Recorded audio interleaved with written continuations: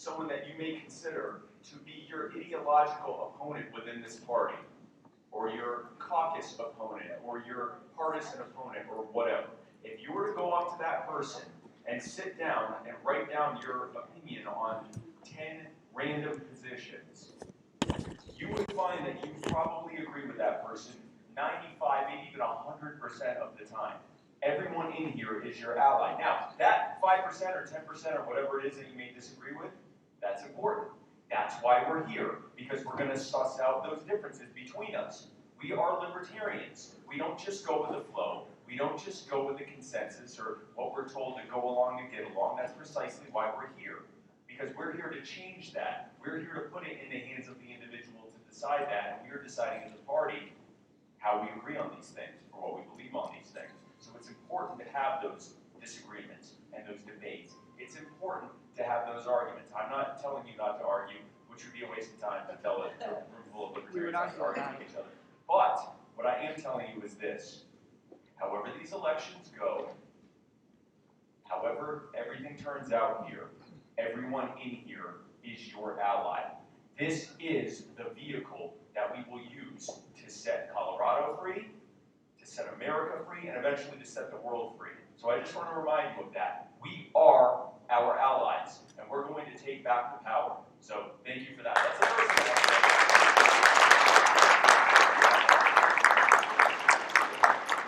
That's the first thing I want to say. The second thing I want to say is that you have an incredible opportunity today. Well, many incredible opportunities, but one of them, you probably woke up this morning and said, my goodness, I wonder how I could help the Libertarian Party of Colorado get some incredible merchandise, libertarian merchandise, and beat all of the other state affiliates. How can I do that? Well, I have some fantastic news for you. I have a way for you to do all three of those things at once. I have these spiked swag bags that I'm selling, and all the proceeds go to the Libertarian Party of Colorado. But how do I Colorado or Colorado? Colorado. So I am correct. Okay, because I went to Nevada and had a very rough time when I said Nevada. Okay, Colorado, Nevada. Okay, good. All right, of Colorado. All the proceeds go to it, and I've got this swag bag. It's got a Spike Cohen You Are the Power wristband. Everyone likes wristbands. It's got a You Are the Power. Okay, getting started. Our parliamentarian is going to be late. Apparently had a fall last night and injured, so not sure when he's going to be able to be down. So I might be serving as parliamentarian for a small portion. Can only serve for a small portion because I am running for office later. So be switching, but hopefully he'll be down and none of that will be necessary because I know you guys loved him because he is awesome and you can't have him. Are losing value in your pocket as we speak right now. We already got two sold right there. You can have one of these, and again, all the proceeds go to LP Colorado right here. And here's the other part.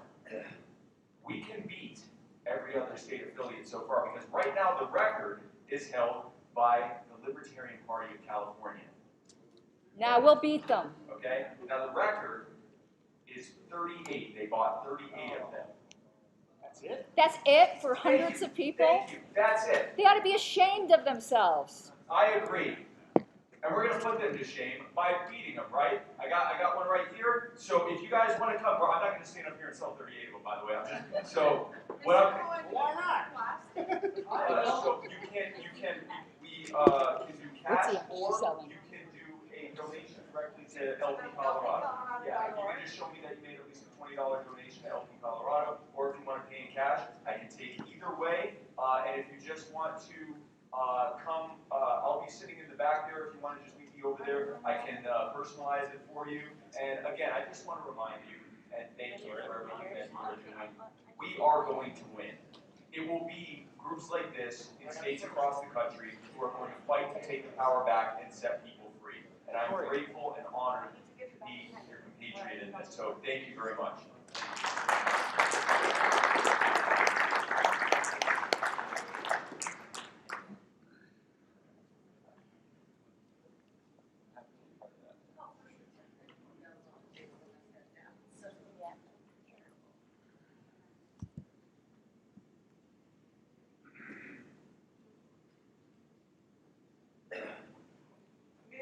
Are we ready with the credentials report? One moment, please. Who gave me that $20? You did? Who did? Joe? John.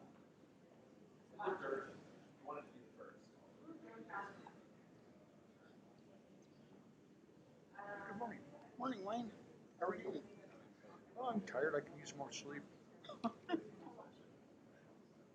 We didn't stay at the hotel. We drove home every night. About an hour. Yeah. An hour. Got to get up an hour early to get there. There is a silent auction going on. It will close at noon today. They're bringing the items into the back of the room if you want to bid on them. Silent auction for different items for the Libertarian Party of Colorado is going on. Okay, now officially, welcome to the Libertarian Party of Colorado 50th Anniversary Convention. Where's my gavel? If my head wasn't attached, I would lose it too, right? Business is now in session.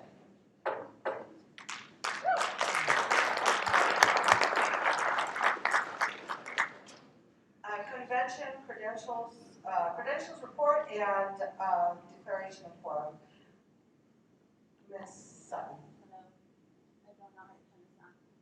Is that microphone over there? Sorry. Check. Hold on.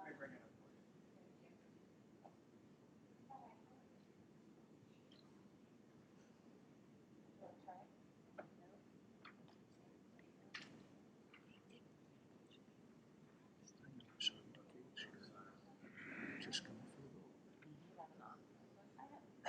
And then there's an issue. Well, I'm going to get on the mic and address. There's an issue of a question. Is it on? That's right. Hello. Is it on?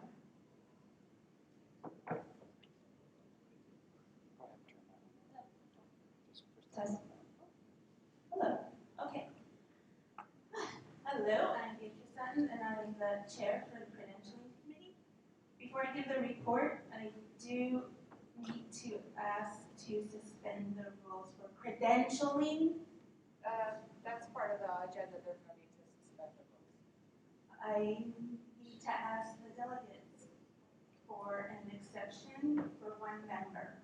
Oh, okay. So, you know, you are. There is a motion to suspend the rules for the exception of for one member, and it's been seconded. Is there, please go ahead and speak to that Okay. motion, Ms. Sutton. So we have Orion Johnston. He is not in our Secretary of State report. We believe it's because he has his address hidden. So the state does not show us names. So it's basically the same thing that happened yesterday. So Orion, when did you register to vote as a Libertarian in Colorado? Are you registered to vote as a Libertarian in Colorado in the Secretary of State? Yes, I am. I registered in the last election year in 2020. 2020. Thank you, Orion. Ms. Harlow, did you have something to say? No, I'll wait till we're moving about after. Is there any discussion? Okay, without hearing any discussion, anyone in favor of Mr. Orion being added to the delegation, please raise your wristbands. You should have two, a blue one. you should have All a blue opposed? Any opposed? The motion passes.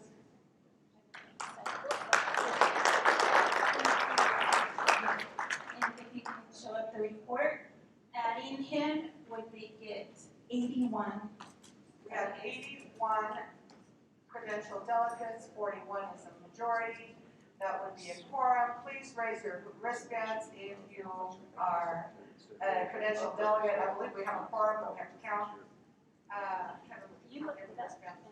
and you can pull it up yourself. I can't.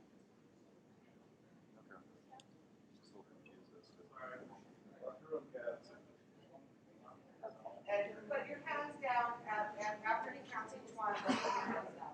1, 2, 3, 4, 5, 6, 7, 8, 9,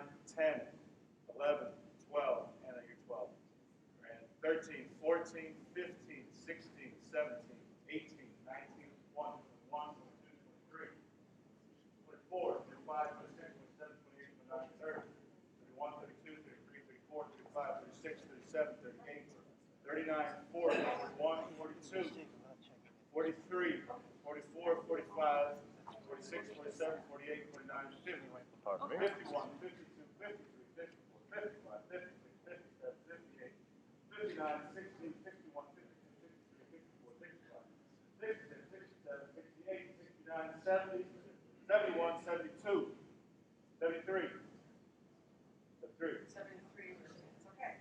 Oh, 74. 74. We have 74 people in the room. 75. 75. Okay, so a simple majority would be 41, 38. 38? Yes, simple majority is 38. Let's, Madam Chairman, yes, ma'am. I'm sorry to interrupt, but I have another addition. Is there a motion to suspend the rules? So Are you making a I'm motion? making a motion to suspend the rules. Second. Any opposed?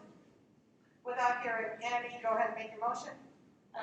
Same situation, and Mr. Right, Mr. Licks? Lix, L-I-X, Yes. was not found in the Secretary of State website. Are you a registered libertarian in the state of Colorado, Mr. Yes, List? I am. As of what date As of January, of this year? yes. January what date? Do you know? The 21st, well, I'm Can you not, pull up your registration to the Secretary of no, State? Look it up? that's the issue, I'm not For sure. yourself? Yeah, No. not showing, you know, Not even on your own phone if you look it yeah, up? That's weird. I'm registered with, you know, Okay, voting but member it and was- whatnot, but I'm not exactly sure, come Monday. You were January, right? You Yeah, said January. come You're certain it come was Monday, January. I'll make sure to, Okay, check with the January, Secretary of State. cutoff was February 20th. Yeah, the cutoff was February 20th. What is your full name, sir? Ryan Matthew Licks. Ryan Matthew Licks would like to be added to the delegation. This is a motion that has been made and seconded. Is there anyone opposed to adding Mr. Licks to the delegation? Hearing one, the motion passes. One opposed. Everyone else is opposed. Is this on? It's on. Okay, parliamentary inquiry, I was asking, there seems to be a bit of confusion. As delegates arrive throughout the day, because you know, libertarians, we're not always here first thing, is credentialing closed, or are we going to continue to credential? I believe Close now. it's closed now. Are we going to reopen it? We will reopen it at the break. Okay, so at intervals it will be Yes. reopened. Okay, that was just, there was some confusion, I assumed that was the case, that's how we got it done. Yeah, we will reopen it on the breaks. Thank you, Ms. Martins. Madam Chairman, Mr. DiGiovanardo. would it be out of order to propose a suspension of the rules to close credentialing for the rest of the day? What? It would not be out of order. Is there a second? But I don't think, why would we do that? I think the room is pretty full.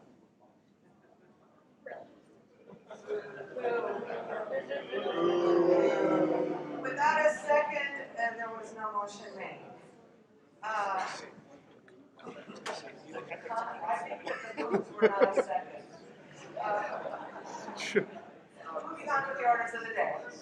We have, Mike, trip him when he comes up to the mic again. okay.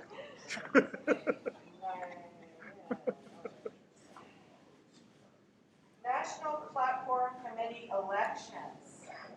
Nominations and National Platform Committee elections.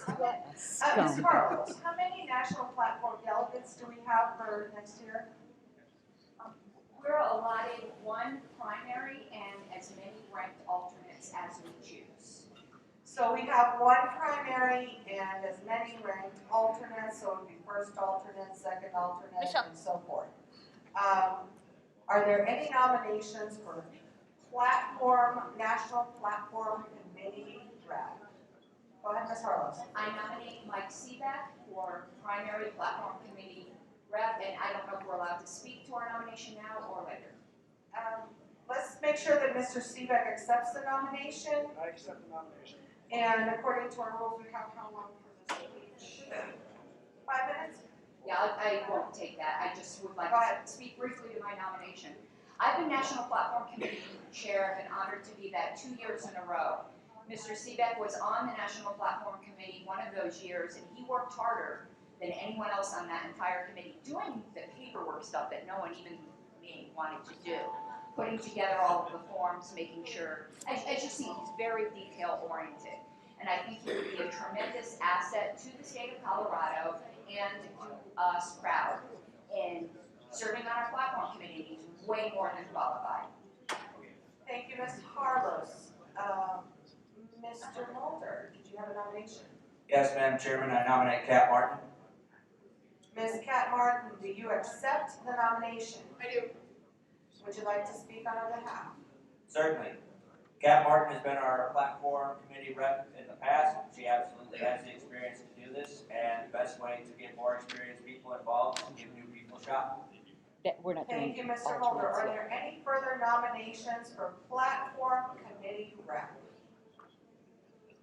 Mr. Seebeck, would you like to speak on your behalf, for yourself?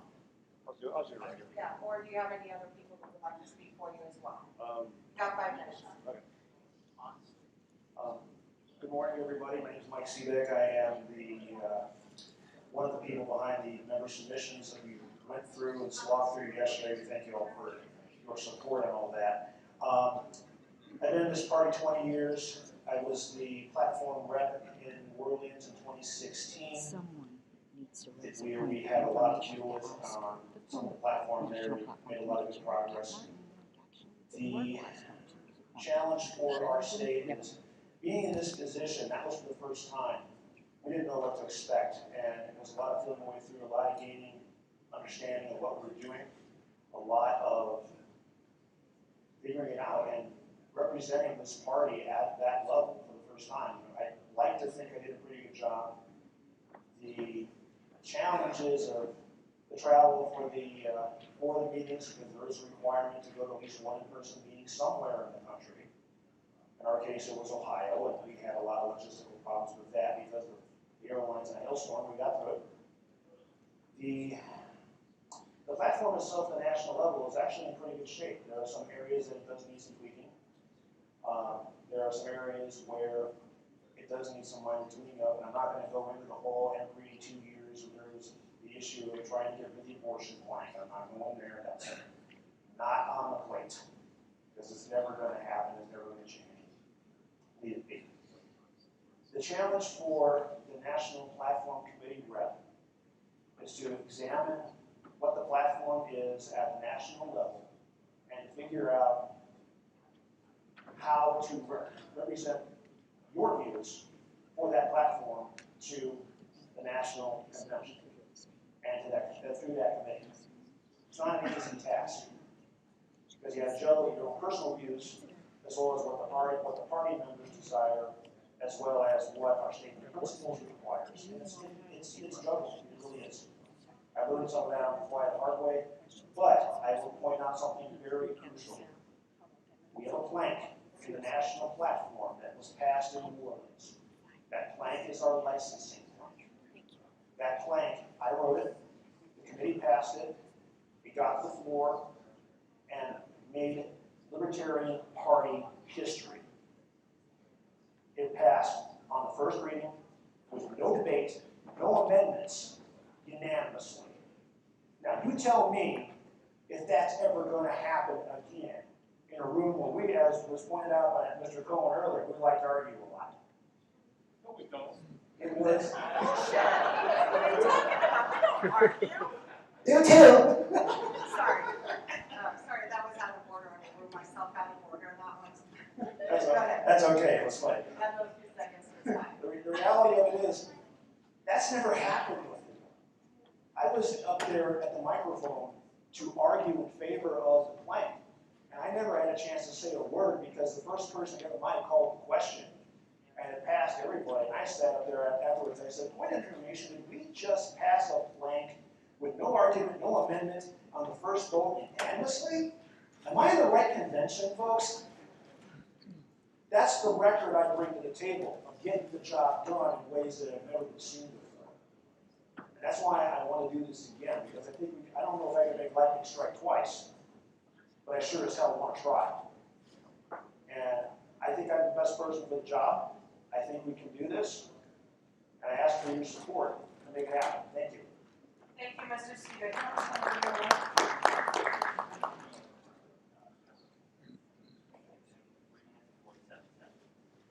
You got 3 minutes and 47 seconds left. Oh, we can zoom. So there's 2 more minutes allotted for you if you have anybody else who would like to speak on your behalf. Mr. Steven, is there anybody else or do you see the rest of the time? Thank you. Ms. Martin, you've got 5 minutes. And I would ask Mr. Spivak and Ms. Martin to stick around because we're waiting 5 minutes for Q&A before after. Okay, hi, I'm Kat Martin. I am running for re-election of Platform. I had a lot of fun working on National Platform. I was really excited to, present the stuff that we had worked on. And then it wasn't seen at the 2020 National Convention. And I was sad. I cried. I would really like the opportunity to do it again, to maybe actually have you guys as the delegates see my work and our work that we did at the national level. There were a couple of points that I was really excited about that we didn't get to, so I ask you to re-elect me. Thank you. Thank you, Ms. Martin. Ms. Martin, would you come up to the microphone? Mr. Spivak, would you get yours? I'm going to allow for questions from the floor. I'll hand the microphone to whoever wants. If they raise the hand, ask a question for them. Mr. Mulder, go ahead.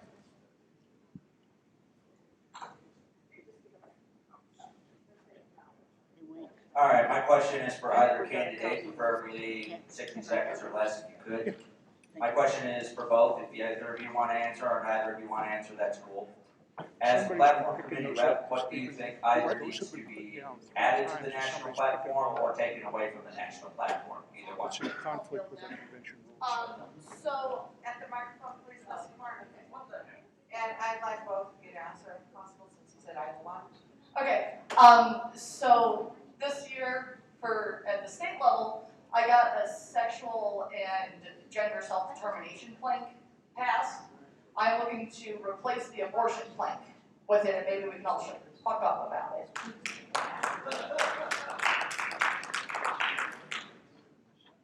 Go ahead, Mr. Spivak. Okay, quick show of hands. How many in here are veterans of our military? Is there anything in our platform regarding you folks? Or your comrades? The answer is no, there's not. Okay, I'm in El Paso County. We got 5 military bases. I work with the DOD. I've been doing that for the past 25 years. That's a big hole in our platform. We need to acknowledge and appreciate our veterans. They're just the implementers of the policy. We can bitch and moan about the policy all we want, justifiably so. We're just following orders. But there's more to it than that, sir. If you have something to say, please come to the microphone so wait to be recognized. Thank you. The reality of it is, these people put their lives on the line and they're not acknowledged. We can gain a tremendous voting block if we take the steps to acknowledge them and recognize their sacrifices, their service. There's a lot of veterans out there who are willing to vote for us, but we need to let them know that we know they exist. I want to put a plank in the platform that I tried to push this last year that says, yes, these folks deserve our respect and our appreciation, and the government who put them in these positions in the first place when they didn't have to, owes them a debt to take care of them for putting them in that position. The government needs to take responsibility for their people. Thank you, Mr. Spivak. Next question? And then we will take one more after that, and we will move on to it. This question is for Mr. Spivak. Mr. Spivak, why were you removed as the chair of the El Paso County Libertarian Party? First of all, that was 8 years ago, so it's not really relevant to the point right now. The reality of it was there was a personality conflict between certain people, and I was not removed. I resigned. Thank you, Mr. Spivak. Mr. Harmless, you have a question, go ahead. I do. Kevin, you were on the Platcom committee last year. How many meetings did you miss? I did unfortunately miss some meetings due to depression. Okay, thank you. Go ahead, Ms. Harper. That's a very good question. You said you wanted to replace the abortion plan. I just wanted to know what you wanted to replace it with. So the language that I would like to replace it with is the language that was passed in our platform this year. It's the sexual and gender self-determination. Thank you, Ms. Martin. Let's go on to a vote.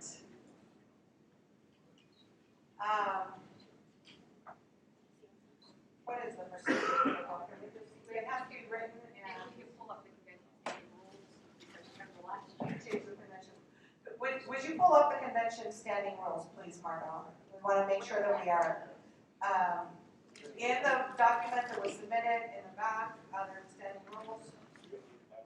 2021, it should be in the filing document with the schedule in the back. Did I get it? You got this schedule, right? Yeah. Did this schedule get sent to Margaret? I have an Excel sheet of this schedule, but I don't have standing.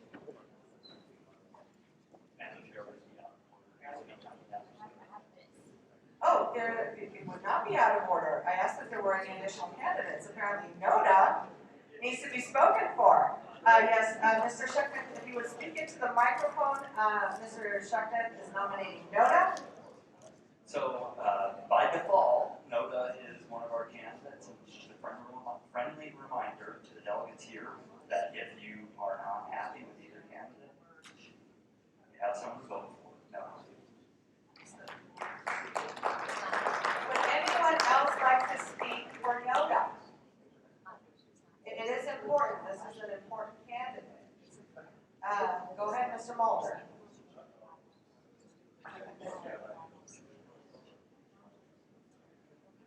NODA stands for none of the above, aka nobody. Nobody is going to go to the meetings. Nobody is going to represent Colorado on the LNC as our platform representative. And if you vote for nobody, nobody's going to do just that. Thank you, Mr. Mulder. Mr. Montoni, go ahead. NODA is not going to mess with all that funky word salad. Vote NODA. Thank you, Mr. Montoni.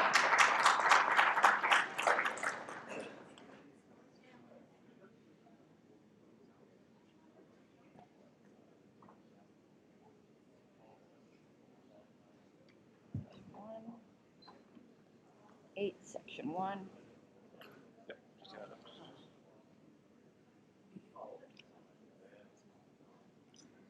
I believe that our rules are supposed to be, isn't it according to our constitution, the platform rep vote? Yeah, And it we should be pulled by it up. written signed ballot? Yeah, we pulled it up, so it's in the same matter as the convention delegates. The convention delegates are elected, it says, 1 second, by a signed ballot for this purpose. You vote for one out of the candidates, and a majority wins. The same process is used for any alternates. So written signed ballots, correct? Yes. And you can only vote for one candidate.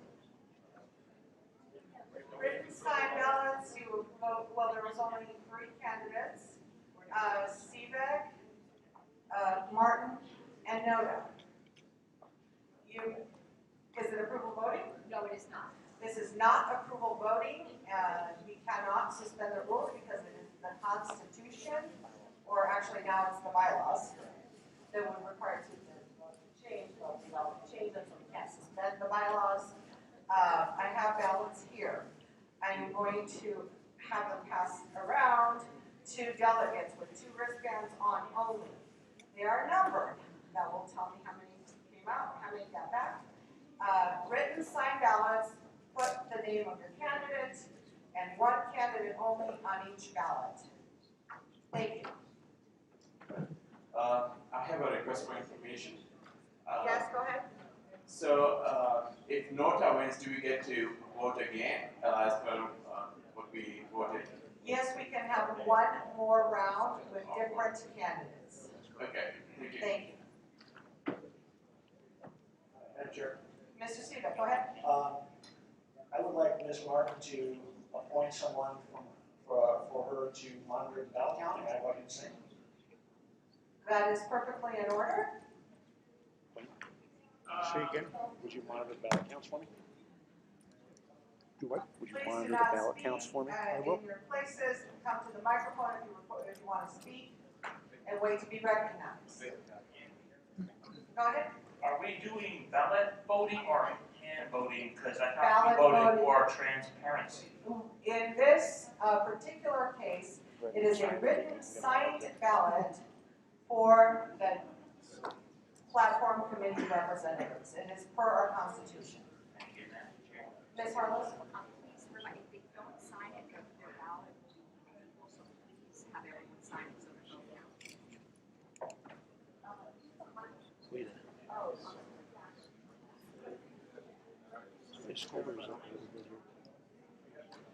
So remember to sign your ballots. If the ballots are not signed, they do not count. They are not counted, they are illegal according to our constitution. So make sure it's written, signed ballots. Mike, are we doing nominations for ballot Go ahead, Mr. Montoni. If unsigned ballots are illegal, are we going to be detained? Yes, you will be detained. Okay, so if I've already talked to them, I don't need to go with them, I can They will not be counted. Okay. Absolutely. Yeah. The other question is, where will the results of the balloting be published for later inspection? We will ask the secretary to publish them in the minutes. I could have spoken for you, I'm sorry. Don't worry about it. It's in for the The beauty of it is that each of us pick one to monitor it. They can't complain. The secretary will have to keep the signed ballots in the minutes. Who did we have from your representative to watch your votes? And who's watching? Ms. Martin, okay. Sorry about that. And who do they turn into that you're asking themselves on? I'd like them to actually turn them into the secretary. Or in the secretary group. Yeah. Turn them straight into the secretary. I'd rather not see the vote.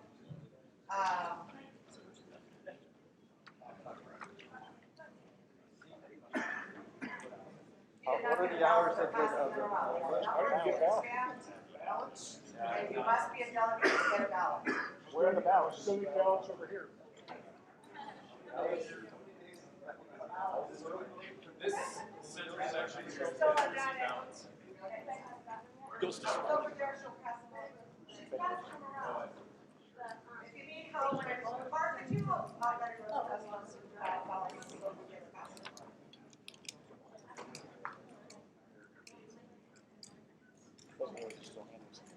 Mr. Costello, if you'd like to speak, you're looking for ballots. Okay.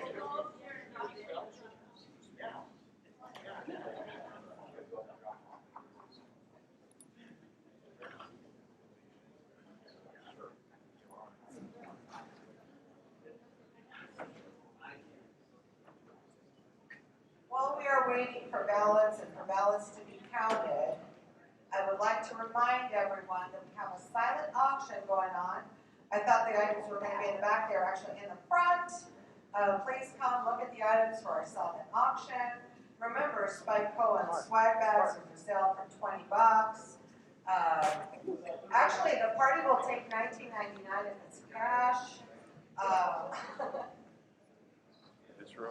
But remember, those are for sale. There is the items in the front with silent auction still going on. They got their ballots. You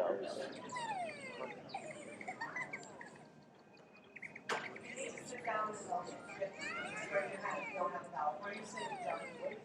Oh, they already went over there. Yes, Mr. Shepherd. Can I ask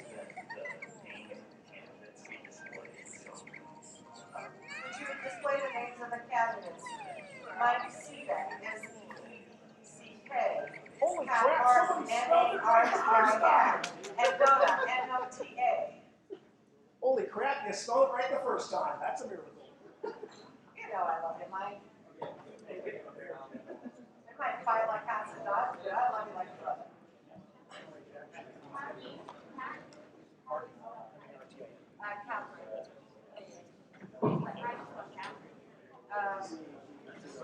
Miss Pat Martin, how do you spell Pat?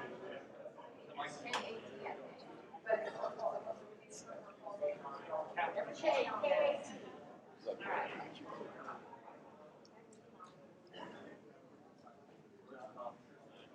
Yes, I can make fun about spelling my name right the first time. If I had a nickel every time somebody misspelled it, I'd be retired. Hey, Chad, that's what you used to force. Just text me and then it's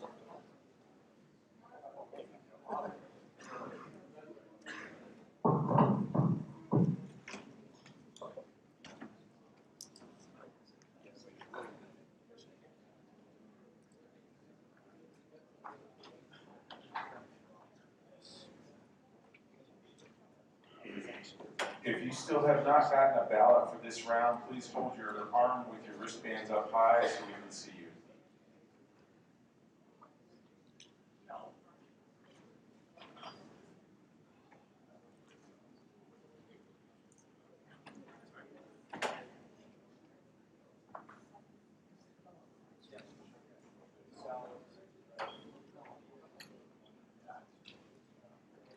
Okay, so you're on it.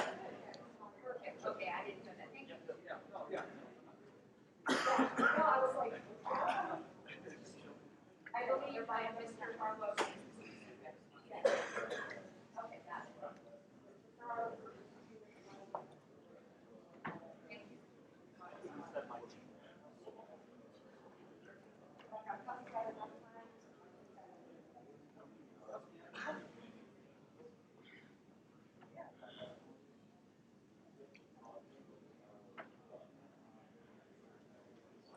You have leftovers?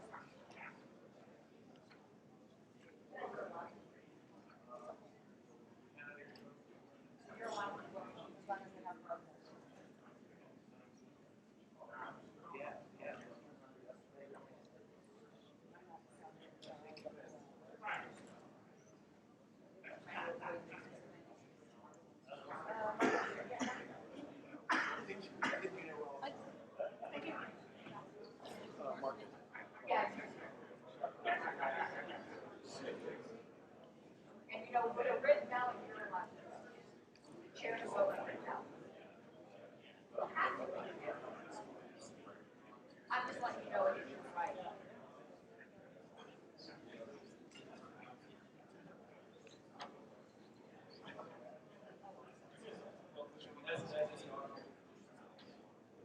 Folks, quick announcement, there is another cord on the floor over here, it's taped over, but please watch your step. I'll make sure to. And you will see that all official ballots have a stamp and a number. They're not in order of numbers, but they have a number and a stamp.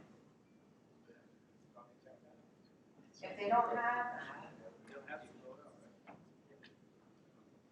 they didn't come from us.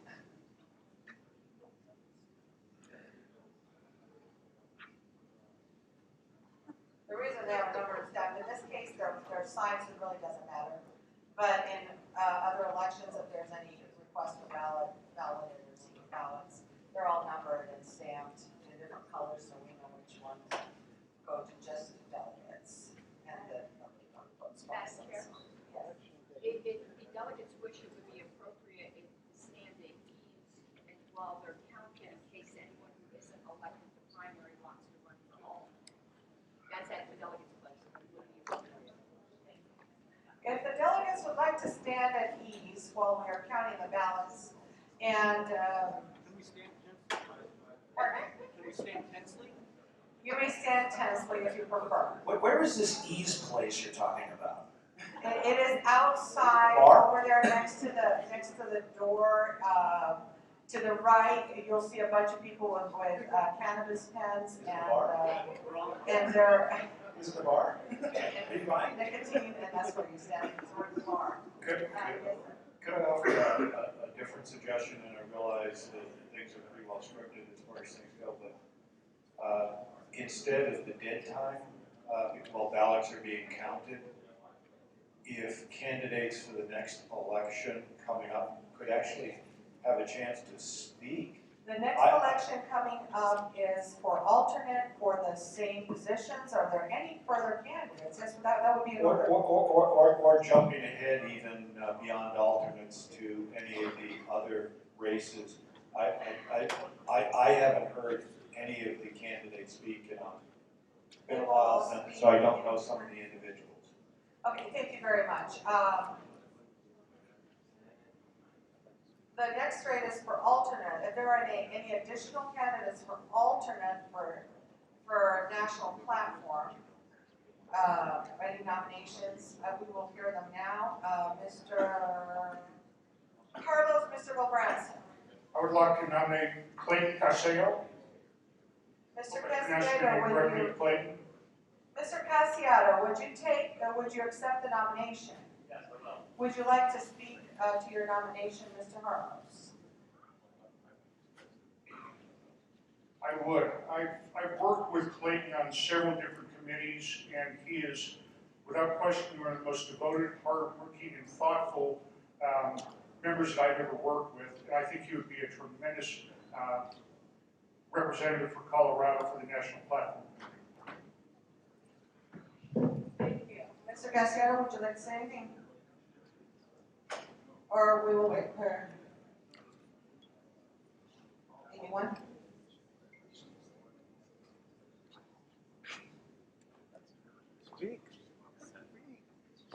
Can you check the signatures, please, and make sure that they're all signed? They are. How many delegates count? What was it, how many people were present in the room?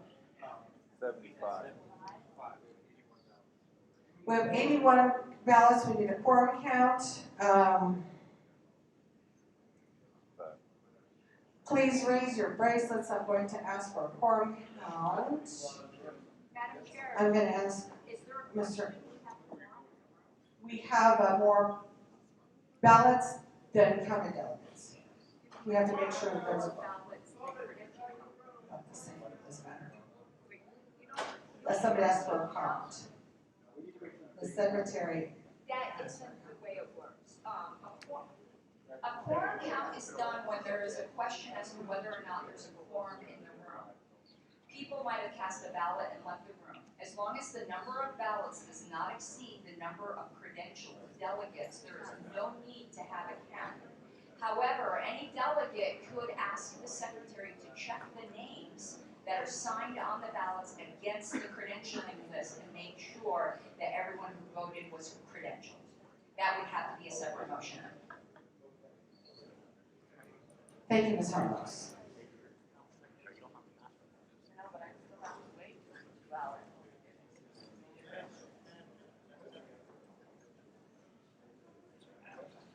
Go ahead, Mr. Casiano. I just wanted to let you know that one of those people, my husband, he wasn't here for the quorum count, but he is here. Yeah, we've resolved the question. Mr. Casiano, do you want to speak in your own behalf? Sure. Hello, everybody. I'm Clayton Casciato. So I've been on the Libertarian Party of Colorado State Platform Committee 3 times. I've been the chair once. I haven't been involved lately, but a few days ago somebody called me and I decided to show up, and I read through our proposals, and I was trying to offer helpful suggestions yesterday. Hopefully you thought they were helpful. I feel I am very strong on libertarian principles. I'm not super familiar with the national platform. I'm more familiar with the Libertarian Party of Colorado, but I will be certain to read up and become familiar and offer helpful suggestions suggestions on solid libertarian principles.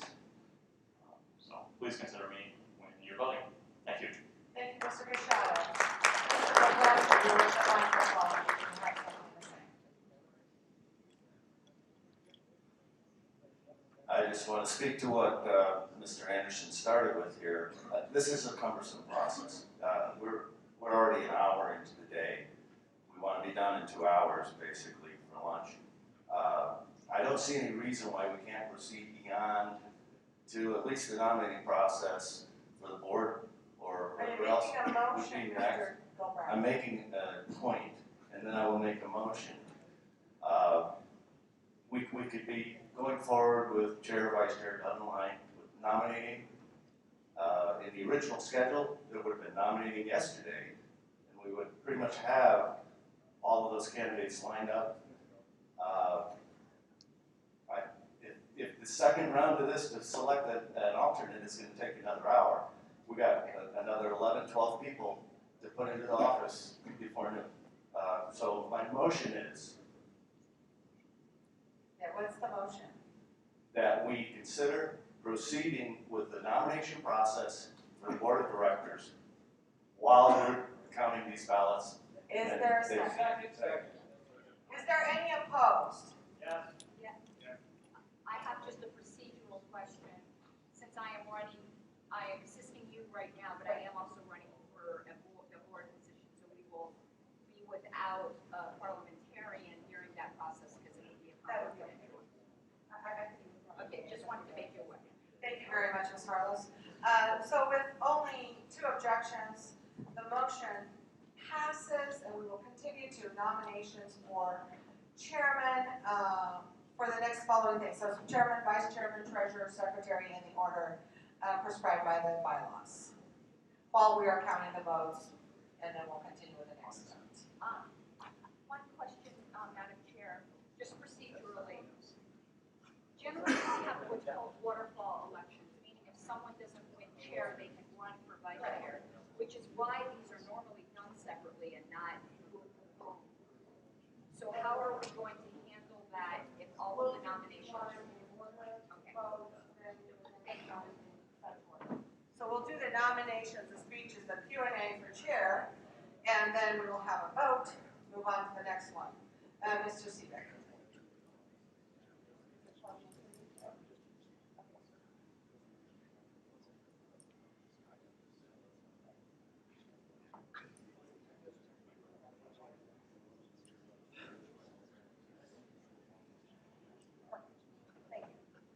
All right, are there any nominations for chairman? Yes, Mr. Shepherd. When does credentialing open? On the next break. Which is what? Do you have the schedule? It doesn't.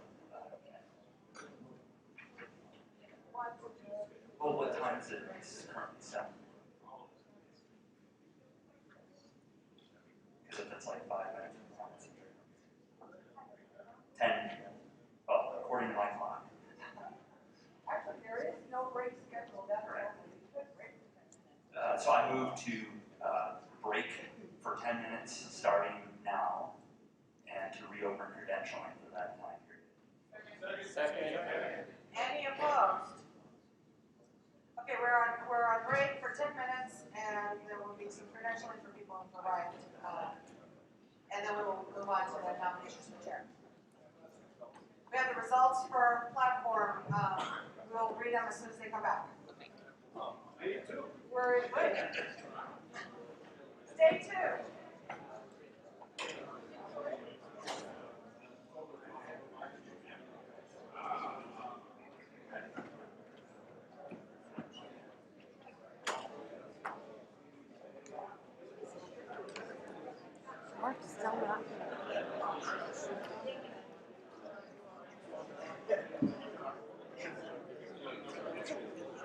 That's okay.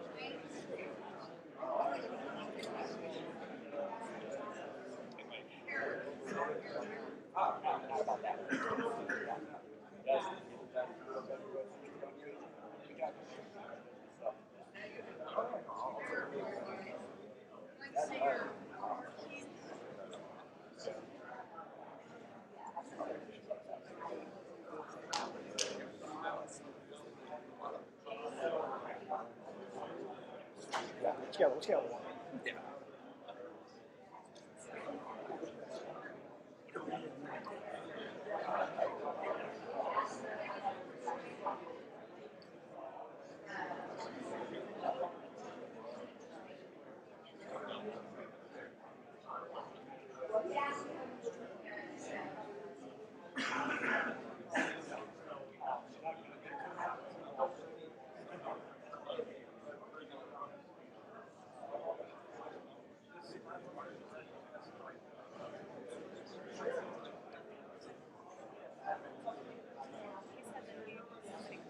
They did to get to see that. Wait, oh, yeah, I really like it. Oh, yeah, no, that was my husband. Okay. He was, yeah, no, I. Yeah, he's a good guy. Yeah, he's very, very. I've been like, and so, yeah, no, that was my husband. Okay. Oh, yeah. What'd you call? Right. Wayne's the salesperson, so we love stuff. Yeah, lately. Yeah. Well, and I talked to him, so. Yeah, I think. Yeah. Yeah. And yeah, we want to get him back. Yeah, kind of, sure. That's how you said. Yeah, he's so good, like, yeah. Yeah, I agree. He's a little bit older than he looks, because he looks like a baby, but he's still very. Oh, thank you.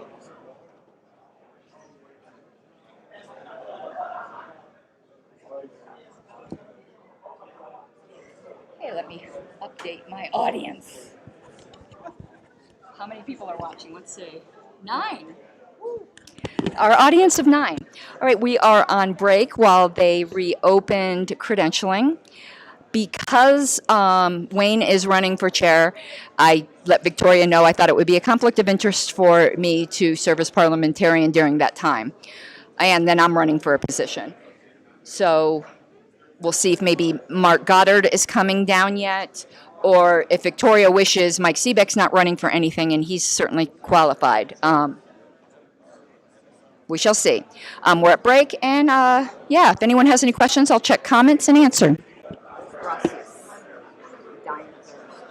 I told Victoria that even though I'm not running in chair, it'd be conflict of interest to be parliamentarian during the period for chair. Go get a refill on this water.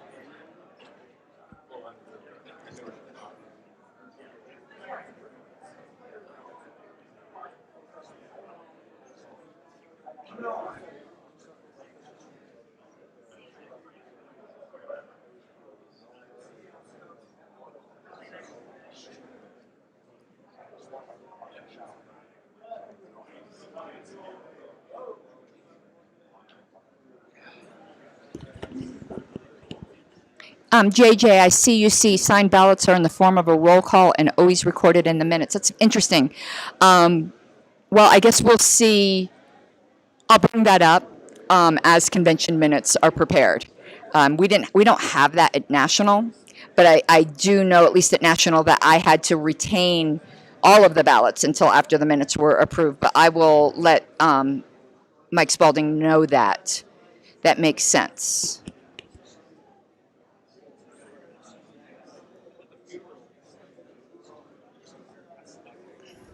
Daniel, as far as having speakers on camera, I am like less than amateur here, so this is about all I can handle. This is not the official Colorado feed by any stretch of the imagination. This is my personal blog. It's not meant to be professional. And look who we have here, Mr. Spike Cohen. Hi, everybody. I'm Spike Cohen. So how's it going? I'm doing well. I was actually going to ask you if I can shame people. Yeah, shame. Go shame. Okay. Go right, shame. I got to go shame people. Step over this line here.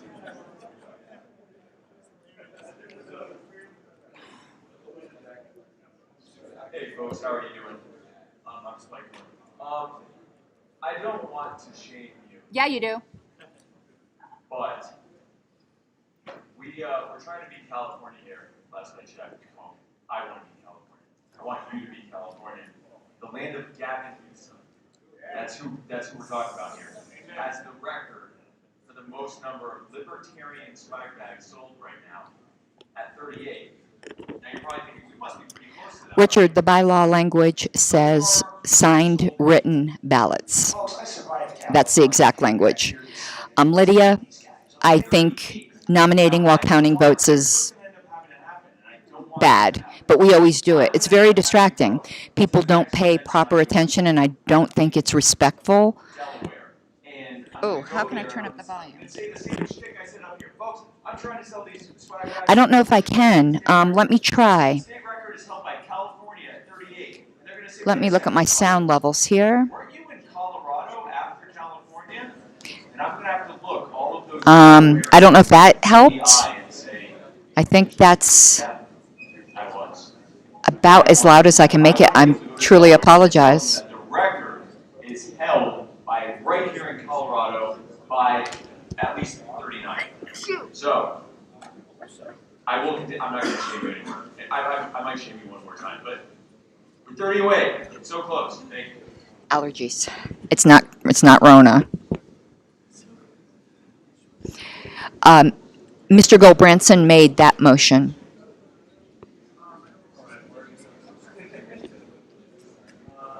Okay, I'll see if the speaker volumes. I think Spike was talking kind of low because he kind of usurped the mic during a break without permission. He homesteaded it.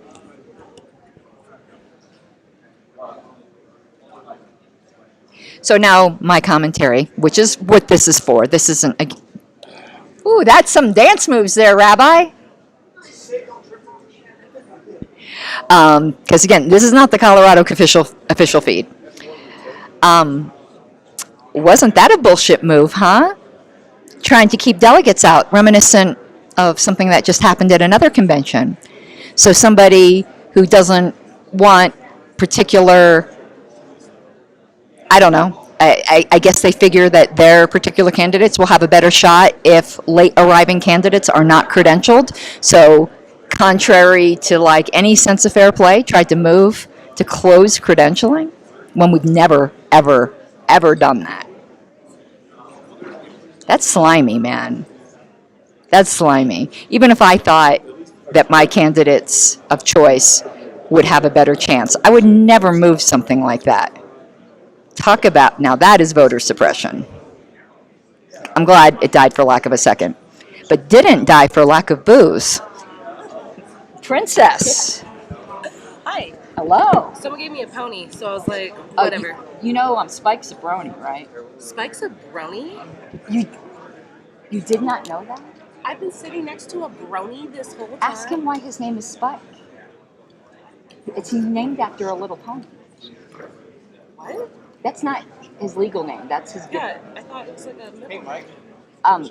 He named him very libertarian. Chose it for himself after a pony. Which pony? Spike. Go talk to him. He's the baddest ass brony there is. I went and tried to get him the brony vote during election. The brony vote?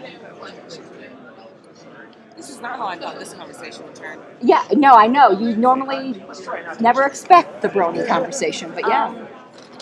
No, not from a vice presidential candidate either. Just I love bronies, man, so I thought that was the greatest thing. I guess, like, the bronies I'm thinking of are the bronies I went to high school with that would wear, like, that sweatshirt and then run with their arms behind their back. Oh, they did the Naturo run? Yeah. I love the Naturo run.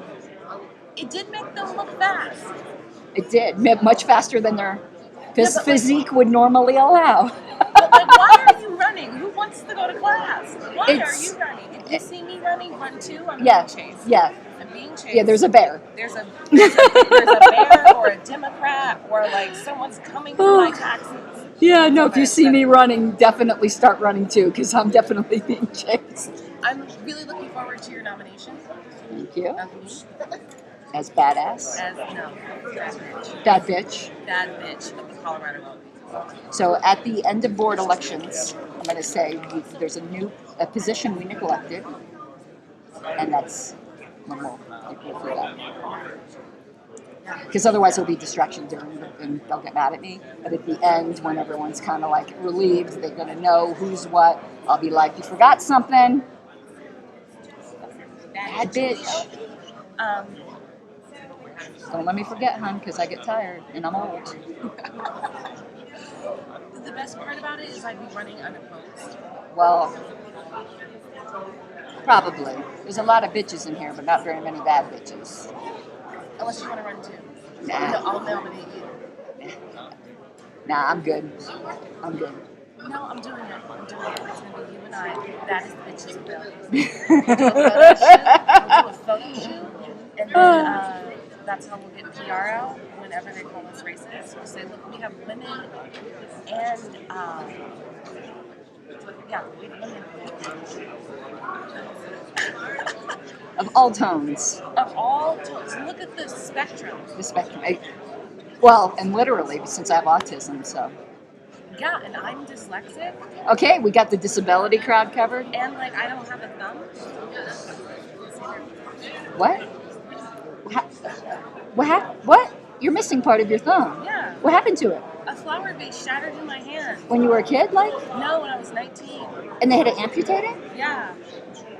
And it doesn't have any feeling on it. And wow. The nail doesn't grow anymore. Well, there's a nail. No, these are acrylics. So I get acrylics every 2 weeks. So no nails normally. No nails under there. So I get acrylics to like look normal. Okay, I'm going to tell you a weird story that just reminded me of. There's a friend of mine a long time ago who was a nudist who used to run in the nude, and she said it made her toenails fall off. Made her toenails fall off? Yeah, that's the weirdest thing I'd ever heard until now. Yeah. I don't like being naked. But tying that to running naked made her toenails fall off. I guess running made her toenails fall off. She equated it with the running naked. Because if she had a shirt, it would have made it better. It was just Florida. There's a lot of nudists in Florida, not Colorado. A lot of nudists in Florida. You're not from here, are you? No, I'm not from here. I can tell Colorado. I'm from Florida. Colorado. Rado. Colorado. No, Rado. Colorado? Rado. I'm from here? Rado. Rado? Rado. Okay, Mike, how do you say the name of the state that we're living in? Mike, are you from here? Yeah. The correct pronunciation is Colorado. Are you from here? I have been here for 34 years. Okay, so he doesn't count either. He's not from here. Wayne is. He was born in Denver. Wayne, how do you say the name of this state that we're living in right now? Colorado. Rado. You said rat. He said raw. Sit in the back seat. Close enough. Thank you. So credential delegates, please come to the front for ease of counting. Non-credential people who are guests, please sit in the back seats. We are going to proceed. Let's give them like 1 minute until it's time. Do you have an update? I do have an update. We have 87 credential delegates. Would you show them up on the list? 87 credentials. Okay. We have 87 credentialed delegates at the Libertarian Party of Colorado 2021 convention Victoria, when you're filling in up on this parliamentarian while you're running for November that we've had such a great interest in people coming in to vote and a great turnout. I love to see all the new faces here. It's amazing. I believe we have an account for platform committee rep. Mr. Spalding, would you please give us the results? All right, it was worth coming back for. It was a close race. But first, let me mention that we have 2 votes that will not be counted because they were not signed. So for future reference. But the results were 43 votes for Mike Seebeck, 27 votes for Kat Martin, and 8 votes for no.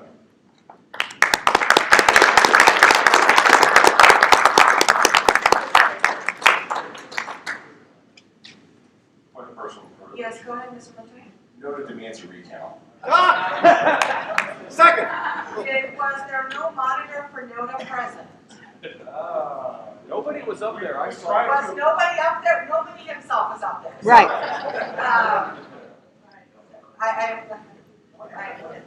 For alternate, for rep, national platform rep, alternate, we're gonna continue. And while we're counting those votes, we will move on to the board elections. Mr. Casciano, did you speak on your behalf? You did. Is anyone else running for alternate? Ms. Martin, would you like to run for alternate? Yes. Would you like to speak? No, I think I said everything I need to say. Okay, so Ms. Martin will also be running for alternate. Mr. Casciano. Is anybody nominating NODA? I nominate Noda. I'll nominate him. Noda doesn't require a nomination, but they can speak Well, on does his NODA behalf. accept? Does nobody accept the nomination? As nobody, I accept.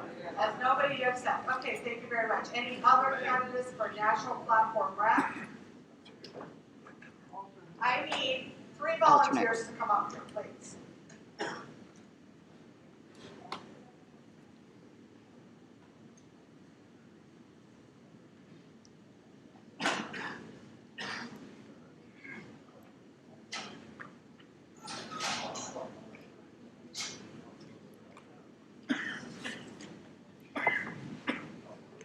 Please, everyone, remember to sign your ballots. We may have more than one alternate. Madam Chair, just a technicality, so are we declaring Mr. Seebeck elected to the primary position?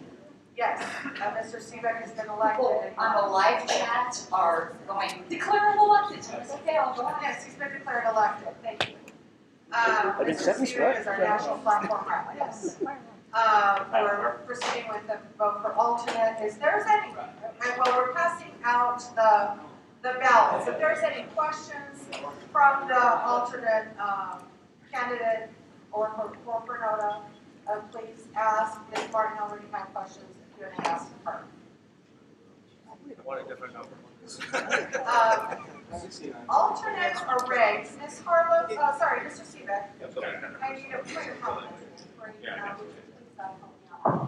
Can we rank which ones is going to go from 1 to, It's vote for as one. long as It's they, vote for one in the same manner as the could they vote for alternate number 1 in order, say 1 and 2? Oh, wait a minute, good point. Because alternates, we have more than one alternate.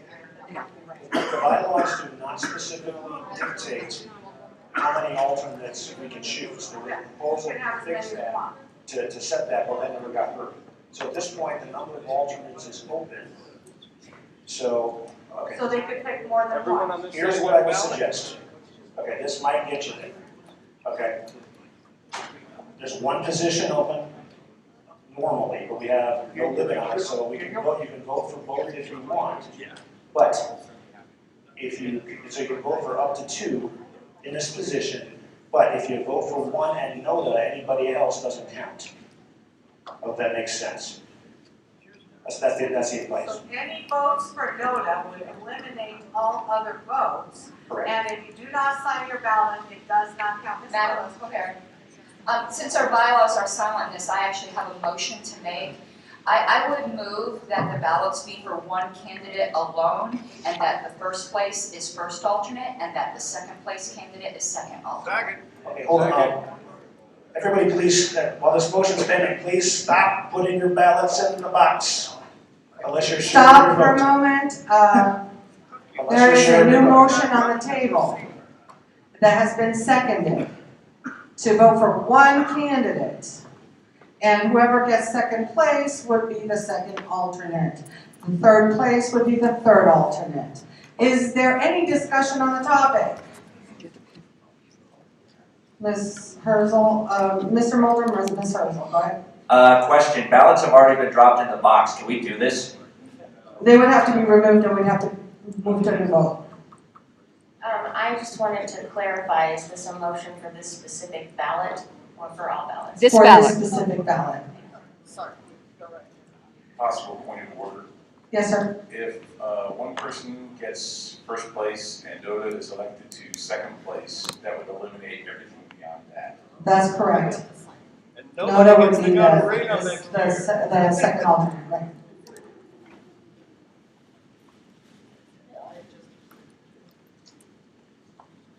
Is there any discussion on this motion? Please stop voting. We may have to re-vote. Or did you want to withdraw the motion? I'm sorry? Is there any discussion on the motion that you just made, Ms. Harlows? Well, I think that's the most logical and fair way to do it, so that's all I have to say about it. Let the delegates decide what they want to do. Any further discussion? Motion for the votes that were already counted to only look at the first top one and count that as a vote. That would be out of order. We would have to take a new vote. Since there's already none of the votes have been counted yet either. None of the votes have been counted. All in favor of the motion that Ms. Harlows made to count for one candidate only, whoever gets second place gets second alternate, please raise your bracelets.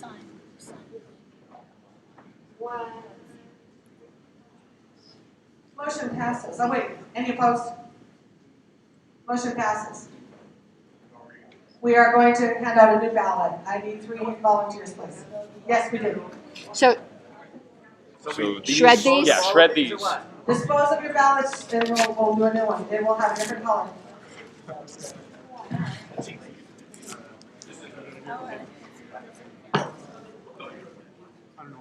It'd be, Ballot box turn. no, she's right. It would need to be a new ballot. It had been terribly confusing before because what happens is no one wants to choose. They're going to vote for both of them, which is, you might as well not vote if you vote equally for both. Nobody understands that. So make it for one, and that way there'll be a clear preference. That's why I don't like approval voting, because most people cancel out their own votes and don't even realize they're doing it. Mr. Casciano, Ms. Martin, you need a monitoring or not? With the casting of the ballot, would you like to monitor the casting? I'll send one out for myself. So, That's fine. It's like someone else. Oh. He's got his own set. It's okay.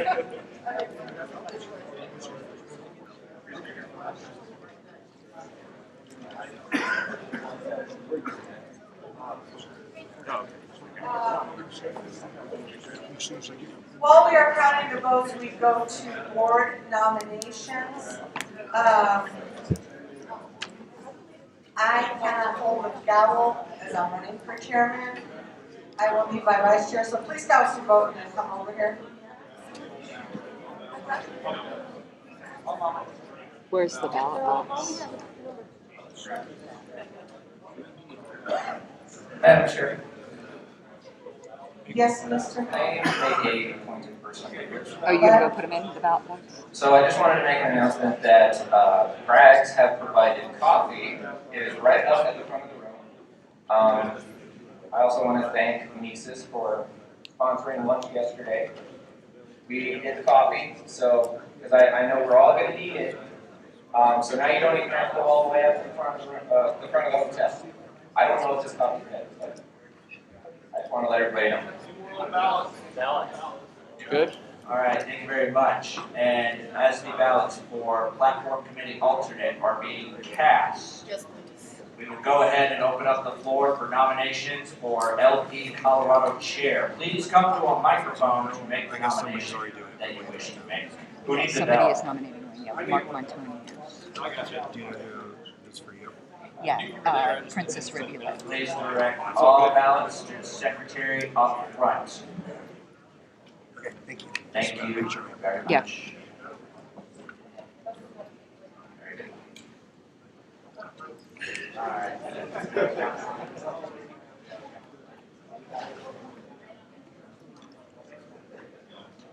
Cool.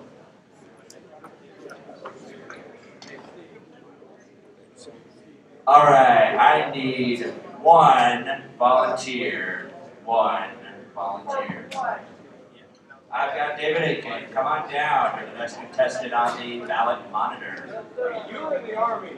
I know what happens when you ask for volunteers. I don't like when they do nomination speeches while all this confusion is going on. I think I'm going to. I'll do a point of personal privilege if they. All right, and at this time, we do have the floor open for nominations for LP Colorado Chair. If you would like to make them, please come to a microphone. Point of personal privilege, Mr. Chair. Microphone one. This might not be true for everyone, but I'm finding it extraordinarily distracting to be able to listen to nominations. If we could at least wait until most of the foot traffic is done so that people can give respectful attention to the nominations. Reasonable request. All right, everyone make your way to your seats as soon as you're done casting your ballot. Would it be bad to motion to have everybody just pass their ballots and then pass them? Yeah, it would be. Okay. Because somebody could pocket a ballot. Sure. Hey, Mr. Secretary. What about if we put the ballots in the back? Would that be a little less?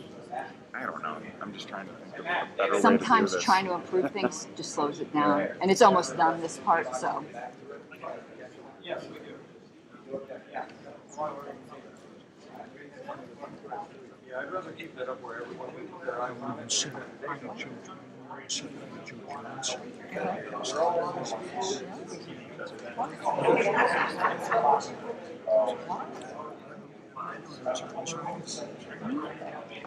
I'm one of his biggest proponents for this election process. It's just getting really weird. All right, so as the ballots are being counted and most people are back in their seats. All righty, ladies and gentlemen, if we can keep the sidebars to a minimum, please. Thank you very much. We are now opening up the floor for nominations for LP Colorado's chairman, excuse me. If you would like to nominate somebody for chairman, please come to a microphone. Microphone 2.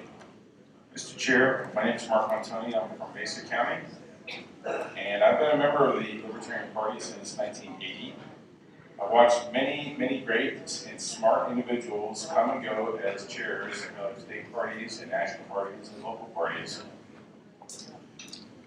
We have been blessed with two personable, very well qualified individuals in the form of Wayne and Victoria, plus Noda, who are seeking the chairmanship. I could easily nominate either Wayne or Victoria. I worked with both. Today, I am nominating Wayne Harlows for chair. As I said, I've worked with many chairs, and Wayne has impressed me as being calm and welcoming to all, which I think is a necessary quality for a chairperson. He ran meetings without rancor or drama. When someone volunteered, Wayne was always welcoming, but also he did what chairs are supposed to do, which is to follow up with those volunteers on a regular basis, both to help them motivate and to offer his help with whatever their duties were. Either Wayne or Victoria, or Noda, would make an excellent chair as we move forward into the next election season. Please consider voting for Wayne Harlows for chair. Thank you for your indulgence. All right, nominations for Wayne Harlows. Wayne, do you accept? I do. Cool. All right, we've got an exception. All right, microphone 1. Thank you, Mr. Mulder. I'm DK Williams. I'm an old guy. I've been around a while, and I'm here to nominate Victoria Reynolds for re-election as state chair. I know a lot of you guys know what you're going to do. I respect that. I respect Wayne very much as well. But for some of y'all who might not know exactly what you want to do yet, and you don't know who I am. So I moved to Colorado in 2002. I've been involved with the state board on and off in different capacities, including legislative director, state chair like 10 years ago. Ran for office, including Attorney General, where I got 6.2% of the vote, 121,000 votes in 14. Thank you. That was actually our fun. And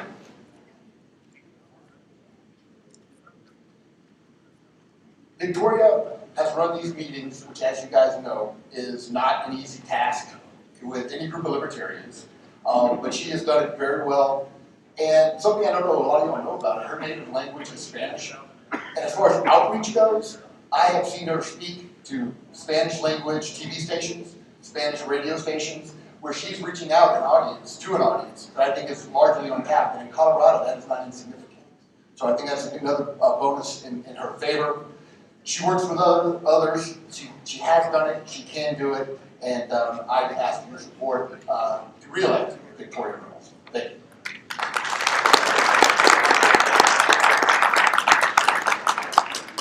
Victoria Reynolds, do you accept the nomination? I accept. Excellent. All right, microphone one.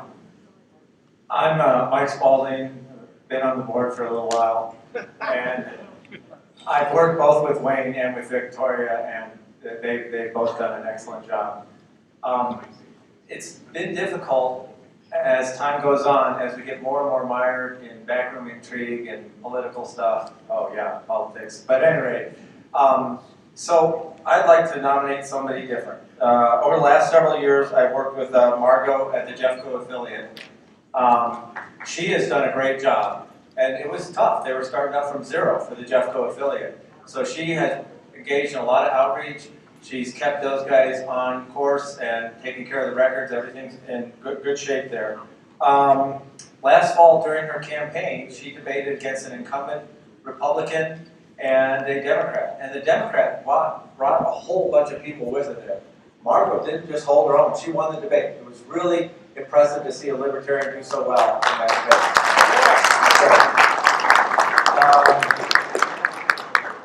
So she's a fresh face. She's not ensnared in any of the webs of political intrigue. So I'd say vote for Margot to get a chair who will lead us in our quest to free Colorado. Thanks.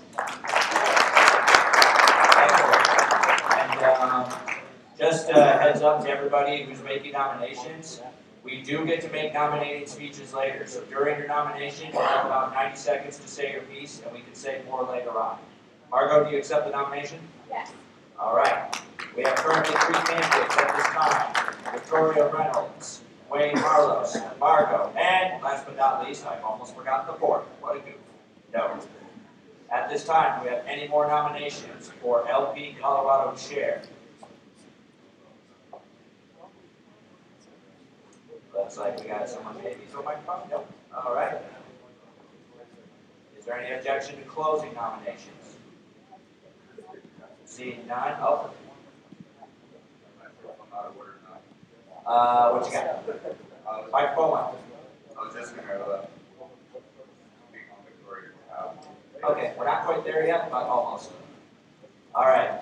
Ballot counting. How are we coming? We had some technical difficulties. Paper? I'm used to paper. This is the new millennium. All right. Anybody got a 6-sided die? I didn't bring it. All right. Let's bring up the obligatory D20. All right. Chair nominees, we'll go ahead and go with nominating speeches. All right. Mr. Lutz, can you bring the designated D20, please? Oh, so sad. And I didn't bring mine like I normally do. I would say, given how we had hybrid nominating speeches and nominations, I think with 3 minutes each sound reasonable to each candidate. It's 5 for the convention. All right. Go ahead and take 5. Oh. Yes. All right, can I get the chair nominees to come forward with your designated speakers so we can decide the order of who's going how? Point of information, Mr. Chair. We have a question at mic 1. Mr. Chair, is the 5 minutes specified in the bylaws? It's in the convention rules. It's on the agenda that we passed into the convention rules, I want to say. Okay, thank you. All right, if I could get our 3 chair candidates to come forward with their speakers. 4. Oh yes, Dota can send their speakers as well. Keeping in mind that the more speakers you send up, the more that divides your time. Certainly. Chair candidates to the front. With speakers.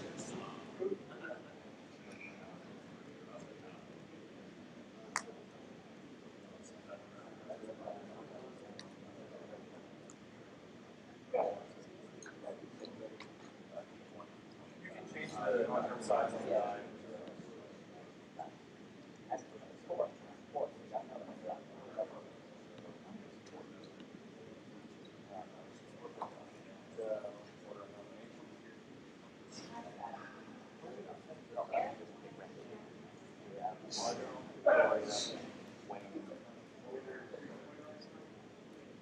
Margo, Victoria, Wayne, can we get all three of you over here, please?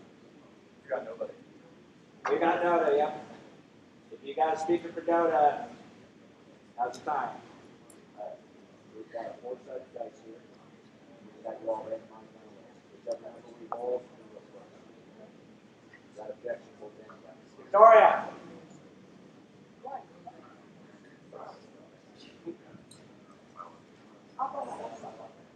We're going to randomize it. All right, go ahead and hit die. See it? All right, 4. Noda goes first. 1. 3. All right.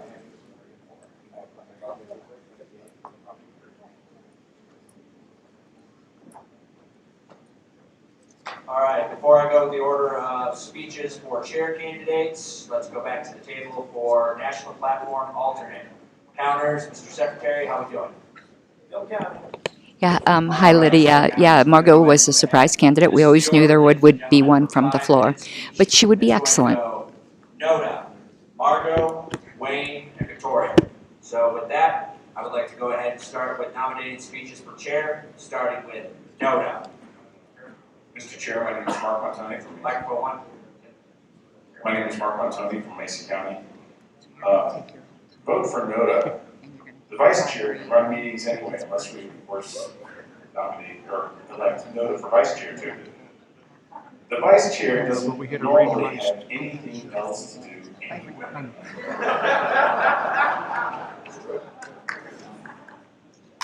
All right. Is that all the speakers for Noda? All right, Mr. Timekeeper, can we reset to 5 minutes? All right, next up, Margot Purcell. Hi, I decided kind of spur of the moment last night to run for chair because I've come to believe that our party has a faction problem. And I wanted to give the delegates an opportunity to vote for somebody who does not belong to any faction, who does not belong to any caucus. I think that when we set ourselves up in opposition to each other within the party, we can lose sight of the big picture. And, you know, I'm someone who believes that being a libertarian means that you are a minority of one, that you stand on your own, that you follow your own reason and your own lights, even in the face of overwhelming pressure from people you love and respect. I got into politics not because I had some grand ambitions to be the chair of the Libertarian Party. I got into politics because I want a free country. We say all the time that everybody is secretly a libertarian, but they just don't know it yet. And I really do believe that. Almost everyone that I talk to, if they can step back from...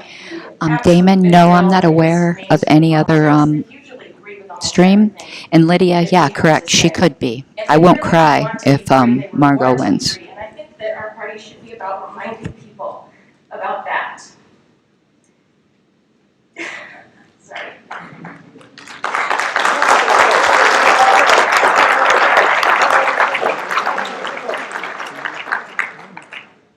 All right, let's go ahead and get an update from the alternate national platform rep. Very close. We're coming.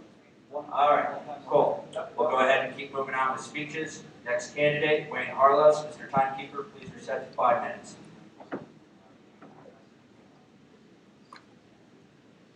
Good morning. For those of you that don't know me, my name is Wayne Harlos. I'm the former chair of the LPCO, and I'm not going to give you the regular speech that everybody does. I'm competent. I'm going to do all the work. Everybody's going to say that. We have a group of 3 good people here. But what I am going to make some very specific promises. One of the biggest things that I'm going to promise you, I'm going to do everything within my power to get the entirety of our state affiliated. So every person in the state that's libertarian has a representative in their area. That's going to be a very, very difficult undertaking, but with the right team behind me, I believe we can get that done.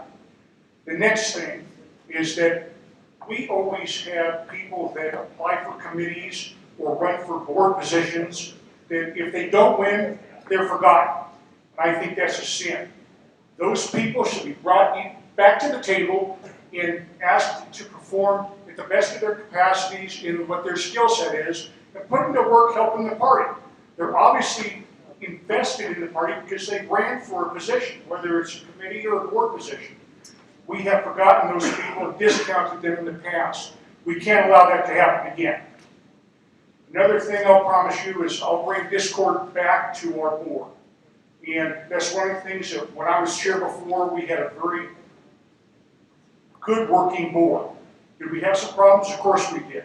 But overall, we were able to communicate very effectively amongst ourselves. We listened to the membership if they came to our meetings, gave them a voice. Some people were critical because I didn't shut them off after 1 minute. If they had something important to say, I gave them more time. I think we need to do that. In addition, one more thing that I'm going to propose is that in the board meetings, we always have an opportunity for public comment, where they're given a very, very short amount of time. So I propose that at least once a quarter, we have a Colorado State Board open house. We could do it by Zoom or we could do it in person. Probably Zoom would be more practical. But we need to allow the membership an opportunity to express their concerns, their excitement, their opportunities to us so that we can capitalize on their passion, maybe put them to work, maybe just put their ideas to work. But we have that obligation and we missed it, including I missed it when I was chair before. But I'm going to put that back in place this time. Hope you get your support.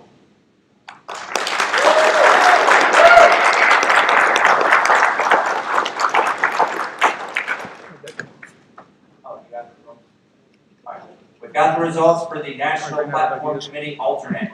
I will go ahead and turn it over to the counter who has been designated to speak. Microphone 1. The vote totals finalizing this, and just a heads up for everyone, this was on all sides. Some people misfilled out their ballots. If you had 2 names on there, be it a name and Noda or 2 names, Kat and Clayton, that ballot got cast out, and there were ballots from both sides that got cast out. Okay, just a heads up. But everything being equal, Clayton 36 votes. Kat Martin, 27, Noda 2, Clayton Cachado is going to be our alternate for the platform. Mr. Vice Chair. Mr. Vice Chair, Parliament. I don't think that's right. Can you take it up with the secretary? The voting should have been, because there was open numbers of alternates, and not a limited implementation, if there was a vote for, if someone filled in a ballot for both candidates, both should count as tallies. Microphone 2. No, I respectfully disagree. My motion was vote for one, and that's why we redid our ballots. It was vote for one, and the first place winner would be primary, and the second place winner would be alternate. That was the motion that was passed by the delegates. I stand corrected. All right. That's exactly what I'm. All right. So with that sorted, we go on to our final candidate for chair, Victoria Reynolds. Mr. Timekeeper, 5 minutes, please. Well, I'm Victoria Reynolds. I'm the current chairman of the Libertarian Party of Colorado, and I am going to allow people to speak on my behalf. Thank you. Josh? Hello. So I've had tremendous respect and love for both candidates, but having served on the board for the past year, I really have loved working with Victoria. She has helped me with doing regular press releases. She helped coordinate the rally last weekend against vaccines and lockdowns, and I would really like to work with her again. So I endorse Victoria.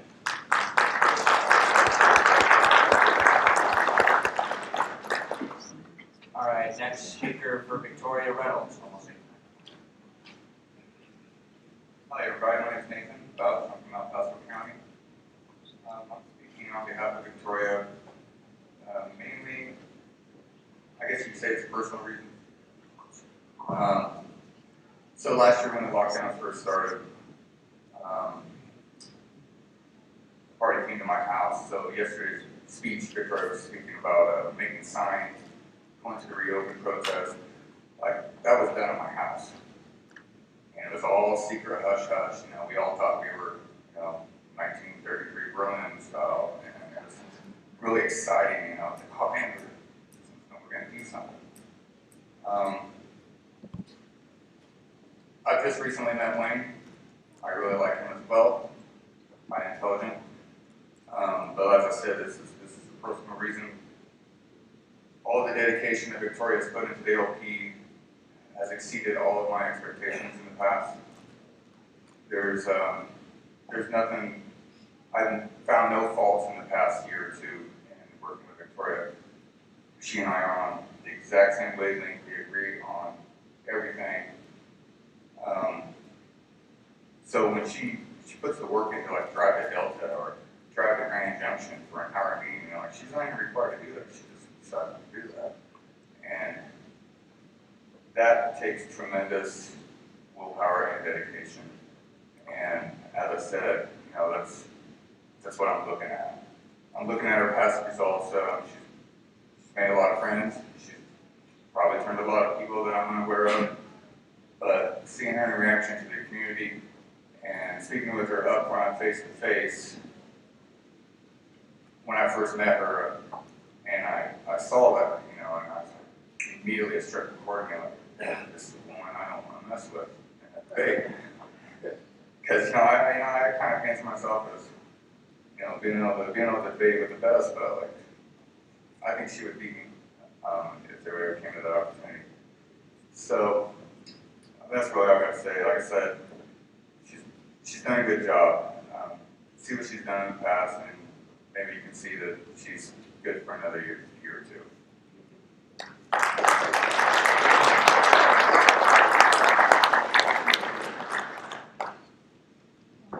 Hello, everyone. My name is Randy. I've been a Libertarian Party kick around for a very long time. In that long duration, I have never witnessed the state chair do as much as Victoria does. She takes it upon herself. She's never asked to do these things. She doesn't do it for self-promotion. She does it because that's the job and it needs done. She's a reluctant leader, which to me is the definitive factor of what we need running Libertarian Party. People that necessarily don't want the power, but do the job. The people that want the power never deserve it. This is a libertarian principle. One of which we are very lucky to have a state chair who personifies this. The most libertarian chair I've ever been. Thank you.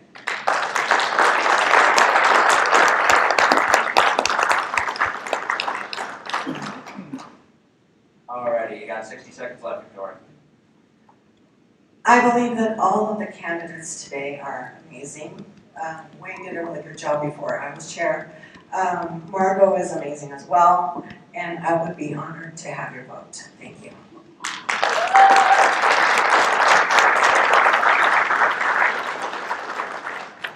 Alrighty, so, there we go. Alright, ladies and gentlemen, bear with me here. This is in the convention rules. This is how this is going to go for chair.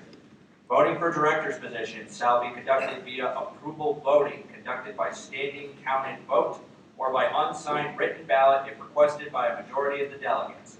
None of the above is always to be included as an option. Should a written ballot be required, the candidates that the delegates chose to vote for shall be written in by the delegates on the ballots they receive using the approval voting process. For anybody who does not know what approval voting is, Frank, I hope I get this correctly. You can vote for as few or as many candidates who are on the ballot as possible. If you like all three candidates, vote for all three. If you just like two, vote two. If you only like one, vote one. Important thing to note about NOTA. If you vote for NOTA, those other votes for the other candidates will not count if I understand that correctly. So if you vote NOTA, it doesn't matter who else you voted for, NOTA is the only vote you get for chair. So if you like the other three candidates and approve of them, you can vote for all three of them, you can vote for two of them, you can vote for one of them. The choice is yours. As Spike says, you are the power, because you have the power. Mr. Chair, point of personal privilege, I do not require any kind of ballot. I think we're all friends and we can just do a standing vote. Second. Looks like It that's, doesn't need a second. no, That's out of order. Right. It is the rule of the day, we have to say how to run. Oh, yeah. But if the other candidates, you want that. I got sign ballot. I don't care if it's a ring ballot. It's on I believe this would be a parliamentary procedure. Aren't we required to record and publish the votes? For Mr. Results.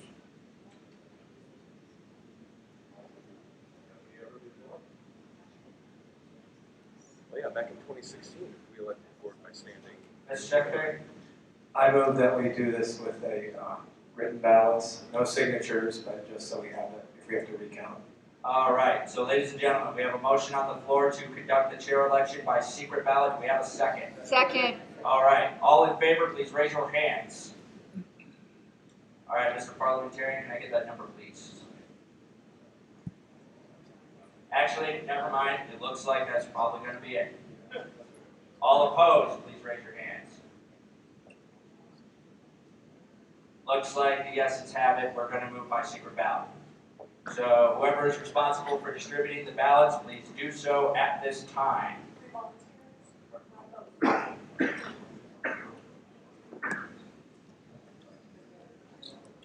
And while ballots are being counted, stand by.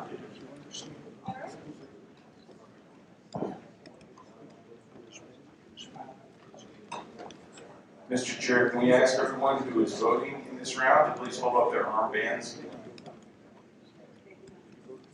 Hold on, say again. Why are hands going up? I'm asking people who are voting in this round to please hold their armbands up so we can see who needs a ballot. Proceed. Point of information, this is a secret ballot, which people do not have to sign. Correct. That is to my understanding, yes. Mr. Chair, point of information. Microphone two. Can we get a suggestion on how the ballots are filled out for this approval voting? Like just check marks or just so. So these ballots are going to be on this. Can we cut the side chatter, please, people? All right. Anyways, these ballots are going to be just like the ones we've been getting. They're going to be index cards that have been numbered. They're going to be numbered correctly. All right. These are numbered index cards. You write down as many candidates as you want to vote for. Keep it in mind that if you vote for somebody else and NODA, you're not going to get any other candidate. NODA is your choice completely. Thank you, Mr. Chair. Microphone two. We might want to hold off on subsequent elections and see the results people might want to run. Correct. Good idea.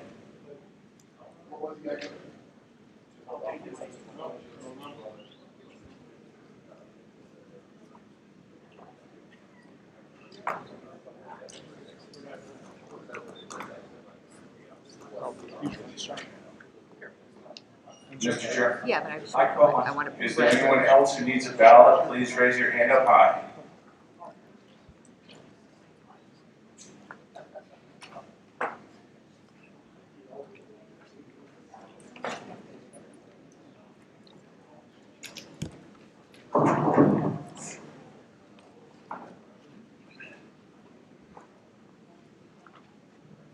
Just remember, this is not a conga line unless you want to be one.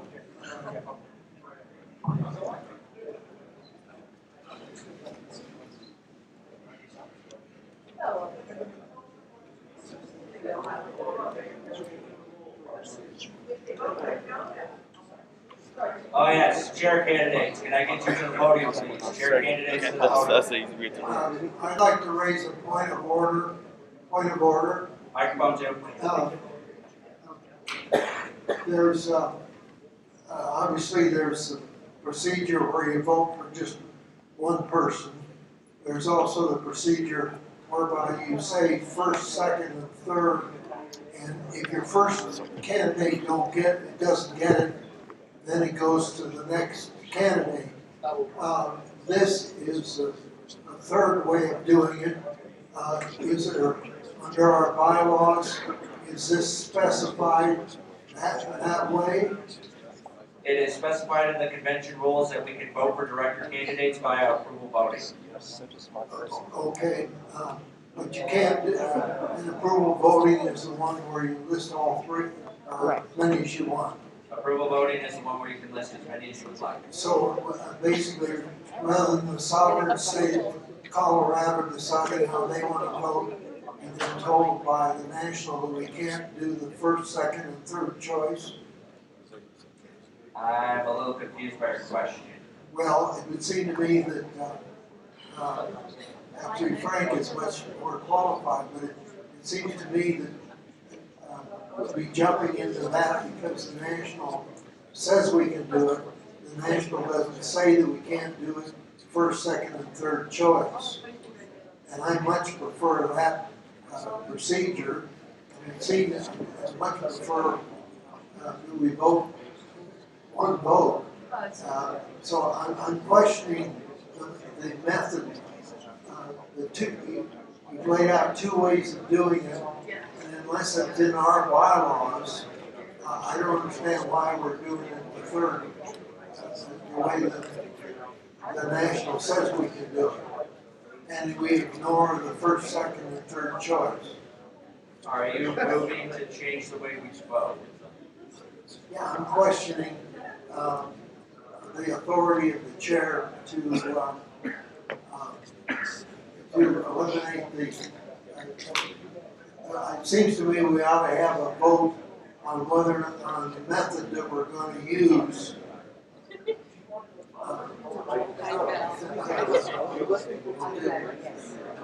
Okay, I'm saying correct. I guess we're good. All right. We're voting by All right, thanks, sir.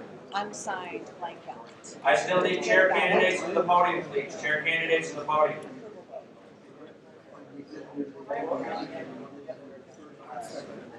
No, that's right. This wasn't supported by the national.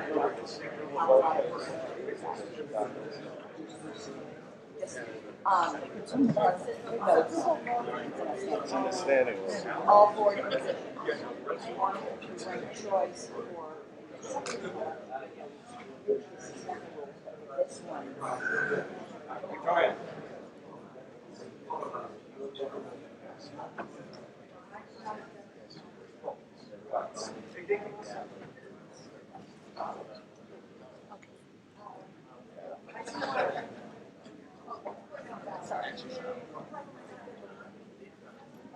I have a parliamentary question on the alternate for the National Platform Committee. We can have multiple alternates. And I believe that you said that there was only one that got named. We can actually, according to the way the motion was named, whoever got first place would be our first alternate, and whoever got second place would be the second alternate for National Platform. And I would like to make that clarification. Is that correct? Could the person who made that original motion come to the microphone to clarify? Ms. Harlow? Yes, as I clarified multiple times, so it would be my understanding that Clayton would be our first alternate and Kat would be our second alternate. Would you declare them our first and second alternate, Mr. Chair, please? All right, so just a point of clarification. The way we're voting was that the top vote here would be the first alternate, and it would go so on and so forth. So just to clarify, Clayton Casciato, am I saying that right, Clayton? No, it's okay. All right, how do you say it, Clayton? Casciato. So Clayton Casciato is our first alternate, and Kat Martin is our second alternate, people. Everybody wins. It's a good day in the Libertarian Party. And now we'll continue on to the counting of the ballots. Microphone one. Mr. Chair, point of information. Checkout time for the hotel is at 12 o'clock. Do we have another break coming up so people can grab their stuff out of their rooms? Let me take a look here, see if we got one on the books. Stand by. I do not see one on here. Would you like me to go ahead and... What is, our lunch time is precisely 12? Our lunchtime is at... Our lunchtime is at 1. I think would probably be appropriate to add a 15-minute break for people to get their belongings squared away. Let's do that at, say, 11:30. So I've got 11 right now on my watch. You want me to go 15 now? We can do that too. Okay. Are we almost there? I don't think so. Alright, and I had a couple of other points of information as long as we're still in session. Alright, go ahead, microphone on. I just want to say, you know, what a great field of candidates we had here. I want to personally thank all of our candidates for chair for stepping up. I have one request of all of you. Win or lose, please remain involved. Please do something at the state level and remain involved, whether or not you win or lose this election. I did have one minor nit with one of the candidates. Margot said, we have a factional problem.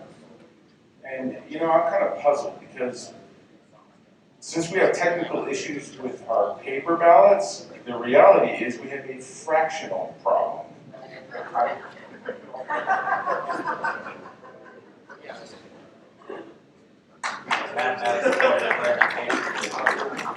So does that mean you're only casting 1/3 of a vote for no? All right. In keeping with the most horrendous of parliamentary traditions, it is now time for the joke of the day. It is now time for the joke of the day. A Democrat and a Republican walk into a bar. The Libertarian ducks under its feet.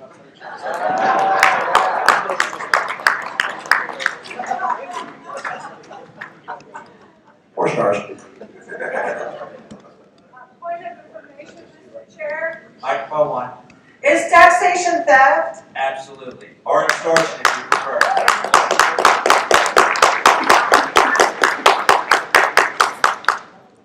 Mr. Chair, point of information. Parliamentary microphone. Who owns you? I do. You got it. I have another point of information, Mr. Chair. Microphone one. Are vaccine passports a gross violation of human rights? No passport, no problem.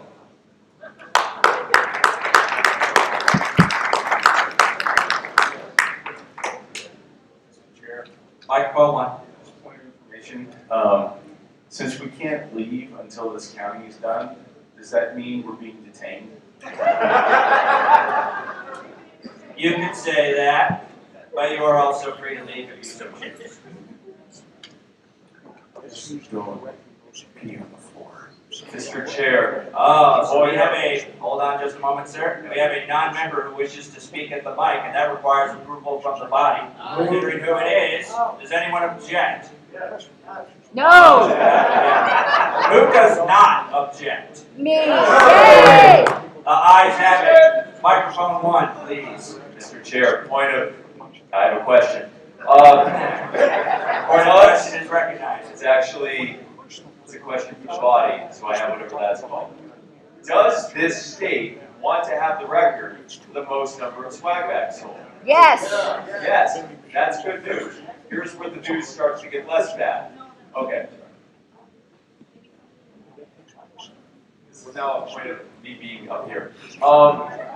So right now, the current record for swag bags sold is 38, held by California. The land of Gavin Newsom. Yeah, that's where we are right now. They're still in lockdown in some parts of California. This is who has the record right now with 38.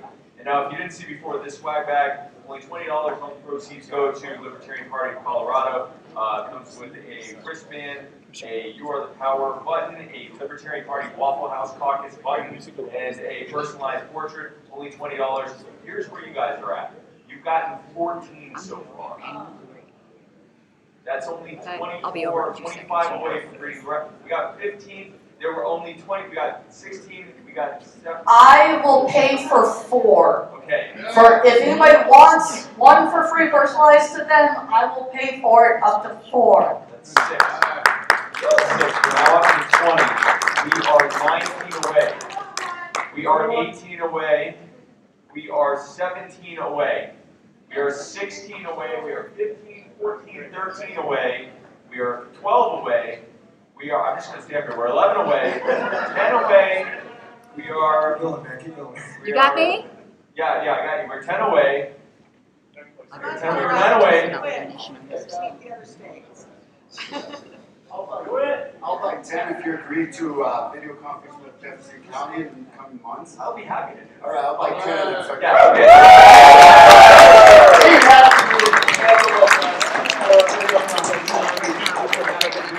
This is what I meant by you are the power. You broke the record. Thank you.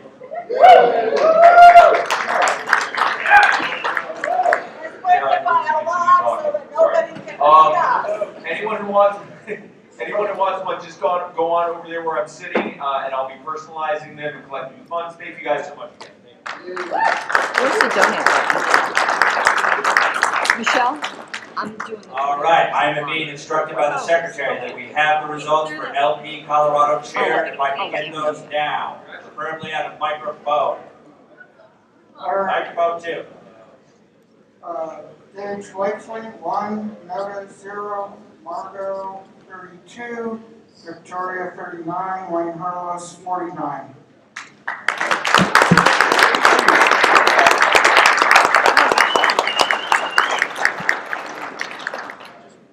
hand over the gavel at the end, right? All right, excellent. At the end. Thank you Yes. to all of these candidates. Yeah, you chair throughout the convention. Beatrice. Raise your hand. And with that, I will pass the mic to our outgoing state chair.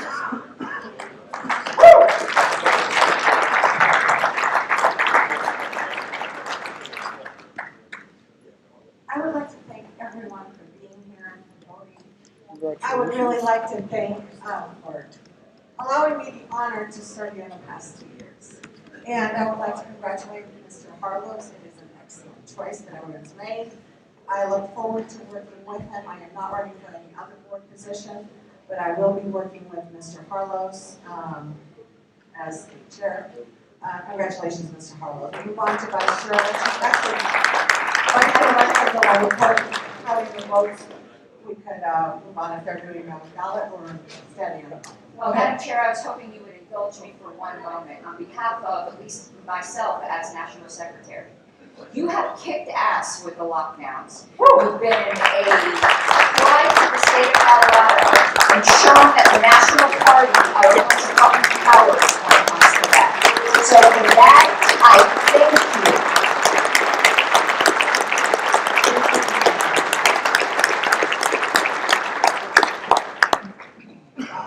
Madam Chair, Yes, Mr. Montani. are you not carrying the gavel again? Okay. Pursuant to taking a break, is now the time to take that 15-minute break to check out. What time is it? I think it would be in order to take a 15-minute break to check out anybody who needs to check out. Thank you, ma'am. Any opposed to taking a break? Okay. 15-minute break to check out. 11:25. 11:25, we'll be back. Reopening credentialing for a couple of minutes, because I have a couple people that have come in. Okay, we are reopening credentialing during the break. We will be back at 11:25 for vice chair elections. Thank you to everyone for being here. This is amazing. And Colorado. No, let's keep you. keep you on the Thank you, Randy. There's 2 people that are running that weren't going to run if I didn't. Daniel Lutz and Mike Steve. Spur of the moment, you know, these things are.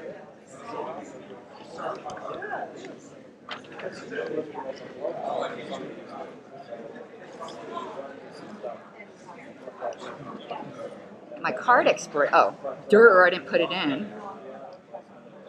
Boss was back there saying, don't vote for it, don't vote for it. All of it. Boss even said it. Yeah, Bob. Good.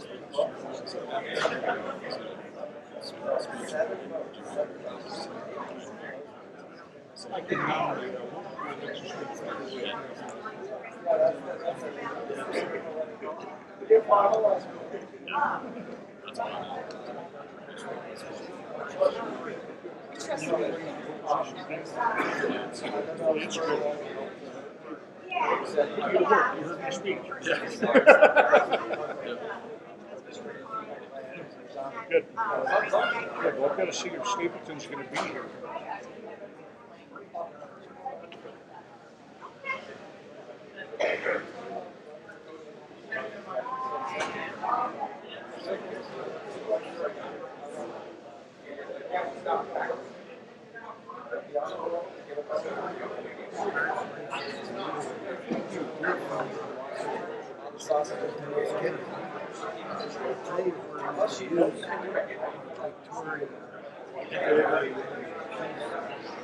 Hey Andy, how are you? Good. How are you? Doing fine, thanks.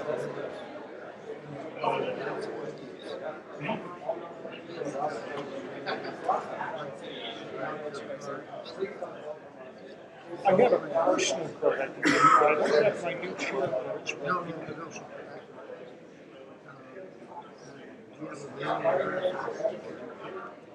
I can't. Okay. But to tell you, Victoria was chief operating officer of the Taxpayers Chamber of Commerce. And I'm the founder of it. Good. And basically, the idea is all the other chambers of commerce want to bond issue and they're controlled by that. My idea So congratulate Wayne here real and quick. are you married? I am married to Karen. Well, Good job.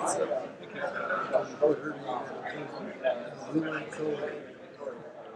If you want to, Sunday, 13th of June, when we're going to do some rainforest stuff. My vision is we've got a number of libertarians. Send me an email. Well, what I'll do is, so, what does she do? What do you do professionally? I'm a real estate agent. Okay, and what we do is we listen. You're operating in Douglas County. I'm a tax master, psychology. Good. Yeah. And obviously, the school board, what they try to do in terms of education down there is good. But anyway, that would be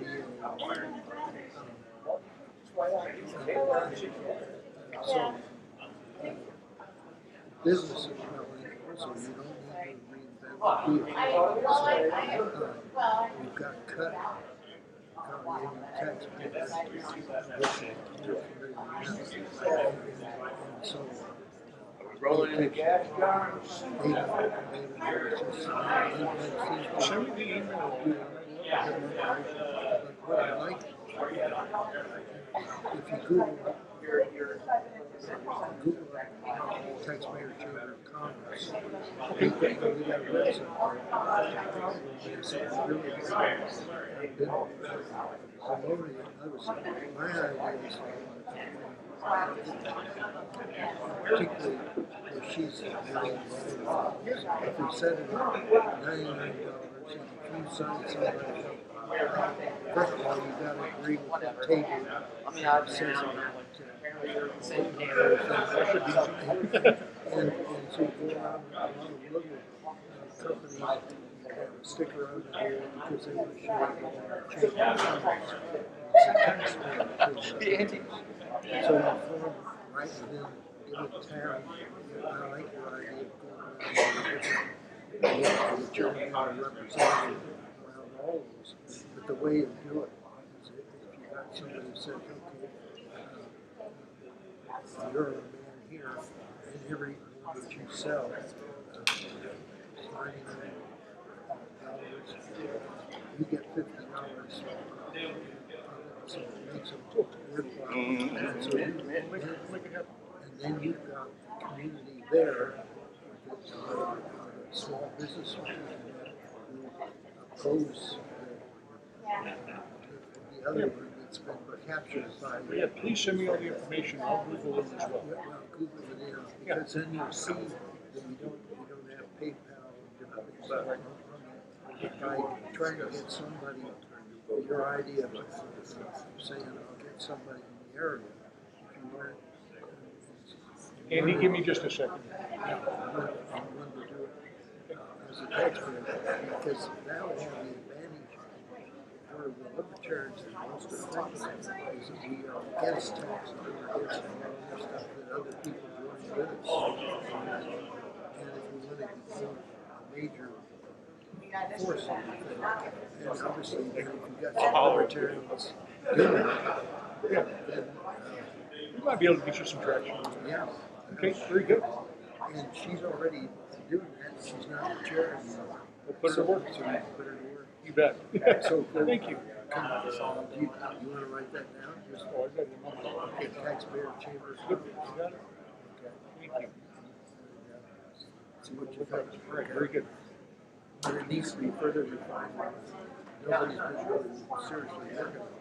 Maybe we can change it. Yeah. Good.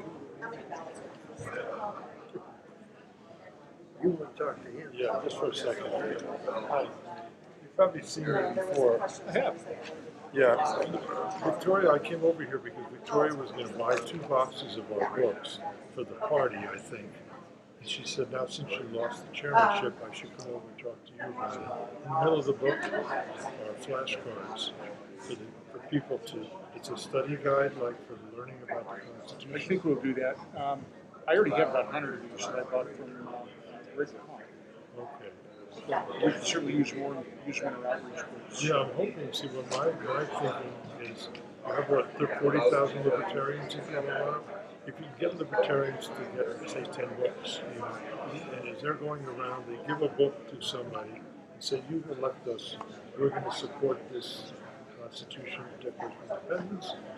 And by the way, in the middle of the book, if you're an adult, I want you to go home and go over these question and answer cards with your children, your grandchildren, your nieces and your nephews.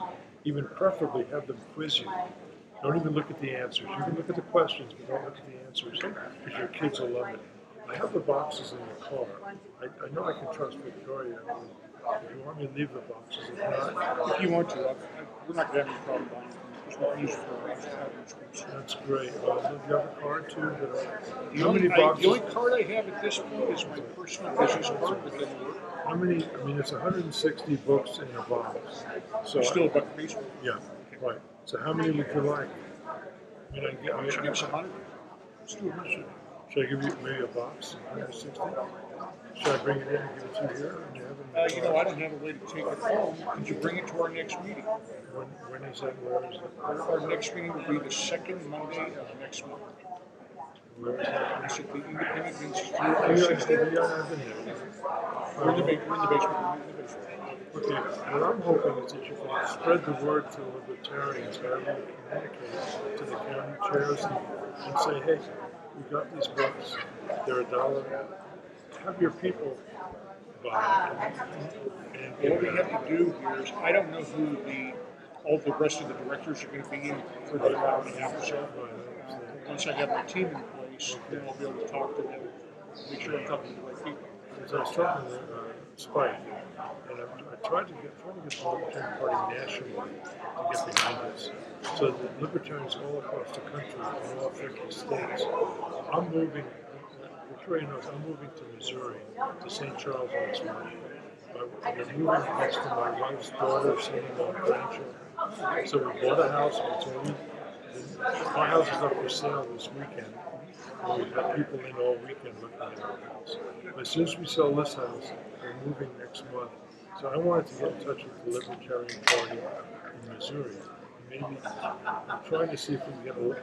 I was talking to Spike, he said California, Texas, Pennsylvania, and Alaska. Those are the 4 states I should focus on. I'd love to do it in Colorado, is to get the Libertarian Party in other states to do this, to get these books as a part of the party. They're cheap. There must be a libertarian out there that has money. You know, Another thing, piggybacking on your thought, there's going to be strong advocates of the 1776 versus the 1619 project. We're talking about, I definitely want to work on rapid. I want to get a little slate in because that's what I'm to that. I think that's something I can commit to. I don't know how much else I can commit to. My problem is I've got all the week too. I take on too much. I can't get it all done. I mean, I barely. When you look at the Declaration of Independence, it said all men are created equal. Beginning of there. It's 35 is the Declaration. I watch a lot of C-SPAN and they talk about this, and it's very clear. Well, Jen's going to have to excuse myself. I need to use the restroom before we get started again. Thanks, Wayne. Thank you. Congratulations. Good start. Congratulations. Wayne, congratulations. I remember I was cheering you.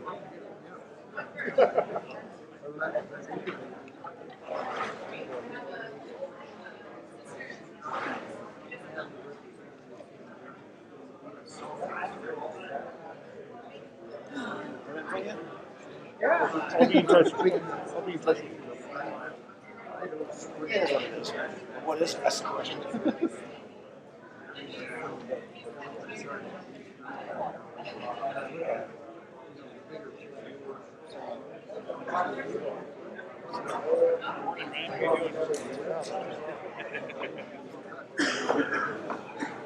Survive all right?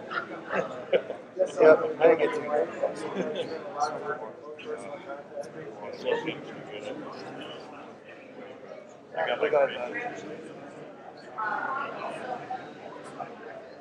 It is 11:24. Please start finding your way back to your seats.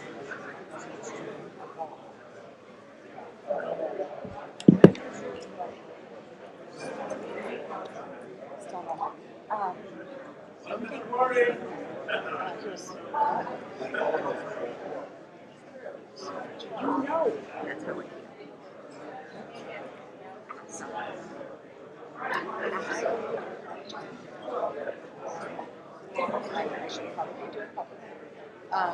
Or asking a question about what the secretary can ask about, because it was brought to me, so I just presented. 1 minute to post time, 1 minute to post time. Don't place your bets and take your seats.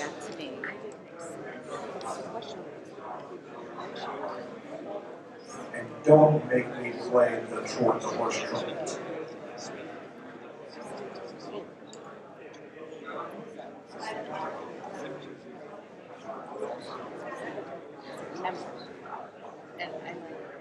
I accept the apology, and you don't need to make it publicly, because why rehash things that are done? I'm very sorry, I asked that question.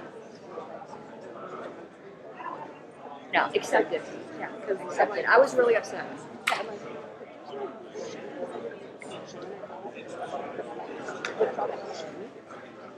Because, no. And I because he was called for me. Yeah, it got out of hand because state chairs were calling me going, do you know? And I'm like, no, accepted, it's over, forgotten. Thank you. And no, public would just rehash things that don't need to be rehashed. All right, I'm going to call to order because we go to vice chair. And vice chair needs, and I may have to break And it I down don't in know time. if it's appropriate at all, Victoria, but with having LNC candidates here, if you want to give Angela any time, because anyone could have came. During, if they do another carnival. Like during, yeah. Okay. Yeah, we could, definitely. If she asks for some time, Yeah. if anybody would like to speak, yes. Ah, he's out? Okay, good. He's out. He's alive. His girlfriend's sitting here. And at least we know what's going on in this. Would everyone please find their way back to their seats? Credential committee, we need a new. And for those of you who are interested, the whole thing with the asking me to be censored, I got an apology. It's over and done with as far as I'm concerned. Done. Over. Apology accepted, forgotten. We had a little bit. So the updated credentialing for our delegate, the number is 90. The new updated credentialing number is 90 with the new delegates that have arrived. We are going to proceed to the vice chair nominations. Are there any nominations for vice chairman? Mr. Mulder? I would like to nominate Steve Gallant. Does Mr. Gallant accept the nomination? He does. Hey, David? Mr. Branson? Yeah, I believe maybe whatever parliamentary point this is, but we do have the bylaws process to go through for both our rep and our alternate. So I'm not saying that necessarily right now, if you want to proceed with vice, but we should start that process. Rep and alternate have been done. For bylaws? For bylaws, no, for platform. Well, we have to do bylaws too, Okay, right? no, we don't, not this year. There's no bylaws, national, we don't get, unfortunately, national appoints its own bylaws committee, which is ridiculous. It's on but, the agenda though, bylaws was on the agenda. I think that was, it wasn't for national, it was if the bylaws passed that the convention appoints the next bylaws and platform committee. Never mind. Thank you, Mr. Branson.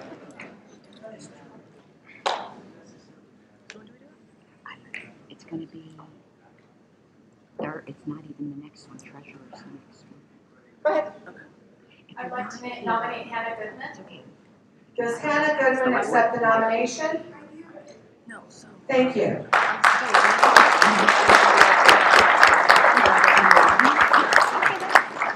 Any other candidates for vice chair? If I misspell your name, just yell at me. Point of personal privilege from Ms. Kurzel. If she's got a name misspelled, please correct her. Thank you. Go ahead. I would like to nominate Margot Herzl if she will accept. Will you accept the nomination?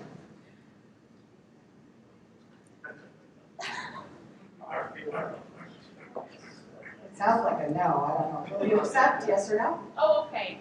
All right. Okay, yes, Margot Herzl. Any other nominations for vice chair? Has anyone nominated Noda yet? I'd like to nominate Noda. Does nobody accept? Nobody accepts. Thank you. Noda is also a candidate. So now we have Hannah Goodman, Steve Gallant, Margot Herzl, and Noda. We will have 5 minutes for nominating speeches. And is there a preferred order, or are we going to randomize it? Usually randomized. Let's just randomize it. Can you do that, please? Okay.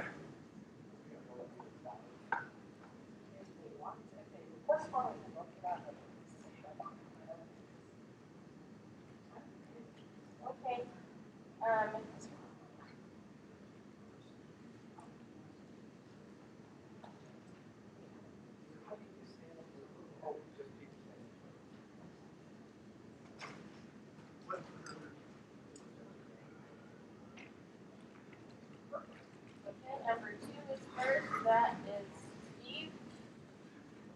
Steve goes first. Wait, I will be second. Steve goes first. Margot will be second.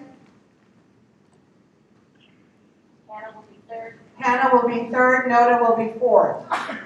Steve, would you come up and give your nominating speeches along with any delegate or any people who would like to speak on your behalf? 5 minutes. Adam, would you count time? Total. Victoria, do you want us to do it right here? Yep. Cool. All right. Hey everybody, how's it going? Eric Mulder, outgoing Colorado Vice Chair, and you've seen me come up to the podium a few times. What a great convention, right? Just what a wonderful convention we've been having. And I'm up here to state that we're going to see some new exciting things coming out of this new board that's going to be coming into office, and there's going to be some good people running for all sorts of different things.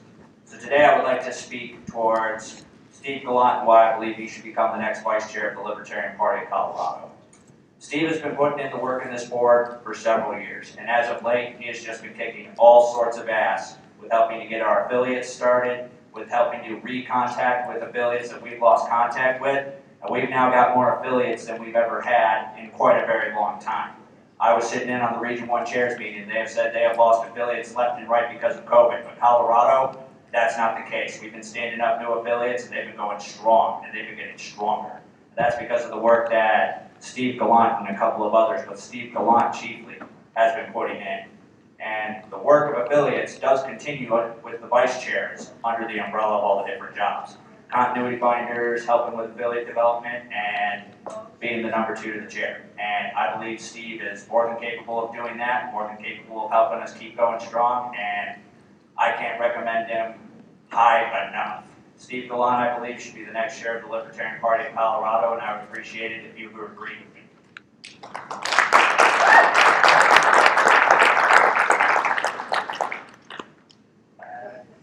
I can just say so it was actually the OGVC, the original vice chair. In 2010, we created the position at the 2010 convention, and I was unanimously elected to that role. And I've been on the board with Wayne before. I look forward to working with him again. As Eric said, things like maintaining a continuity binder, which is pretty important as we transition from one person to another. And the other aspect is, as far as helping out with the other aspect of it is helping out with different directors' roles, especially if there's a vacancy or if they just need help. And in the past, I've served as communications secretary, currently affiliates, and of course, as originally vice chair. So I look forward to serving this role, and I hope I have your vote. Thank you very much.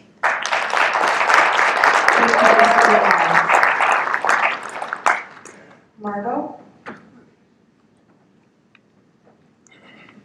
So I've had about 3 seconds to reconsider here, and the thing is, I just really love Steve, and he's a Jeffco resident. He comes to a lot of our meetings, and I really appreciate the nomination, Reed, but I'm going to withdraw my name.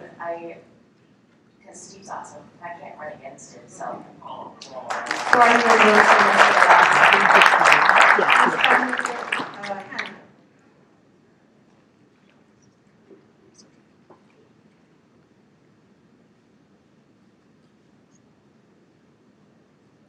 Hi, I'm Erin. I live in Jeffco, and I've been a Libertarian since 2008 probably.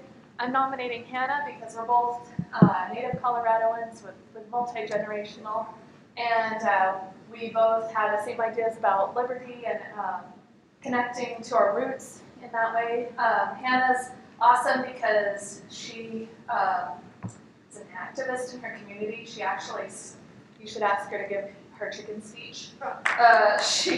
She's an activist in the community because she stopped a city-wide chicken and livestock ban in Northeast Colorado.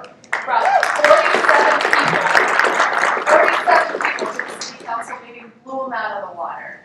And this is the kind of fresh face and young blood and excitement that we need in our party. That's why I'm nominating her. I'm Hannah Goodman. I'm from Holyoke, Colorado in Phillips County. Currently, I'm serving as the chair of the Phillips County Development Group, and we are working towards building an affiliate. Last year, I ran in a local election in my community. I was on the 2020 ballot. I plan to continue running for office to spread the ideas of liberty to my community and the surrounding area. Oftentimes, the rural voice of Colorado is drowned out by the hustle and bustle of the Front Range. Power in politics seems to concentrate here, but in order to grow this party, we're going to have to expand outside the urban sprawl. If elected vice chair, I would support the chair to grow and build a party to better serve candidates at the local, county, and state levels. I understand many of the needs outside of the Front Range, and I can better help the party understand the rural side of Colorado. As libertarians, it's our mission to share the ideas of liberty, near and far. She's so adorable. I love her. In small communities and hometowns, and that will spread to the surrounding areas. I would ensure party members have access to all the needs that the party can help them meet.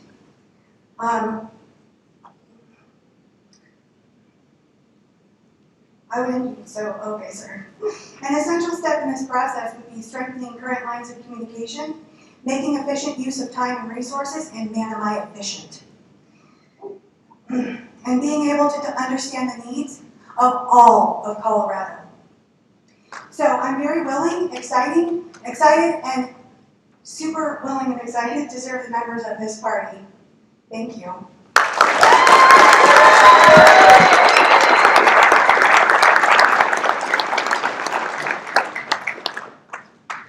Anyone to speak on NODA's behalf?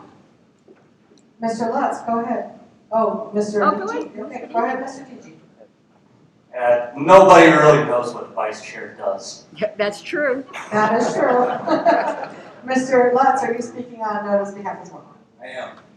Nobody has the experience to be vice chair. Nobody has the knowledge to be vice chair. Nobody has the desire to be vice chair. That is why nobody should be vice chair.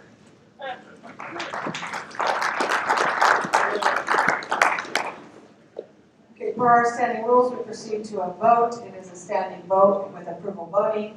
We will count the bracelets. Mr. Casciano, go ahead. Madam Chair, point of order. Maybe we already waived this, but was there going to be questions, or did we skip that already? We could do questions, but it's in purpose of time, would it be logical to do it? We have a cutoff. We'd like to get through all the board motions. You can motion to suspend the rules. You can. Isn't that what's next on the schedule? It is. Could we? Yeah, we'll go to questions. Does anybody have questions for the candidates? You're right. Thank you very much, Mr. Casciano. Casciano. I move to suspend the rules to skip questions for candidates. In order For to all save further time. candidates? Yes. Second. There is a second. There's a motion to suspend the rules to skip the questions. Motion to suspend the rules in order to take up the consideration of skipping questions for the remainder of the election. No, that's too much debate. We're either going to skip or not. I think if debating over that, Allowing debate might take us longer than actually asking my questions. original motion, however that goes. You would like to suspend the rules to eliminate Q&A for the further candidates, and then allow for just the speeches and votes? Yes. Is there a second? Just this one, then. Okay, just this one. Is there a second? Second. Is there any consideration to this question? Nope. Any opposed? Yes. All in favor? The ayes have it. We'll move to the vote. Per our bylaws, it goes with, actually, per the convention rules, we go by standing vote. Madam Chair, 2/3 is required to suspend the rules for that. Let's go, if there was only 2 nays and everybody else voted happy. You don't think there were 2/3? Would you, it's 2/3 of the voters present and voting. Okay. All the ayes, please raise your bracelets. Would you proceed to account, Mr. Seaver?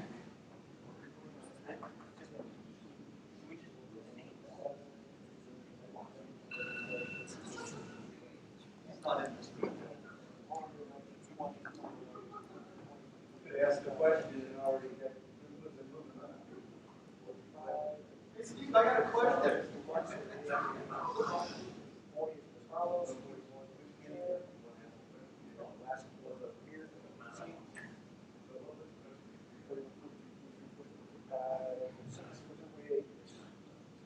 49, 50, 1, 2, 3, 4, 5, 6, 7, 8, 9, 61, 2, 62, 63. All opposed? That is 2/3. Thank you. We're going to we'll move to a vote. We will go in the order that they were provided.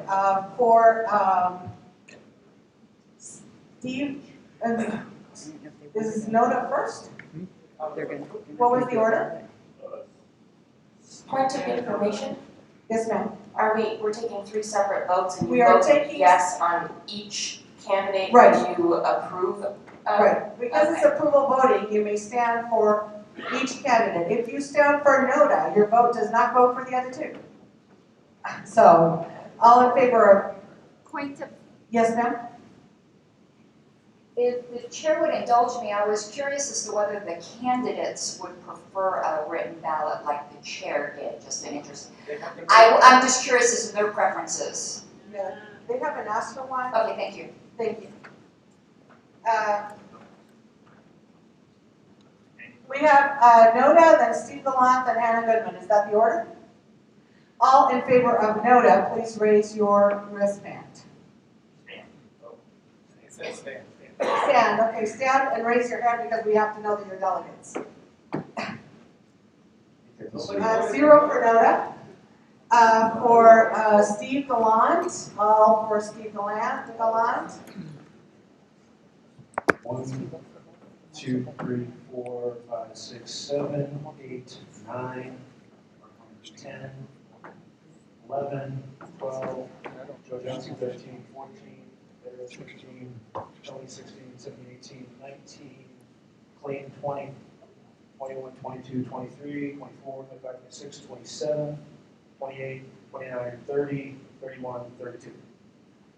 32 for Steve Gallant. 33. 33. 33 for Steve Gallant. All in favor of Ms. Hannah Goodman. Okay, 1, 2, 3, 4, 5, 6, 7, 8, 9, 10, 11, 12, 13, 14, 15, 16, 17, 18, 19, 20, 21, 22, 23, 24, 25, 26, 27, 28, 29, 30, 31, 32, 33, 34, 35, Dave Aiken, 36, 37, 38, Bennett, 39, 40, 41, 42, 43, 44, 45, 46, 47, 48 in the back, 49 in the back, 50 in the back, 51, 52, 53, 54, 55. 55 for Ms. Hannah Goodman. 56. Madam Chair. Congratulations, Ms. Madam Chair.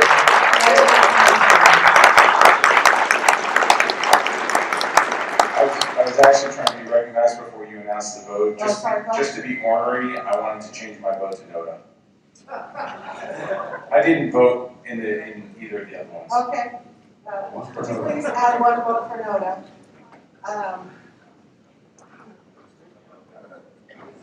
We move on to, let's go in the order. I believe it's treasurer. Next one's treasurer. Treasurer. Do we have any candidate nominations or candidates for treasurer? I would like to nominate Bennett Rutledge. Mr. Rutledge, do you accept the nomination? Go ahead. Bylaws require the order, the affiliate development director next. Affiliate development director next? Yes. I'm wrong. Okay. I stand corrected. Affiliate development director next. Are there any nominations for affiliate development director?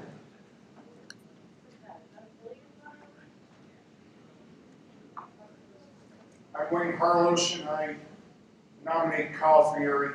He's been a hardworking young man, and I'd love to see him in this spot. I think he did a great job. He has a lot of passion. Thank you, Mr. Carlos. Mr. Fieri,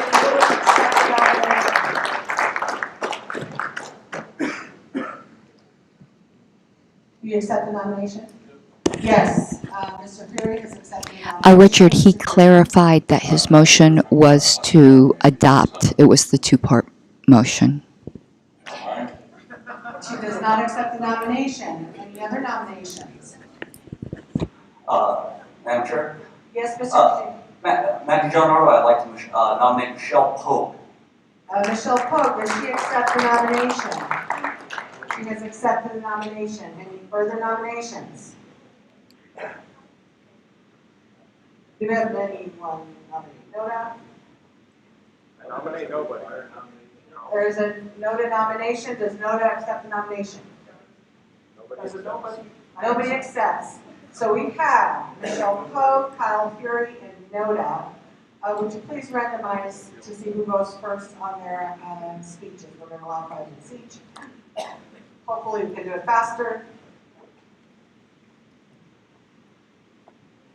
Michelle is first. Or sorry, that would be Noda first. Michelle second, and then Kyle third. Is someone speaking on Noda's behalf for There goes Mark. For Noda?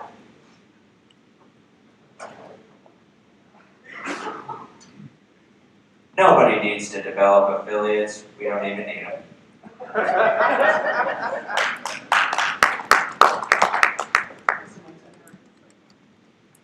Really? You want someone organizing more local affiliates? You really want more of these meetings to sit through? Vote, Coda.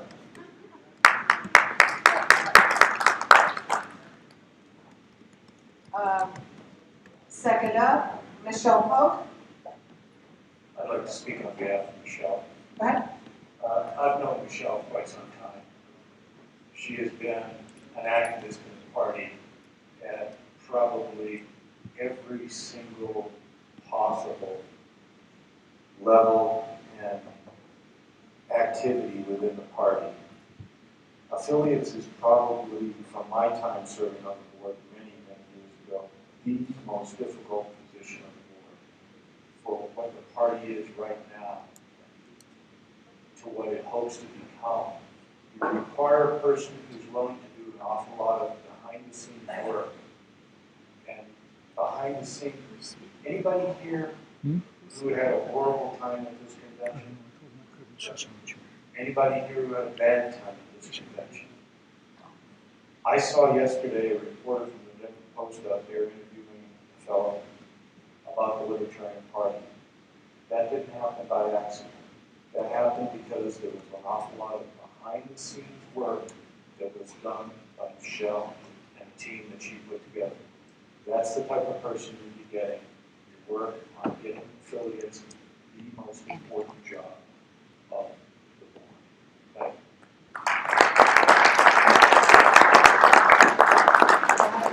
Thank you, Doug. I'm not going to have a lot of people talk about me because what I want to do is tell you why I want to run for the affiliates. For the last couple of years, I haven't been on the board, but I have visited almost every single county in this state in all of the county meetings, and I have been talking to people that are trying to affiliate because they don't know who to talk to. I've traveled around, I've given outreach materials, I've texted 26,000 people to try to tell them about this convention because we need to grow this convention. I'm retired, so I have all the time in the world to drive around the country. And I can drive around the country in other states, or I can take care of this state. But just so you know, for the last 30 years, I have been active. You may not know what I'm doing because it might be behind the scenes. I'm not one to actually grandstand, or I don't have a lot of awards. I have a couple little awards here and there, and I don't like being the center of attention, but I do like to organize things, and I'm very, very good at it. Thank you.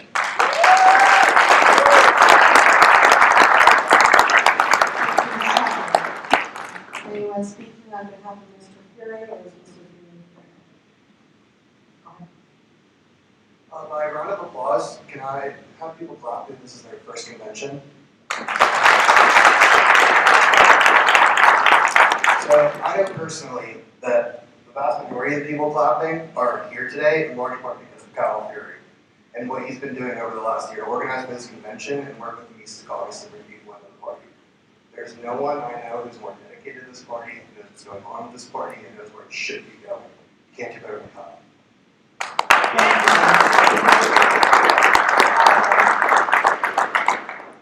I'm glad that Andrew said that, because that was more or less what I was going to say. I'm here because of Kyle. He was the first person I communicated with in this party.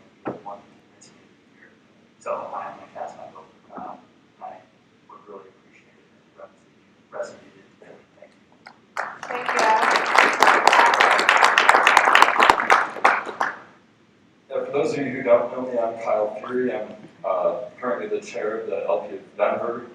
I was the chair of the development group that led it to active affiliation after Victoria had done a great job getting it started. I've also served on the Libertarian Party of Colorado Constitution and Bylaws Committee, and as a Colorado delegate to the Libertarian National Convention of 2020. I was involved in decriminalizing mushrooms in Denver back in 2019 as the chair of the development group.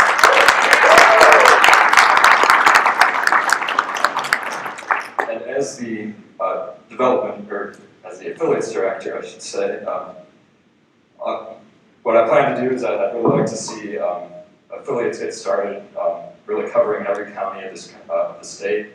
At the very least, getting regional groups going to bring people together for liberty. I really want to get development groups through the process to affiliate as quickly as possible, as well as working with the existing affiliates to grow. And on the board, I will always work to support honesty, integrity, and radical libertarian messaging.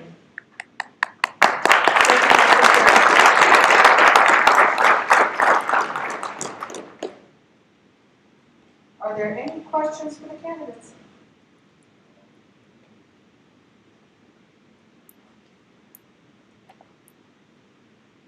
Yes, I have a question for Mr.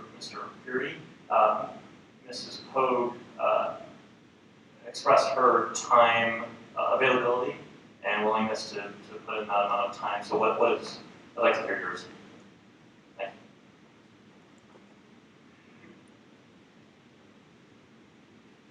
you. Yeah, I get around to as many affiliate meetings as I can. I guess not as many as I plan to once I'm affiliate director, but I do have a lot of time to get around and do a lot of libertarian activism. This is really pretty much the only thing I do outside of work. So.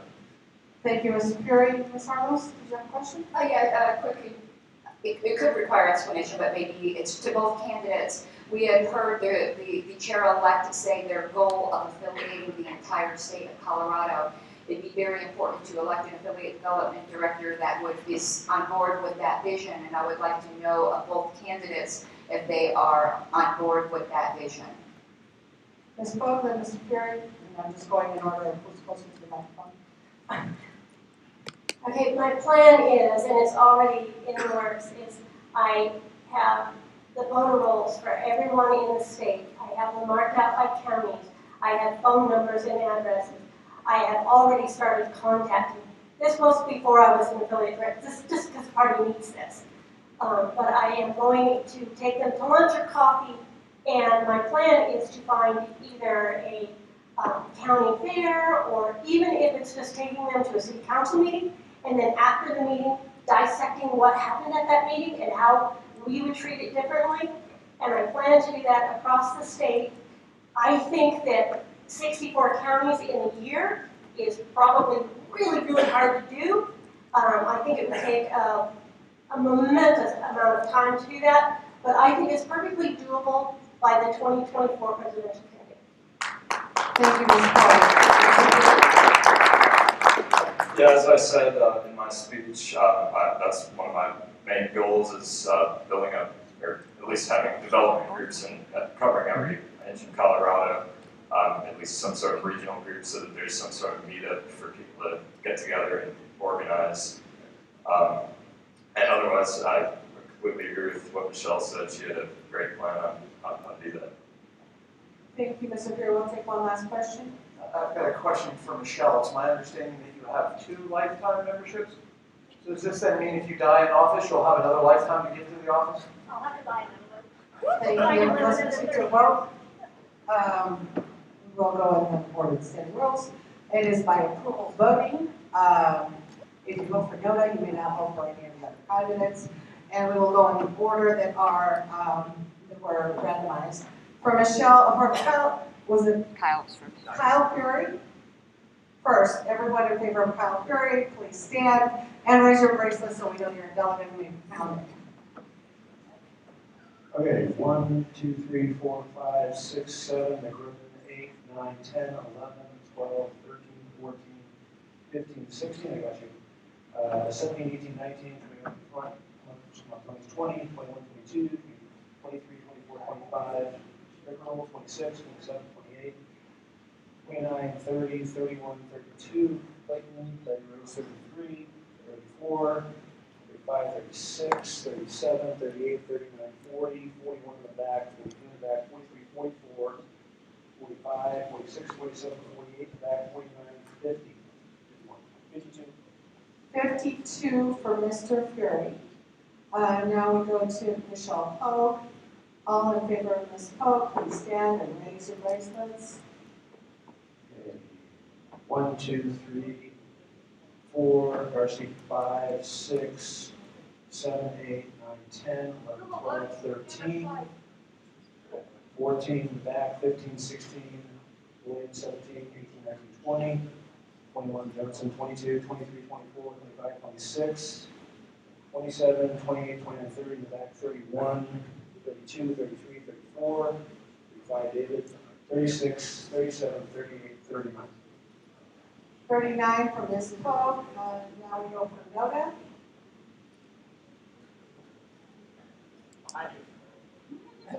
One. Noda, 1. One?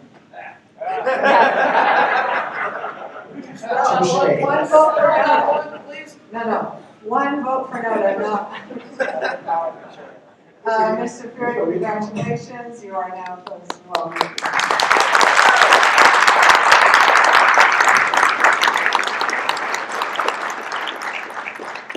Now, following the order, what is next? Campaigns. Campaigns.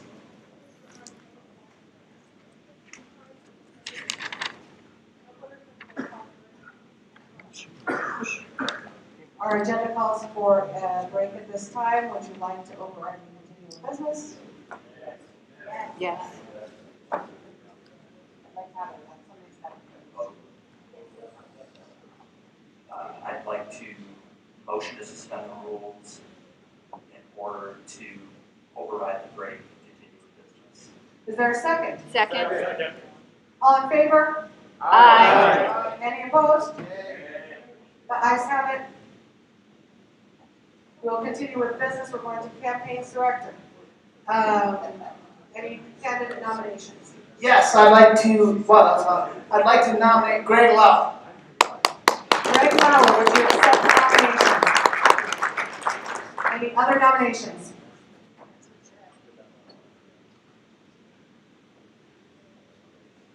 Mr. Hickman? Yes, I would like to nominate Bruce Griffith. He is not present right now, but he's indicated that he's willing to accept the nomination. And Bruce Griffith has indicated that he would accept the nomination. Bruce Griffith. Any other candidates? Bruce is the current candidate. Any other candidates? And of course, Noda would be on the ballot as well, and Noda accepts. Noda accepts. Any nominating speeches on behalf of the two candidates? We want the timer lasts for 5 minutes. I really ask if we could limit that, even though the time isn't allowed for the whole 5 minutes, and so we can get done with this convention today. I'll be quick. I want to speak on behalf of Greg. I've known Greg for a total of 2 days. I can confidently say he is the greatest man I've ever met in my entire life. I love Greg like people in this room love jokes about Noda. Holy shit, guys, I get it. We get it.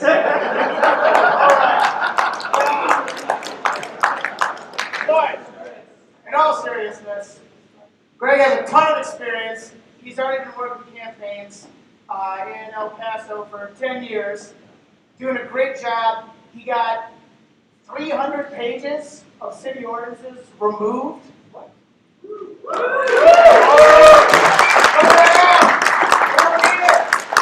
He crushed his job like he crushes Dr. Pepper, and he's double-fisted back there. Thank you very much.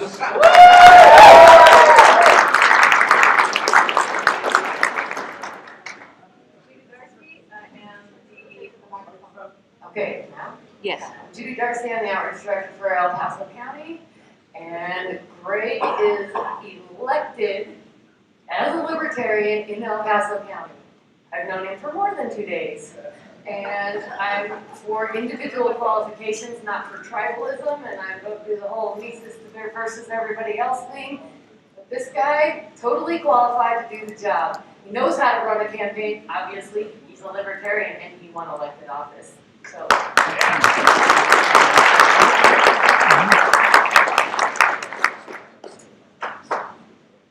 Well, I'll try to keep this short, and primarily because I'm really nervous up here, not a public speaker at all. So if you see this, I'm sorry about that.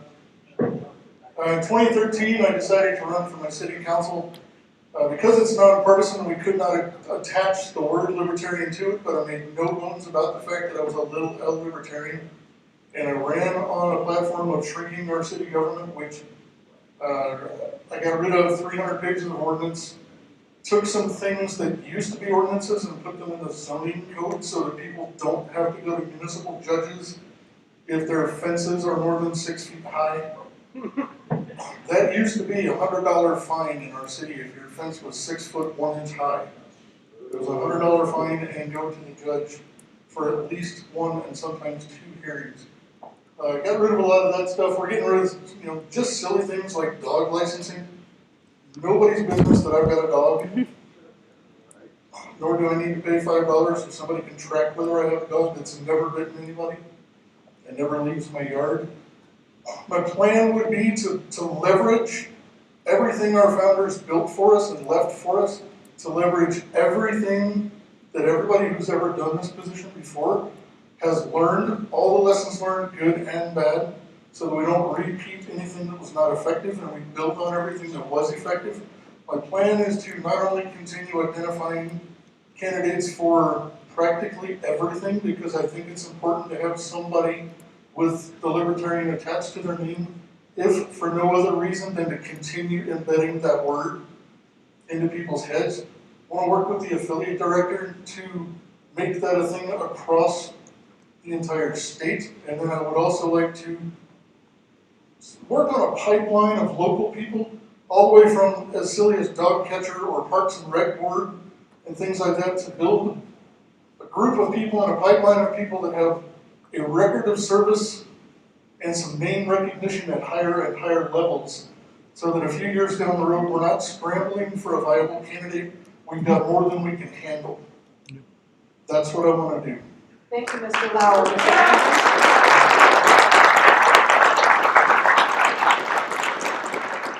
Since Bruce Griffith isn't here, I'd like to speak on his behalf. Bruce has been a friend of mine for a number of years. He has served on the board previously, including this term. He's a good man. He's an adoptive father, a heart of gold, and he has a keen eye for detail. And serving in the campaign's director role last year, I will tell you, the paperwork involved is insane. Your eye for detail to get that paperwork done has got to be good. And Bruce has a very keen eye for making sure that those dot the I, cross the T things don't get thrown under the rug, because you can't lose candidates that way. And Bruce lives 5 minutes away from me. If you guys elect him, I'll be working with him to go over all of the submissions for candidates, and I will find our next Hannah Wall working with Bruce Griffith. That is my promise to you. With Bruce, I will be there to work, and we will not let those opportunities get thrown away like they had in the Libertarian Party Colorado from, 2005 until 2019.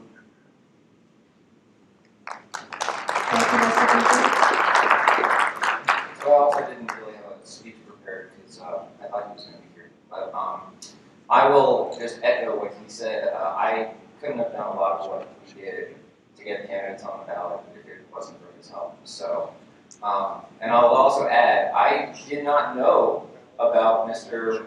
What's your last name? Lauer. I did not know about you running, and I feel bad that I haven't gotten a chance to meet you.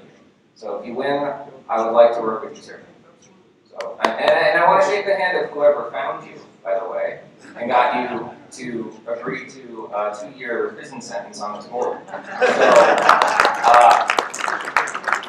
that's all. He found us, actually. And nothing would make Bruce happier than to have somebody else do that job. Thank you, Alan.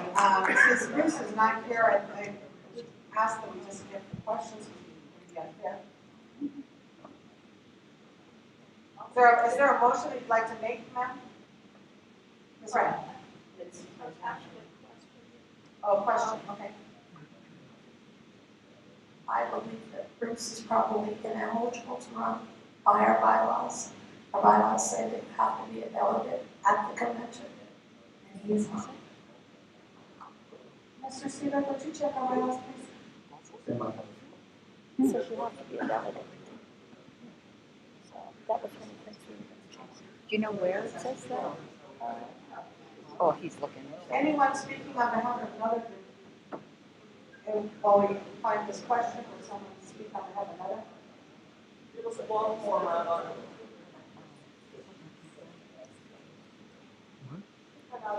it. Figure it out. Well, for those who thought we didn't have enough NOTA jokes, oh, we're just getting started, people. Nobody needs to run for office. We hate elected office. Why put libertarians in it? Vote for nobody. Mike's looking. Being mistaken government? Just a point of information, maybe for credentials. Did Bruce actually register for the convention? Was he here yesterday, or? Did I he have not not seen him at all. And Miss Beatrice, he was not here. He did not credential as a delegate. Okay, thank you. Thank you. Mr. Lutz, did you have a question? To the question, I've spoken to Bruce several times throughout the process. Bruce is in Southern California for some family issues that he's had. He apologized that he couldn't be here. He is the current sitting candidates director. I know in the past we have elected people that were not at convention. Angela last year for He's ineligible, so is Michael Stapleton. 2019 was a case in point. So whatever the bylaws say, and again, I reiterate what Alan said, you know, it's a big job, and I don't think Bruce would be heartbroken if he don't allow his candidacy. That's Madam Chair, we have an answer. Okay, thank you. Per the Constitution, Article 5, Section 1, under Directors, only convention delegates eligible to vote may run for a party director, and only if they promise to fulfill the requirements of the article. So only convention delegates eligible to vote. Correct. It appears that we have the candidates now nominated that Mr. Griffith is actually not eligible to vote because he is not a convention delegate. And so we have the candidates, Greg Lauer going against NOTA. I will ask for the NOTA votes first. Please rise if you're voting for NOTA. Who? NOTA. Mr. Griffiths. Mr. Griffith is ineligible. Bruce Griffith is not here. He's not a delegate. So he is ineligible to be a candidate. Greg Lauer, all in favor of Mr. Lauer, please stand, show your wristbands. Okay. 1, 2, 3, 4, 5, 6 in the back, 7 in the back, 7, 8, 9, 10, 11, 12, 13, 14, 15, 16, 17, 18, 19, 20, here I am, 21, 22, 23, 24, 25, 26, 27, Darcy, 28, 29, 30, 31, Pickerel, 32, 31, sorry, 32, 33, 34, 35, 36, 37, 39, 40, Jackson, 41, 45, no, I already counted you, 41, 42, 43, 44, 45, 46, 47, 48, 49, 50, 51, 52, 43, 40, sorry, 53, 54, 55, 56, 57, 58, 59, 60. Got you in the back, 61, 62, 63, 64, 65, 66, 67, 68, 69, 70, 70, 22, 74, 75. 75 votes for 76. 76 votes for Mr. Lauer, 0 votes for NOTA. Mr. Lauer, congratulations.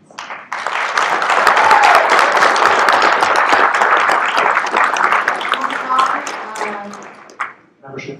Membership. Are there any nominations for membership?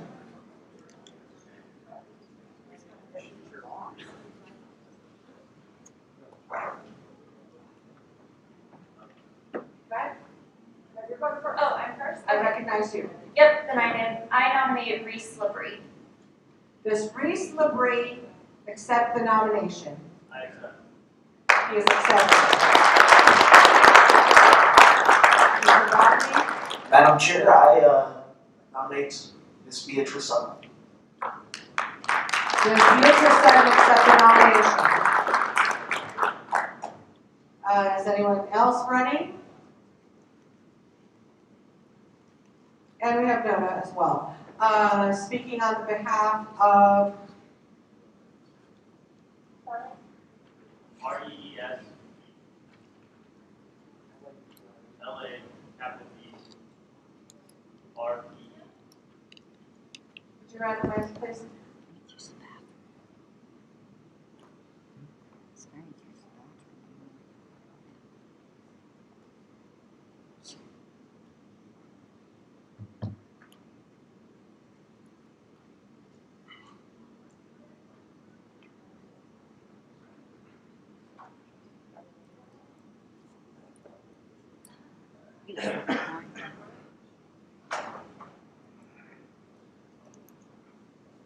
You didn't notice.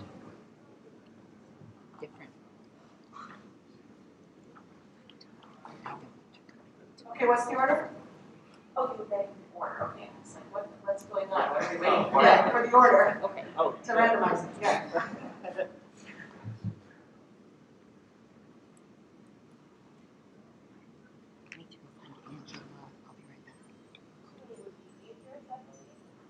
So Beatrice goes first. All right, well, I would like to speak on her behalf. Noda is second, and Reese will be third. Go ahead. All right, well, so Beatrice is on the Douglas County Affiliate Board with me. She currently serves as the treasurer. I'm the outreach director. She is a person of impeccable character, very hardworking. We currently do not have a communications director, and so it's been up to me and her to kind of fill in that spot, and especially, past year with COVID, it's been very tricky, but, she's always been very, she's a go-getter, and it's been an honor to be working with her. So I think she would be a great asset to the state board, absolutely.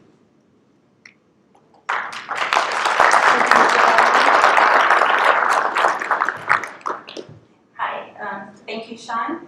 I've been on the board for Douglas County since 2016, helping it be an affiliate. I've worked with Wayne on all our outreaches. I started the roadside cleanup that we do quarterly. I've helped the state with conventions and outreach booths, and as membership, I would love to do membership because I'm pretty good at the background stuff, sending out emails, connecting with new members, connecting them with affiliates. It would be an honor to work with Mr. Montoni on the welcome committee, and lost train of thought. And I would definitely work with the whole board on visiting affiliates, of course, getting new members for Colorado, working on our new system of donation for Colorado, and that's it. Thank you.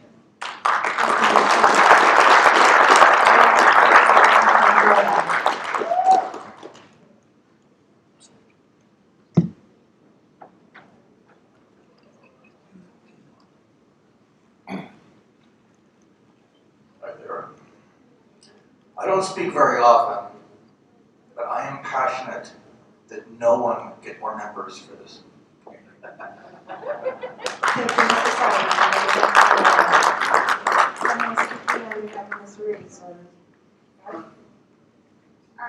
Yes, so I'm Anna Bennett from Denver County, and Reese is a senior at CU Boulder studying computer science and math. He is highly tech savvy and will help us update our membership processes. He's worked on projects from web app development to health and medical software.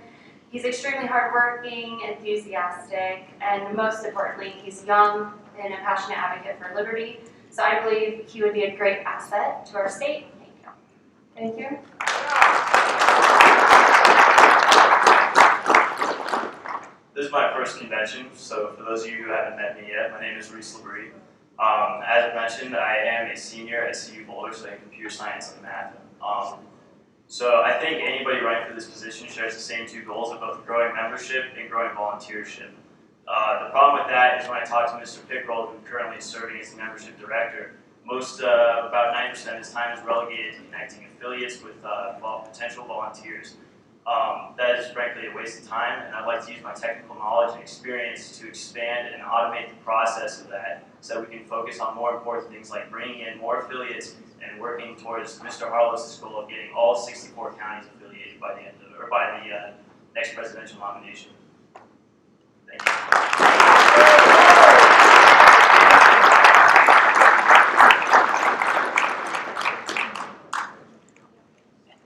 Thank you. Are there any questions for the membership candidates?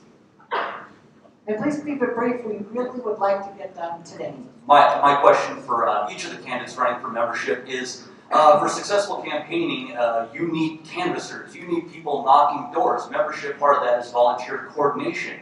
My question for you is two-part. One, are you going to put a primary focus on finding us door knockers? And two, are you going to be willing to get on the pavement and show them how it's done? Please answer the question. So having the list of members is super helpful when you're in membership. So if I was asked to canvass or help canvass, of course I would immediately find out who are the Libertarians in that county, in that city, and start calling those people and asking them to help our candidates. Of course I will be there to help, and with the campaigns we'll just plan to get out there and talk about our campaign, who we're working for, and go door to door, because that is the best way to contact every person. Thank you, Ms. Sutton. Go ahead, Mr. Reese. What was the last name, Ms.? Liberty. Reese Liberty? Liberty. Although Liberty is pretty sick. Oh, I heard Liberty. I was like, heck. Liberty. Go ahead, Mr. Liberty. The answer to both those questions is most certainly. I do not have too much previous experience within the party itself due to physical limitations of only being 21 years old. However, I am an Eagle Scout and I do have that experience going door to door and canvassing for my project and other of my friends' projects. And I would like to bring that experience and expand upon it to this role. Thank you. We will allow for one more question.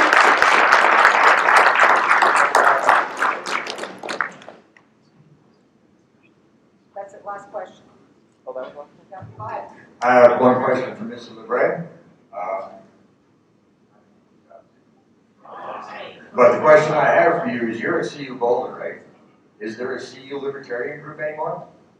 Not to my knowledge. You can get one. It takes a student to open one up. I'm the chairman of the Boulder County Party, so we've done this before. If you contact me at some point in time, if you get elected or if not, you can open up a CU Libertarian chapter and get those people gone again, because we got a lot of people from them years ago, and I think we can do it again.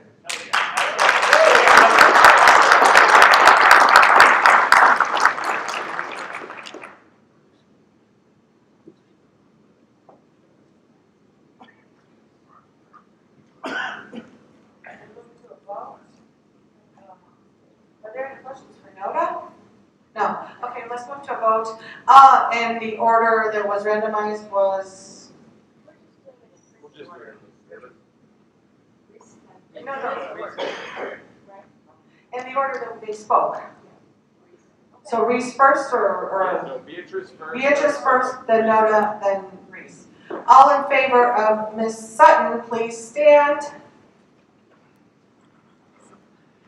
Okay, here we go. 1, 2, 3, 4, 5, 6, 7, 8, 9, 10, 11, 12, 13 in the back, 14, 15, 16, 17, 18, 19, 20, 21, 22, 23, 24, 25, 26, 27, DG 28, 29, 30, 31, 32, 33, 34.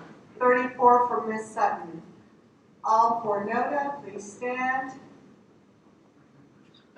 2. 2 for Noda, all for Mr. Labrie. Please stand. 1, 2, 3, 4, 5, 6, 7, 8, 9, 10, 11, 12, 13, 14, 15, 16, 17, 18, 19, 20, 21, 22, 23, 24, 25, 26, 27, 28, 29, 30, 31, 32, 33, 34, 35, 36, 37, 38, 39, 40, 41, 42, 43, 44, 45, 46, 47, 48, 49, 50, 51, 52. 52 for Mr. Labrie. Congratulations, Mr. Labrie.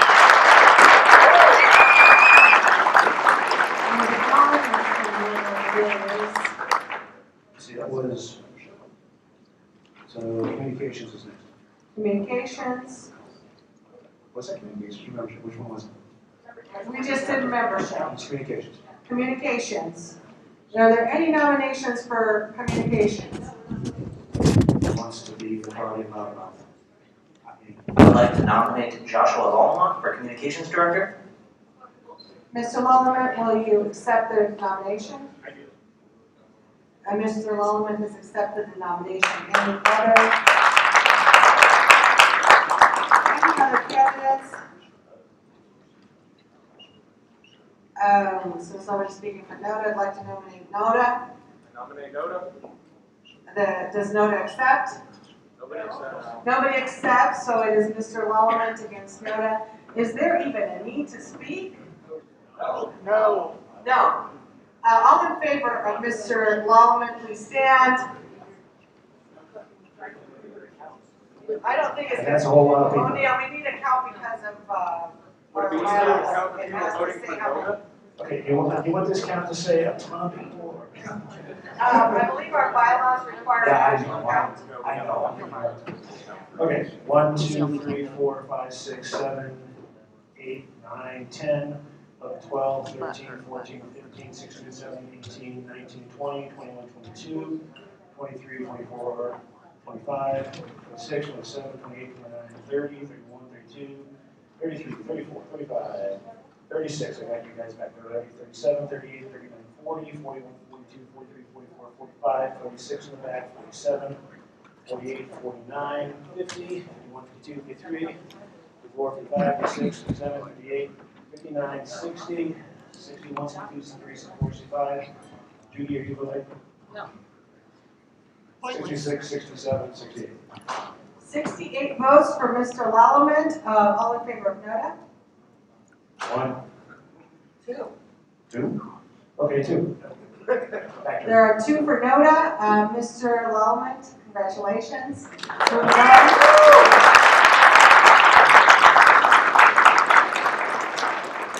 Outreach. Outreach. Any candidates for outreach? Are there any nominations for outreach?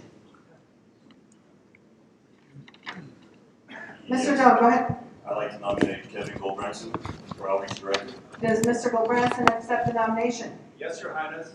I forgot my crown. It's in my room. Sorry. Any other nominations for outreach? Yeah, I'd like to nominate Ryan Kane. Ryan Kane. Does Ryan Kane accept the nomination? Mr. Kane has accepted. Any further nominations? Noda. There's a nomination for Noda. Does Noda accept? Nobody accepts. Nobody accepts. We have 3 nominees, Mr. Kane, Mr. Goldbranson, and Noda. Would you please randomize the order so we know who goes first? Last is first, so that's Noda.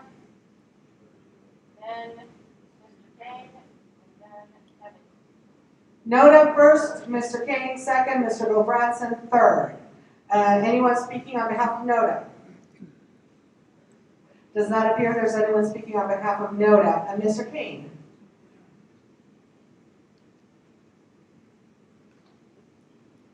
Hey, Funk, remember how you're supposed to speak on behalf of me?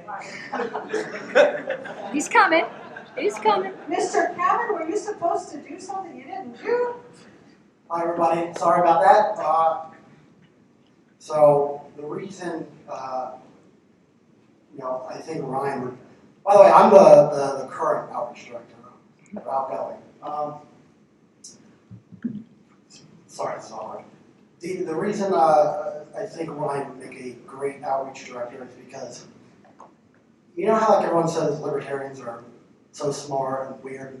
He's the smartest person I've ever met in my entire life.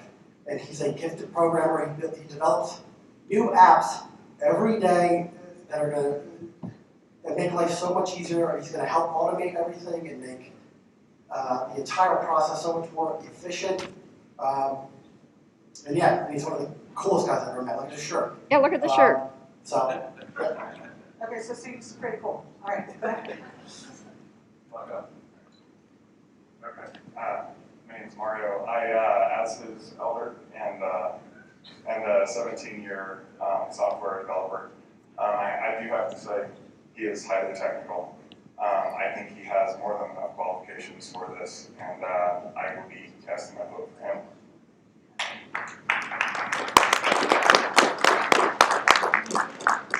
I would just like to quickly speak on behalf of Ryan. Immediately upon entering the Mises caucus, Ryan reached out to me directly and asked if he could help me out, like further my career and helping me out with getting into the Mises caucus and helping out with the state party. So I'd like to speak out to that.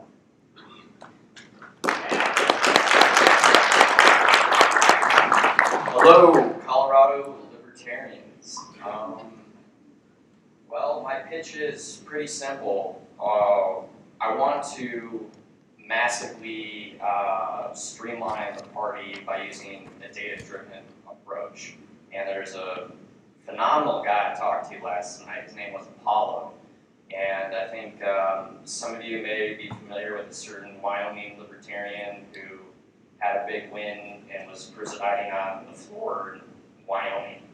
I'm not totally certain on all the details with that Wyoming race, but we had a very long technical discussion about how they were using Google Maps, public data, all sorts of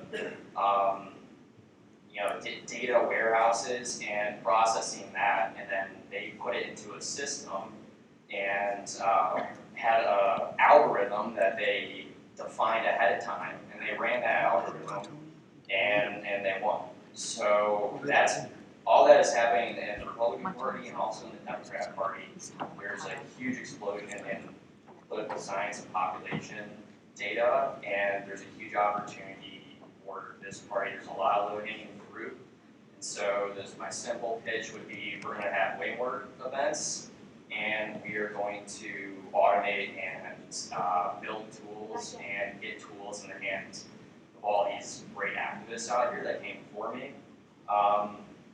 And I want to speak really quickly on the Mises caucus thing. These are a lot of really great, energetic young people, and I just really want to work with all the activists that came ahead of me and amplify their voices also with my own skill set, and would be more than excited to work with everyone.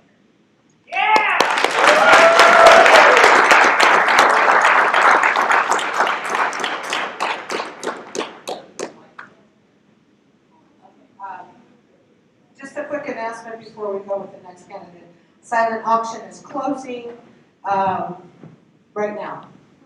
It's closed. It's closed. It's closed. If We you will have announce if you bid who on won. it, then we will be announcing the winners at 1 o'clock. Now, on behalf of Mr. Gilbranson, go ahead. My name is Ramon Dunn. I was the 2020 U.S. Senate candidate, and I'm speaking for Kevin Gilbranson. I know from my time joining the party back in 2017, Kevin has definitely been a wonderful activist.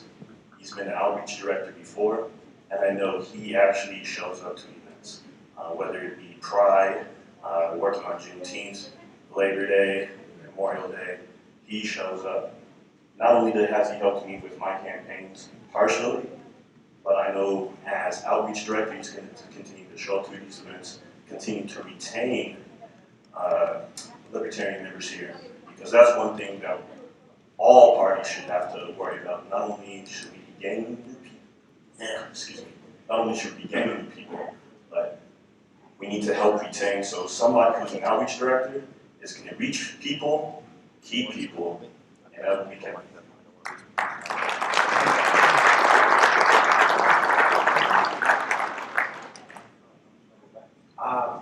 Spalding. I would like to echo what Ramon said. Kevin has a trailer for hauling outreach stuff, and he is main criteria. But anyway, he shows up to all these outreach booths early in the morning, gets everything set up. He's also worked with a bunch of the affiliates, so he's a guy who will get the work done.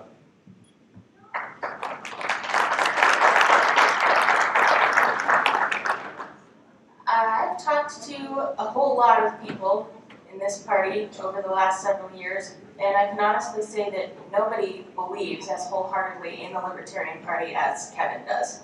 So I just wanted to say that.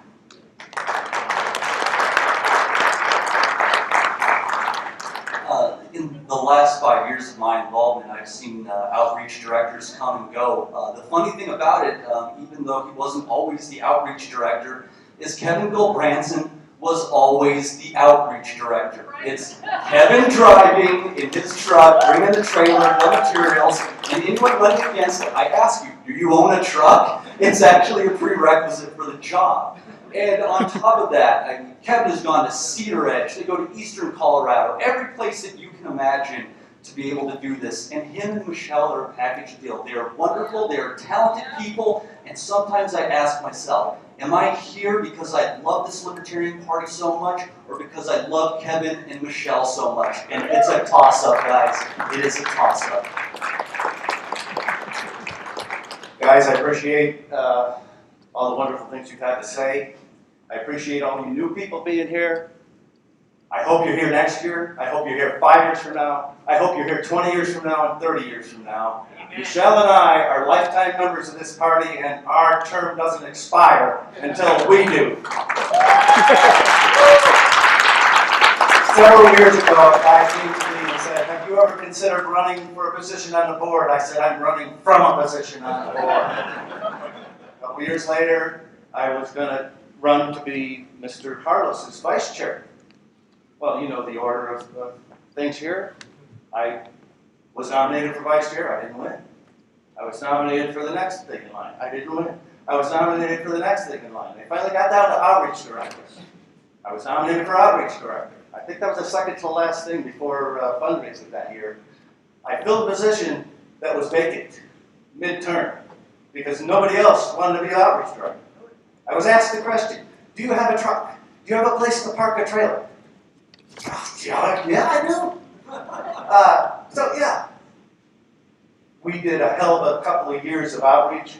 I resigned and did not seek, actually, midterm. I started midterm, I ended midterm. I resigned in 2019. I was worn out, I was tired, I was beat. I made an offer. Whoever wants to be outreach director, I will help you, I will mentor you, I will be your #1 volunteer. Since that happened, there have been 4 different outreach directors in the last 2 years. None of them lasted more than 3 or 4 months. Mark, I don't know when you started. I made that offer to every one of them. I brought them out and showed them the entire asset base of the entire Colorado party that's parked in my yard. So whoever wins this thing, I need to get that freaking trailer out of my yard, okay? So here's the deal. Mr. Kane, I don't know you. I do appreciate youth and enthusiasm. I, like you, am also sexy, techie, and I'm a libertarian. So I don't know what distinguishes us from each other. If you do win, my offer is, you want any help, you want to have any questions, I will be your #1 volunteer. A lot of outreach is going out where they are, and you can't do that with tech. You do that with bodies, you do that with volunteers. There's a question to me? Final question, yep. Or no, final comment, yep. Do we have a question? No? No question? Question? All right. Well, just let me wrap. I'm going to save you guys a lot of time. I am rescinding my nomination. I'm withdrawing my nomination. I throw my support to my competitor. And Michelle and I are going to go to 64 counties next year, and we're going to fight to affiliate every 50 county in the state. We're going to make outreach in the state.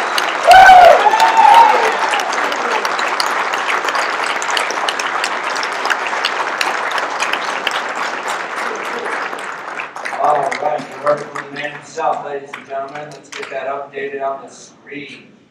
All right. Can I still ask my question? You may ask your question. Microphone on. Ryan, you got a truck and a trailer? Kevin said it'll help. Don't have a truck. No place to park your trailer. Hold up. Do you have a place to park the trailer? Yes. That's technically two questions, but I'll allow it. All right. We're going to do this a much easier way. But actually, no, we got to do it the way the rules say we got to do it. Never mind. All right. Show of hands. If you wish to vote for Ryan Kane, please raise your hands and stand up at this time so the parliamentarian can count you. You realize, folks, this is the Libertarian exercise program. 1, 2, 3, 4, 5, 6, 7, 8, 9, 10, 11, 12, 13, 14, 15, 16, 17, 18, 19, 20, 21, 22, 23, 24 in the back, 25, 26, 27, 28, 29, 30, 31, 32, 33, 34, 35, 36, I got you, 37, 38, 39, 40, 41, 42, 43, 44, 45, 46, 47, BG 48, 49, 50, 51, 52, 53, 54, 55, 56, 57, 58, 59, 60, 61, 62, 63, 64, 65, 66, 67, 68, you? Sure. 69, 70. There you go. Congratulations, Brian.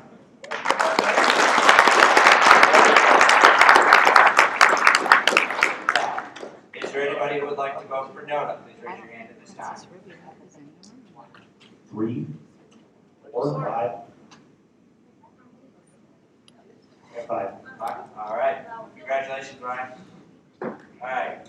Next up, we are going with Secretary. LP Colorado Secretary. If you would like to nominate somebody, please come to a microphone.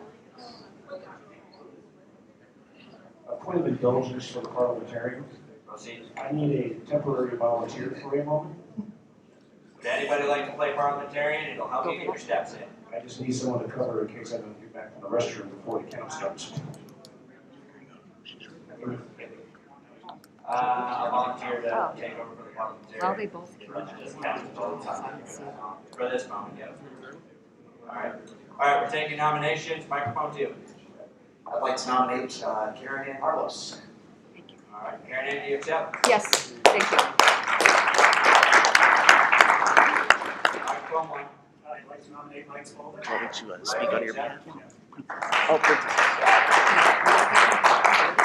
we have any more nominations, barring the fact that Nona is already nominated? See no more nominations, we're going to go ahead and close nominations and move into nominating speeches. Could we get that order randomized, please?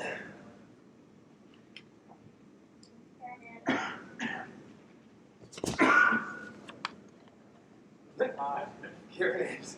Speaker.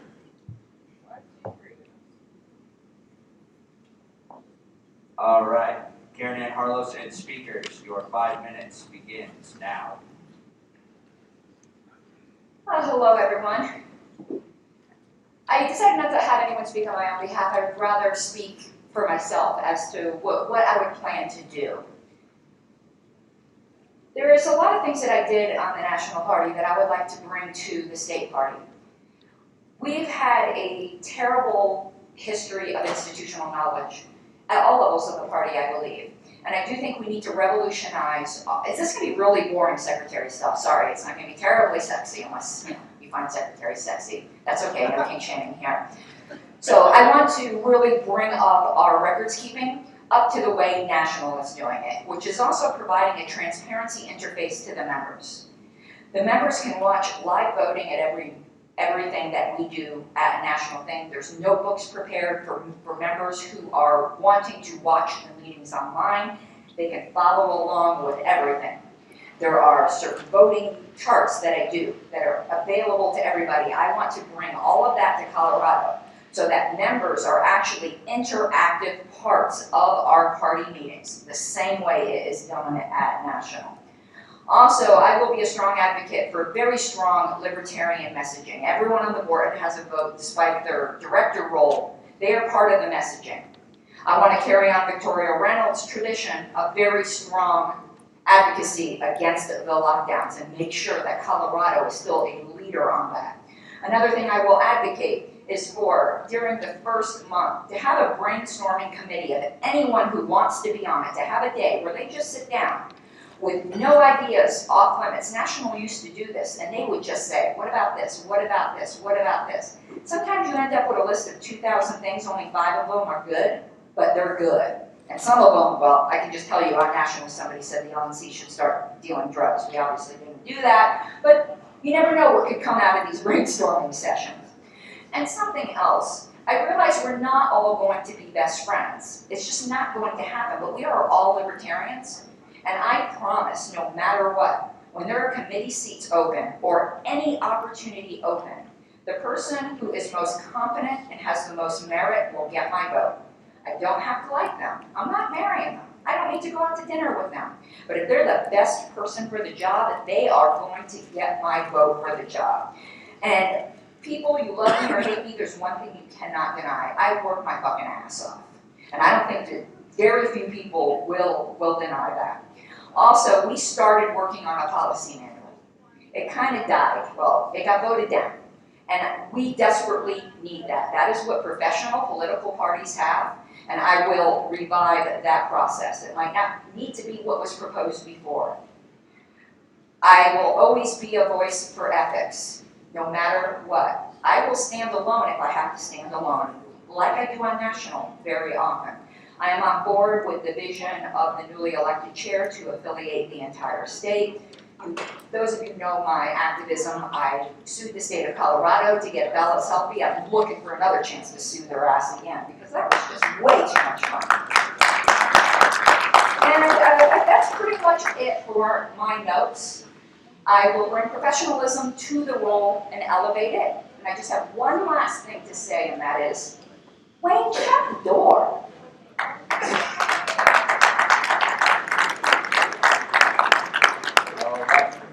And next we will hear from those speaking on behalf of and the candidate himself, Mike Spalding. Thank you, Karen Ann. All right, Mike Spalding, your 5 minutes starts now. Hi, I'm Mike Spalding. I am currently the secretary. I have served with Karen Ann on the board previously, and I agree with her that secretary is kind of a boring position. Although I participate in outreach, I'm not setting up the outreach, and although I contact my legislatures, I'm not with legislative. On the board, I'm just steady, and I'm not stirring up a lot of dissension. Off the board, thank you, off the board, I'm an activist. I'm focused here in Colorado. I'm not running off to do various national stuff. I've worked on several state ballot issues. I've helped to remove the grocery tax in Lakewood. That was a victory. And I've run several campaigns for myself and others. And I've served 2 terms as an elected official. So vote for me for your secretary.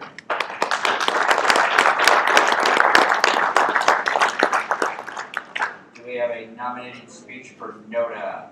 Anybody for NODA? Is that you, Clayton? Oh, okay. Here, none. Oh, or is that you, Margo? If no one takes notes on our meetings, then nothing happened. Exactly. Vote NODA.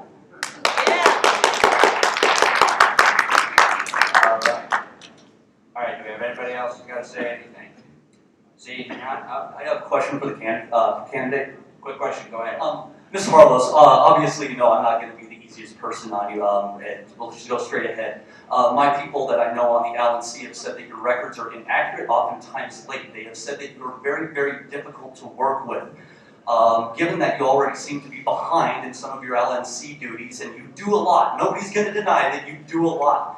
Can you honestly tell me that you will keep our records straight and you have the time to do this, because it seems you already don't have the time? Name one LNC record I'm late on. What's that? Name one LNC. The meeting minutes. Everybody said that they have been, And that they have everybody come is in wrong.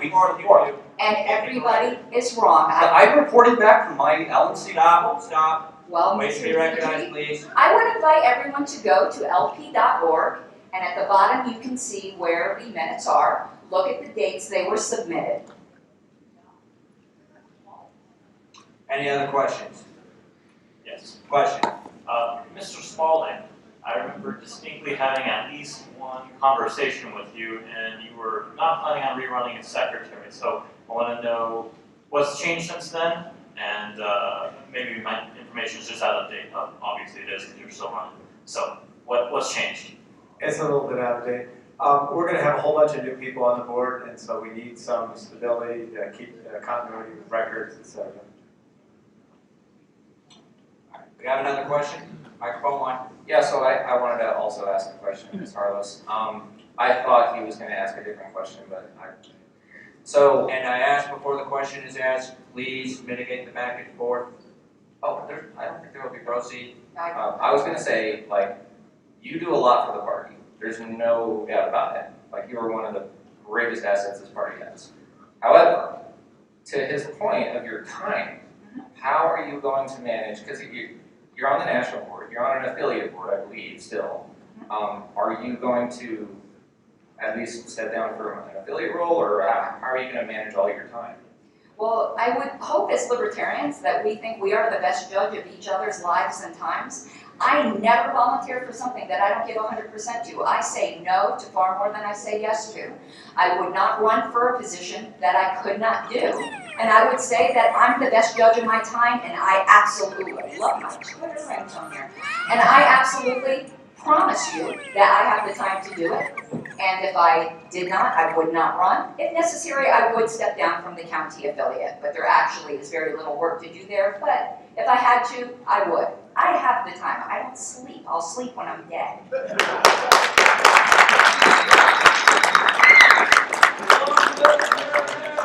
we have any more questions for the candidates? I am seeing none, so we will proceed with the voting in the order that we have listed above. So if you wish to vote for Karen Ann Harlos, please raise your hands and stand up at this time so the parliamentarian may count your vote, please. All right. 1, 2, 3, 4, 5, 6, 7, 8, 9, 10, 11, 12, 13, 14, 15, 16, 17, 18, 19, 20, 21, 22, 23, 24, 25, 26, 27, 28, 29, 30, 31. Raise your hand up. 32, 33, 34, 35, 36, 37, 38, 39, 40, 41, 42, 43, 44, 45, 46, 47. And where did the vice chair go? We lost our vice chair. Mr. Vice Chair. 47.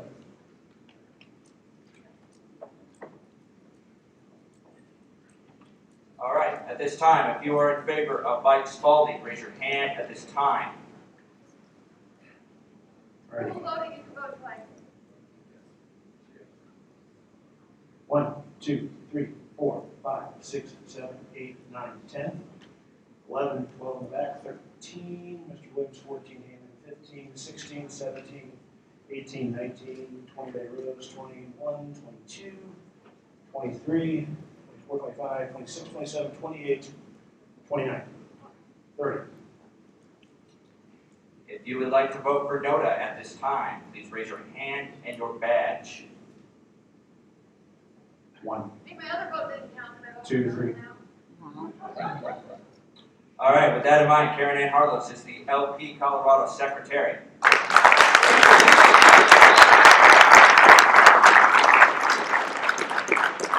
We are now moving on to LP Colorado Legislative Director, and because I wish to speak in favor of somebody, I am passing the gavel off to former State Chair David K. Williams, Jr.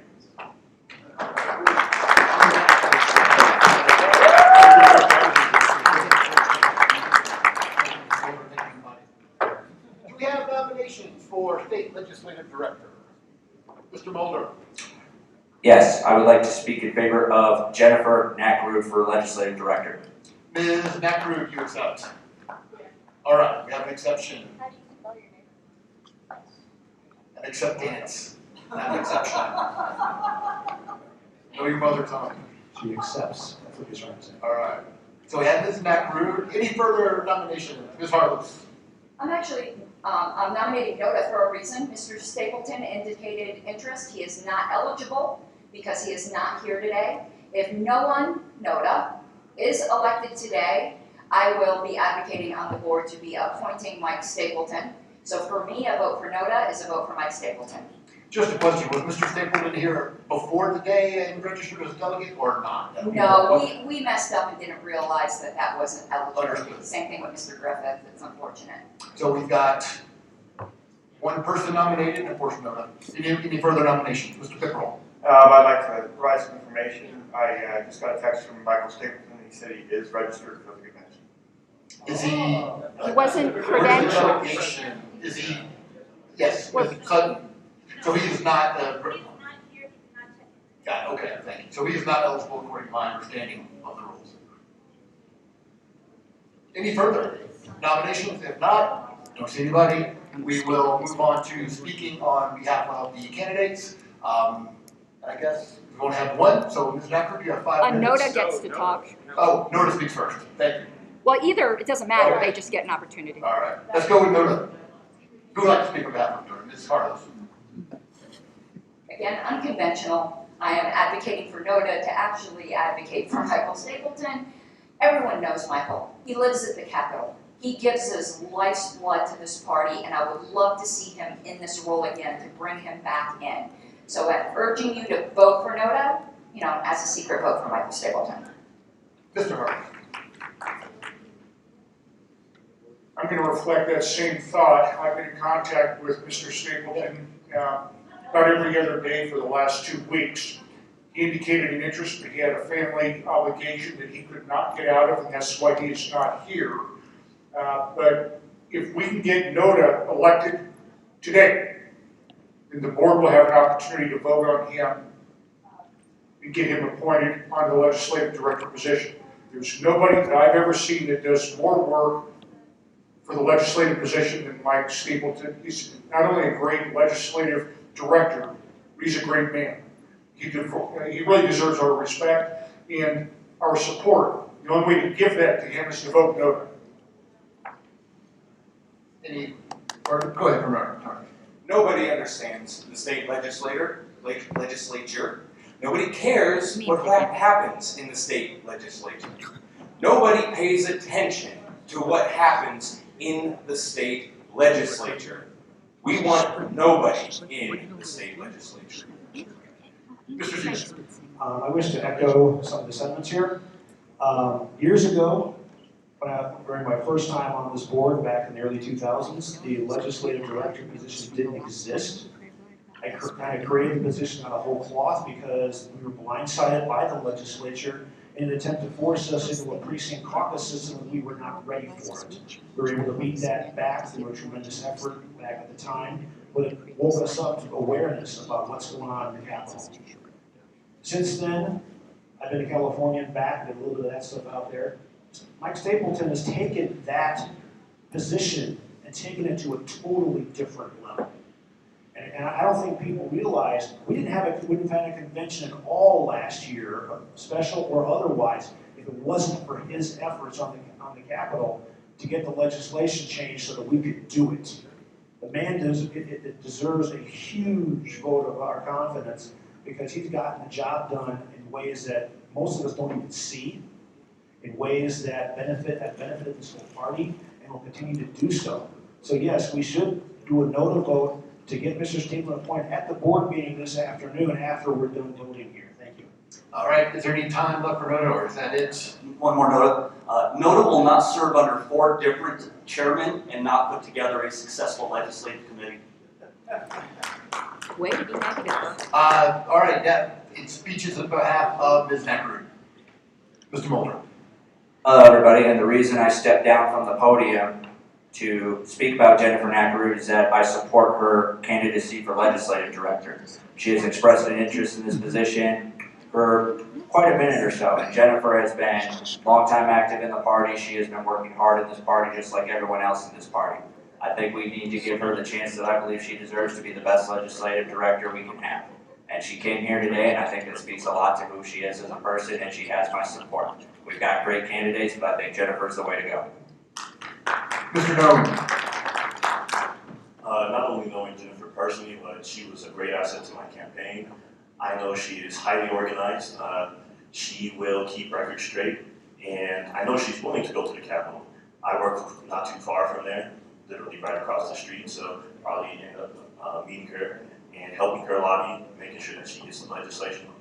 And it's just not nitpicking, whether it be legislation or tax legislation, which I know everybody here hates, but it's going to be all legislation that she will be on top of it. I'd like to remind everybody in the room to name the titles of these positions. They are directors. Serving on the campaigns and bylaws, we had put some language in that did not get considered yesterday because we adjourned an hour and a half early, basically putting the emphasis back on you're a director.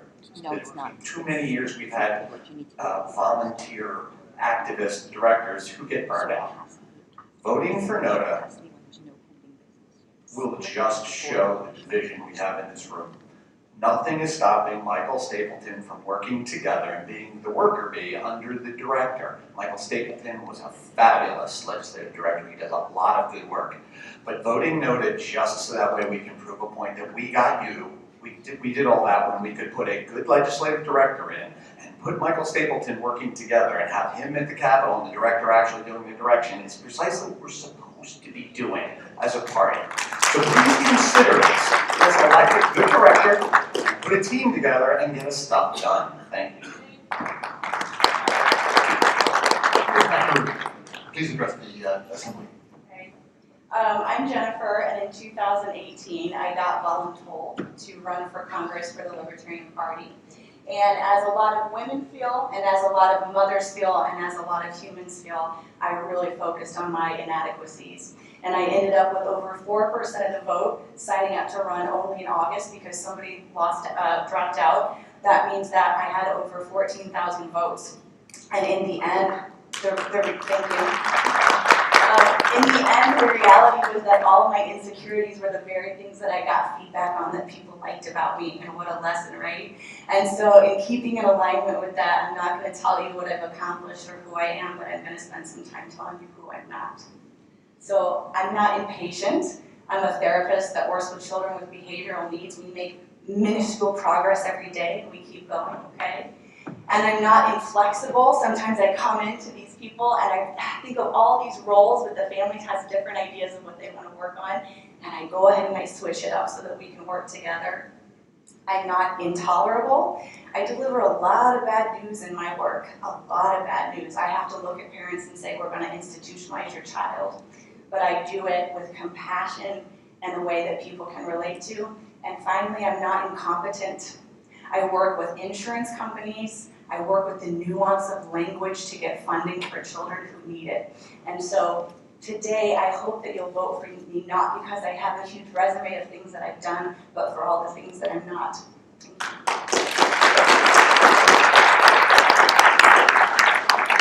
Thank you. I believe that exhausts the speakers for the two nominees, one individual and one NODA.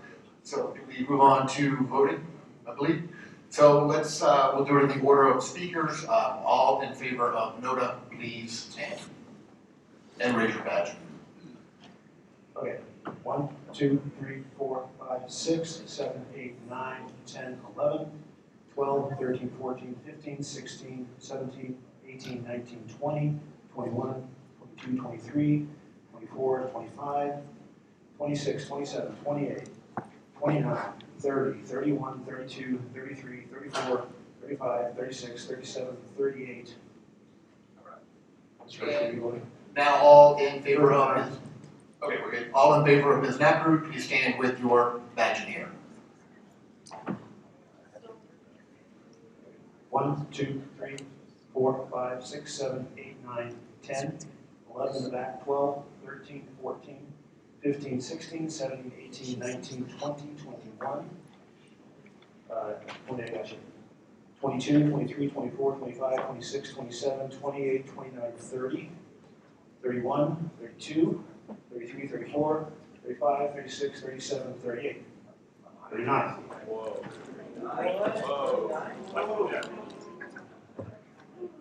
What are the results?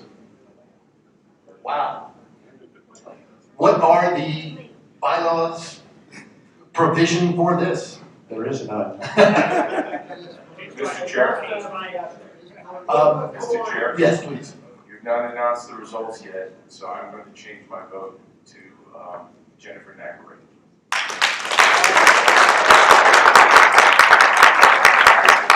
Mr. Chair, go ahead.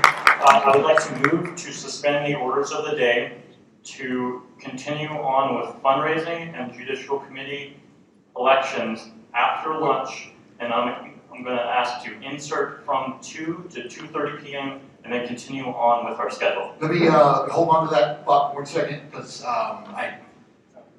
it's out of order at the moment. We have not yet announced the winner of the legislative director, and Mr. Chair. Unless I hear, yes, sir. Point of information, the total for NODA does not go down because I actually didn't vote for either NODA or Jennifer in the first place. Okay. So my vote would simply be in addition to Jennifer's column. So it'd be 40 to 39. All right. All right.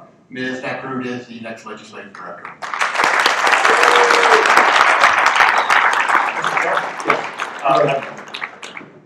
I'd like to move to suspend the orders of the day to continue on with the board elections, which is fundraising, and the judicial committee after the lunch, insert it starting at 2 p.m., continuing on with the schedule as written.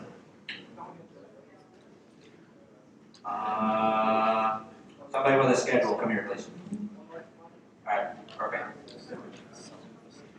All right. So we've got a motion to suspend to go to lunch. Who's speaking next, Mike? All right. Get to her in time.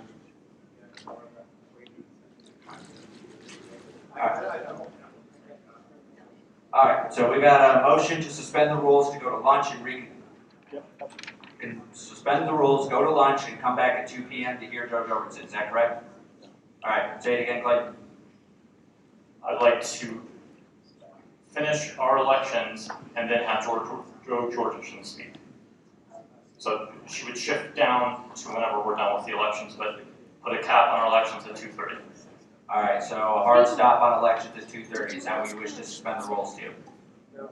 Right, But what about JC? I'm really confused now. Can we just finish now? I didn't ask. I'll go find out. No, we have judicial committee. Clayton, so, I'm sorry, restate your motion one more time, please. I move to suspend the orders of the day, to take our lunch break, come back, continue on with our elections, which we have fundraising and judicial committee directors. I don't have a schedule anymore, sorry. And then continue on with Joe Jorgensen and then the board meeting, once we're done with those, with a hard cap of our elections at 2:30. So skip lunch and keep going. No. Take our lunch break now. All right. Is that clear? Yep, take a lunch break now and then come back at 2. Reconvene at what time?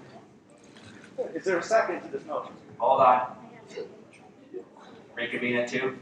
Yes. All right, so we have a motion to suspend the rules to go to lunch and come back at 2. Do we have a second? Second. All right, all in favor, please raise your hands at this time so the parliamentarian can count. Discussion? All right, we've got discussion, people. Microphone 1. Mr. Chair, just a point of information, I heard something about 2:30 for Ms. Jorgensen's speech. Have we consulted with her to make sure she's going to be able to do that? But she does have a flight to catch. Yeah, I do have her at 2 on the schedule. Okay. No one has to talk. We do. No, you won't let me forget. I might let you forget. No, you won't. I'm not gonna be cheese. No. Yeah. You can still let me. Yeah.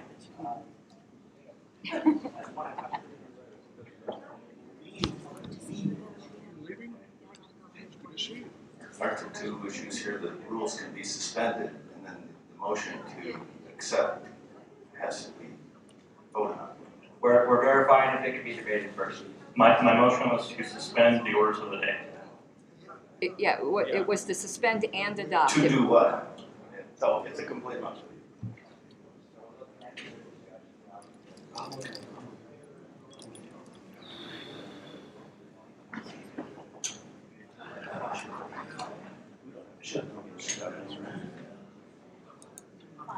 Five.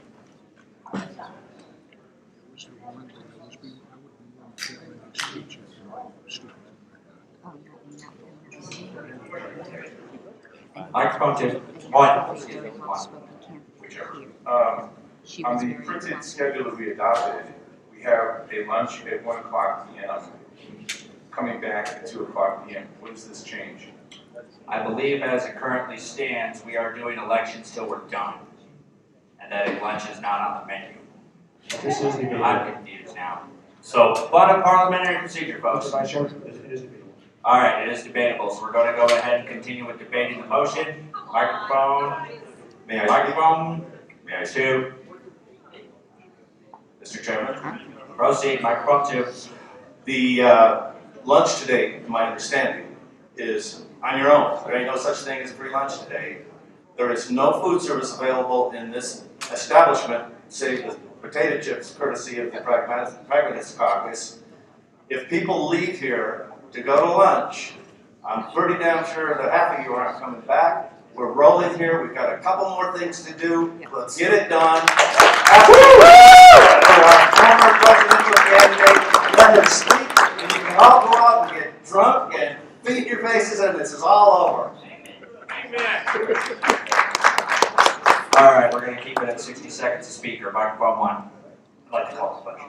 All right, question has been called. Is there a second? Second. All in favor of calling the question, please raise your hands at this time. All opposed to calling the question? The hand raises have it. We have called the question. We are moving on to the vote of the suspension of the rules to go to lunch and come back at 2 p.m. If you are in favor of the motion, please raise your hands at this time. If you are not in favor of the motion, please raise your hands at this time. That does not pass. We keep going.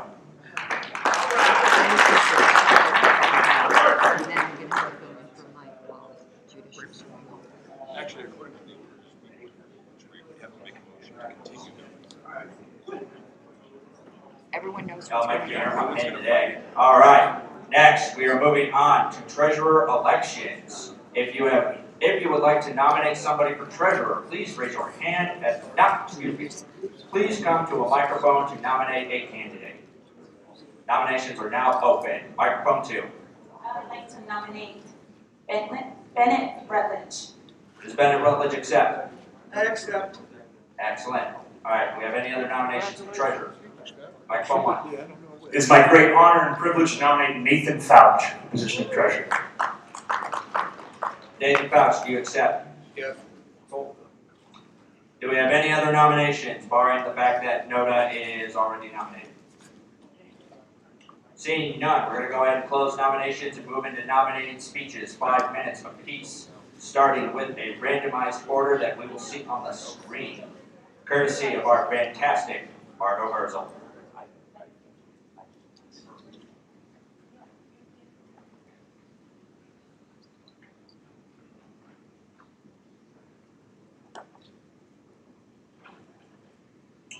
All right, and if Bennett Rutledge and his speakers on his behalf could please come to a microphone. Once you get to the mic and you start speaking, your time will start with 5 minutes for each. Not speaker, each candidate.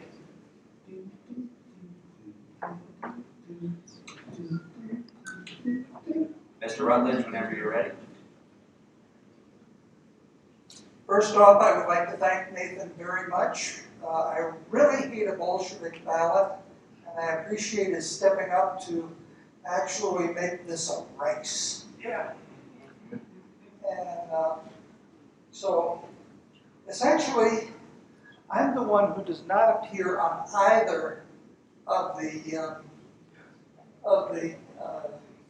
caucus slates. I'm the one who can be the bridge. I have had quite a bit of practice, not only speaking to differing opinions, but listening as well. In fact, one of my proudest moments during the presidential campaign last year was when I actually had a chance to talk to a staunch Trump supporter. And at the end, she told me that she was delighted to have a conversation with someone who wasn't going to start a flame war. Now, in the interests of full disclosure, I have to mention that I am not going to be completely unconstrained as treasurer. I am a working stiff for a major international bank, and as a matter of fact, they have specifically asked me not to use or invoke the name of that bank in any of my treasurer activities. So if you really want to know who I work for, you have to go to the Colorado Secretary of State's website and look up my name, Walter James Bennett Rutledge.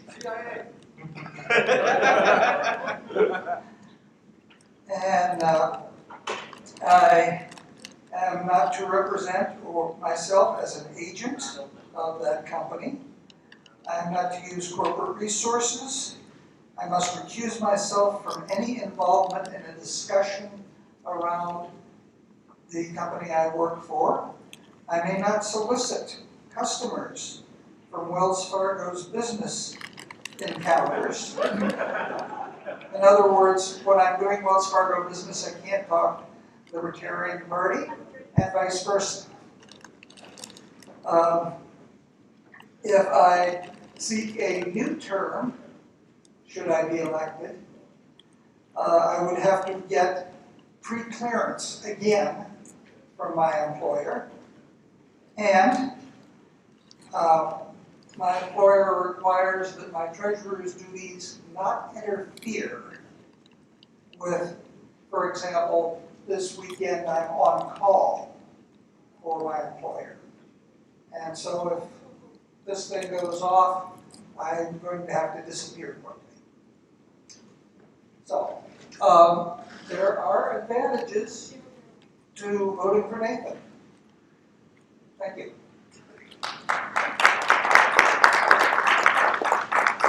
All right, we're going into nominating speeches for Nathan. Can you say your last name again?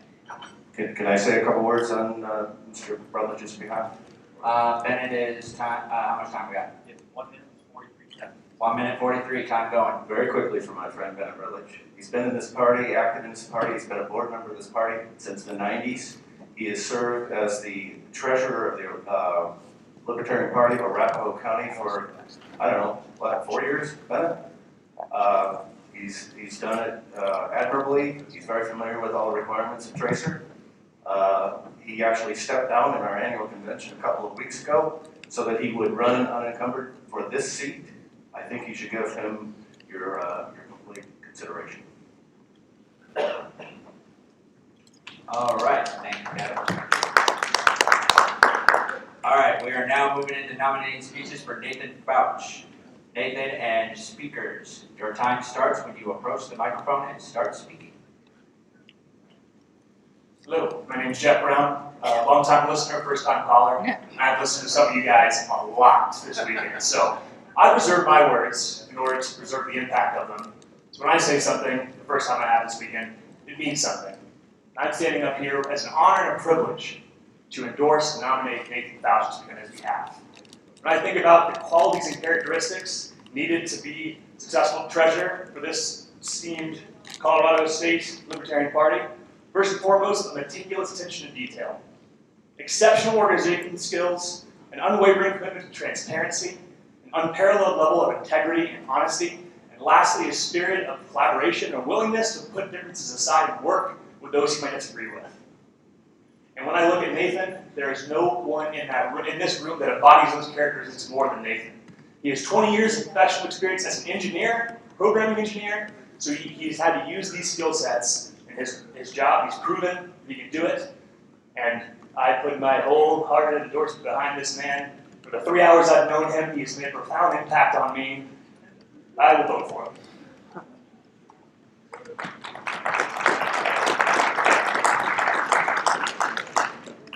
Appreciate that. I'm not sure if I deserve all that, but for those who don't know me, I'm the chairman of El Paso County. I was nominated this year in January. The previous year, I was the vice chairman, and I also ran for House Representatives in District 18, which is Manitou Springs. For those of you who know anything about Manitou, it is technically Little Boulder of Colorado when it comes to politics, and I am the minority. every weekend, walking up and down the street. Now, there's a lot of people that know me, and there's even a lot of people that don't like me. And it's because, you know, some people say I'm an asshole, but I'm bold. You know, like I try not to put feelings in, but sometimes it's kind of hard for me. I like to be objective on everything. And of course that's a challenge as well, especially when I'm arguing with a manager. As for this position of treasurer, you know, the only thing I have to back up is my current county treasurer, John. I want to follow his footsteps with his detail and the exact information that needs to be processed and through all the bureaucratic red tape and tracer and all that I'm well familiar with. I am able to do it, and I will do it. I could probably dedicate 10 to 12 hours a week easily. I want the position, I don't want the position, you know, like I don't want the position because I have a family, you know, I got my own mountain life, you know, but somebody has to step up to the plate, and I am willing to do so for you. If you consider me, I will do my best job, and I will take all advice from anyone who wants to give it to me. Thank you.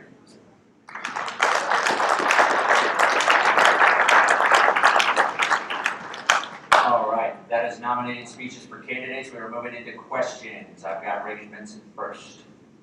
Microphone one. Thank you. I would like to ask a question of both candidates because of the requirements of the Secretary of State and the tracer system that can really put a party and candidates in deep doo-doo. What is your experience with advice on tracer and experience of meeting all those requirements for the party and for the candidates? My experience includes over the past 6 and a fraction years, having been able to perform the functions required for tracer and only having been fined twice for a total of $100.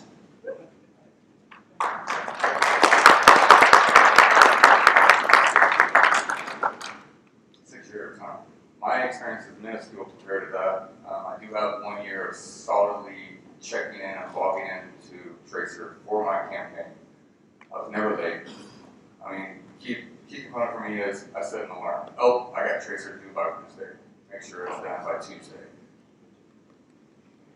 All right. We have one more question. It's an extension to the previous question, so it's microphone 2. Sorry. Extension to the previous question, so obviously this is a bookkeeping and accounting role. Can you extend on what you were just saying about your experience with accounting and bookkeeping, etc.? Is that for both candidates? Yes. All right.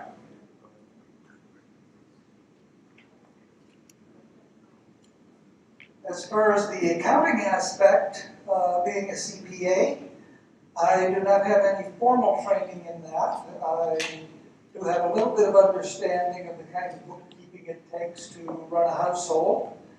On the other hand, I do have quite a bit of experience keeping track of loans and loan retirement, both in a government context and in the context of the customers of this major international corporation.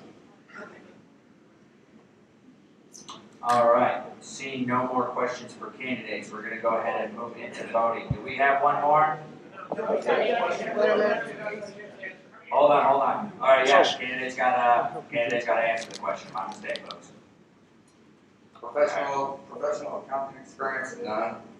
For those of you who know me personally, I'm sure you've heard anecdotes of my family when it comes to money. I'm very good at it. And for those of you who would like to know, before I became this outspoken anarchist in Colorado, I was the guy behind the scenes, little goody two-shoes nerd, and the kind of things I do for fun is I read astrophysics publications. And I'm a numbers guy. I crunch that data, and I love doing paperwork. Yeah.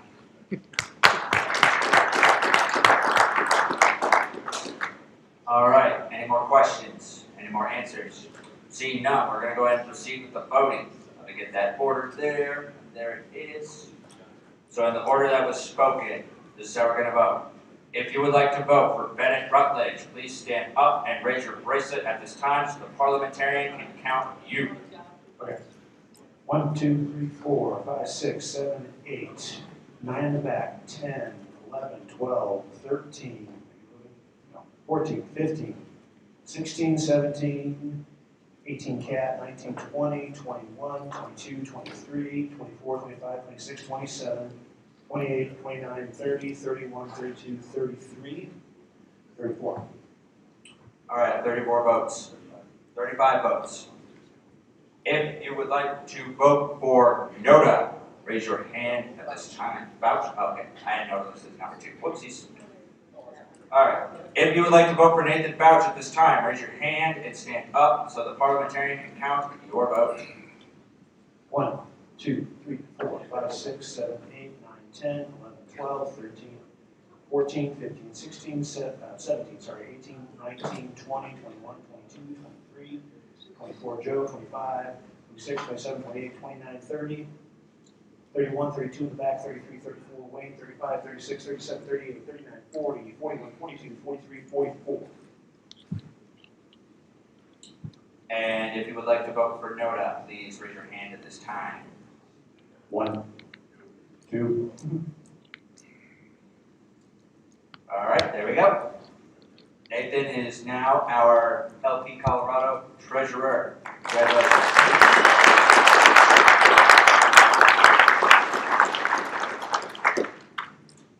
Charity meeting, everyone should do it. Highly recommended, 10 out of 10. I see my speed rounds. And next we're going to go into, if I believe correctly, fundraising director.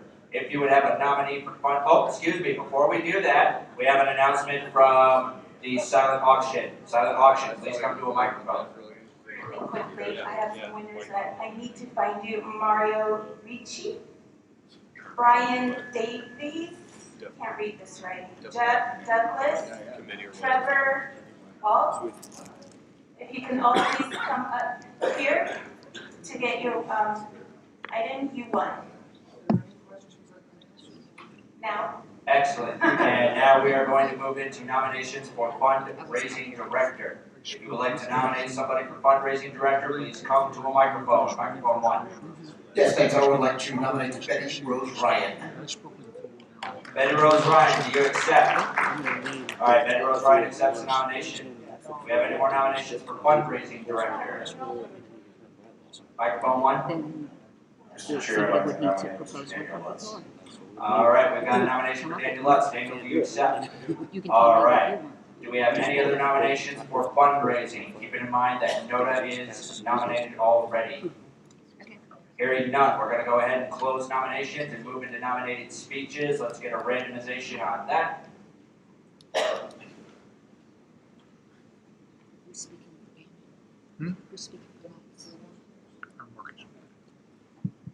By the way, a point of personal privilege, if we could all extend a round of applause to our projectionist who has also been randomized.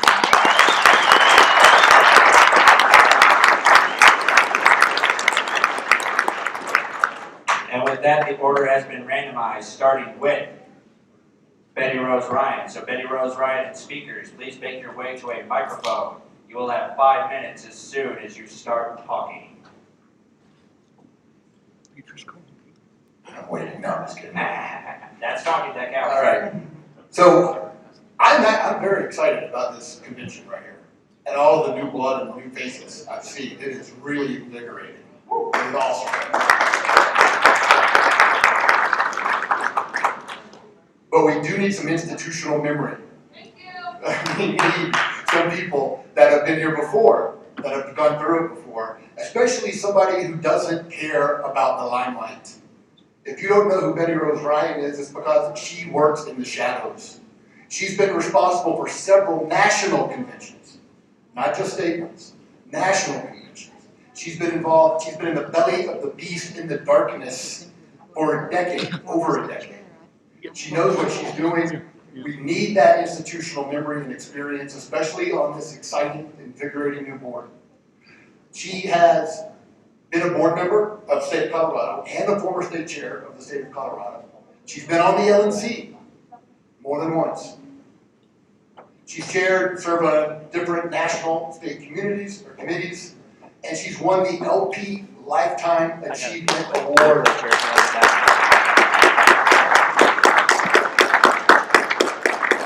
And the Thomas Jefferson Award. So, she epitomizes everything that's been good about the LP nationally and at the state level for more than a decade. So I think it's important that we keep 4 decades. Exactly, I didn't want to guess too high. 4 decades. So we need someone like Betty Rose Ryan on the state board, and I ask you to consider voting for her. Thank you. Hello, Joe Johnson. For those of you who were at the banquet last night, you know that maybe fundraising is my thing. Most of what I know about fundraising, I learned from Betty Rose Ryan. She quite literally wrote the book on fundraising. When I first came to the party, she taught me the vast majority of what I know and what I didn't know, and that she didn't teach me is because she introduced me to Michael Cloud. Those of you who know Michael Cloud, that man can take every dollar out of your pocket. Betty Rose understands the concept that the position is a director position. She's going to be building a team together to actually raise that money, etc. And just a personal piece of information, last October and November, Betty Rose and I were in her living room, her dining room, raising cash, licking the stamps, licking the envelopes from members, raising the money to get the cash that we needed, so that we were then able to pay professional telemarketers to then raise even more money that we could then yet increase our membership. We had a huge bump in membership that we did directly as a result of the money we were able to raise. So she puts her money where her mouth is, and she puts the work there. Please vote for Betty Rose.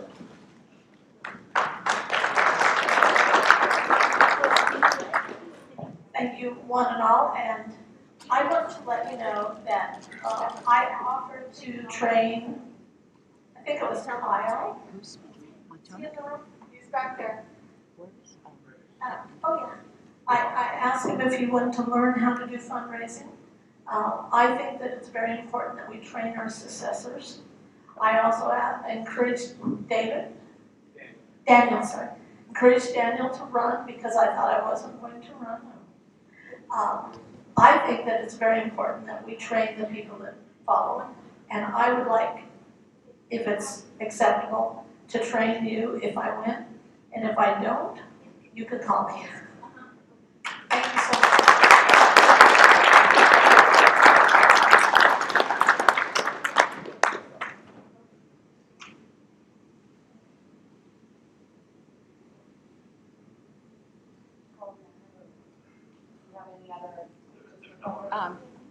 There is no other speech for fundraising, was that it? No, Daniel. That was just hers, not Daniel.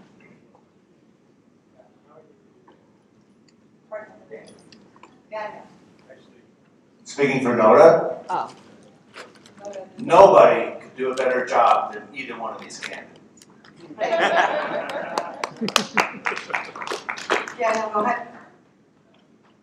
Hello, everybody. Most of you have had a chance to talk to me or hear me speak throughout this convention. So I would like to take a moment right now of my time and ask everyone to please stand and give a round of applause to our current state board and everyone who volunteered on this convention and put this together and brought us here to fight for liberty. Thank you.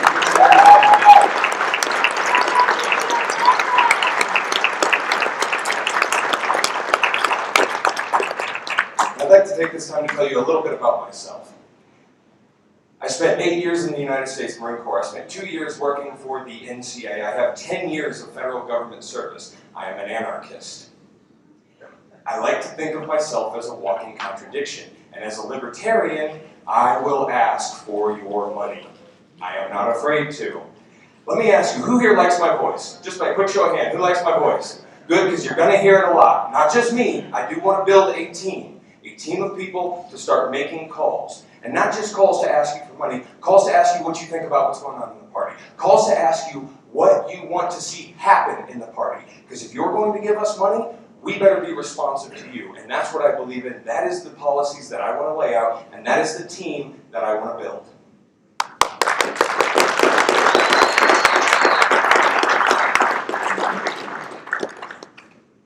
Madam Chair. Once again, we have an embarrassment of riches in the form of these two candidates, plus NODA. Both Daniel and Betty Rose are experienced and motivated. I was asked to nominate Daniel today for fundraising director. He has done volunteer work, raising money for other groups, and he'd like to bring his experience to the LPCO. One of his projects was working as the VFW quartermaster as their annual fundraising raffle management. One example of that was he successfully found $800 worth of items to raffle for the fundraiser and turned it into a profit center for the VFW. He also managed a scholarship fund for a time. So this is somebody who does have experience with fundraising. So I'm asking you today to consider casting your vote for new talent by voting for Daniel Lutz for fundraising director. Thank you.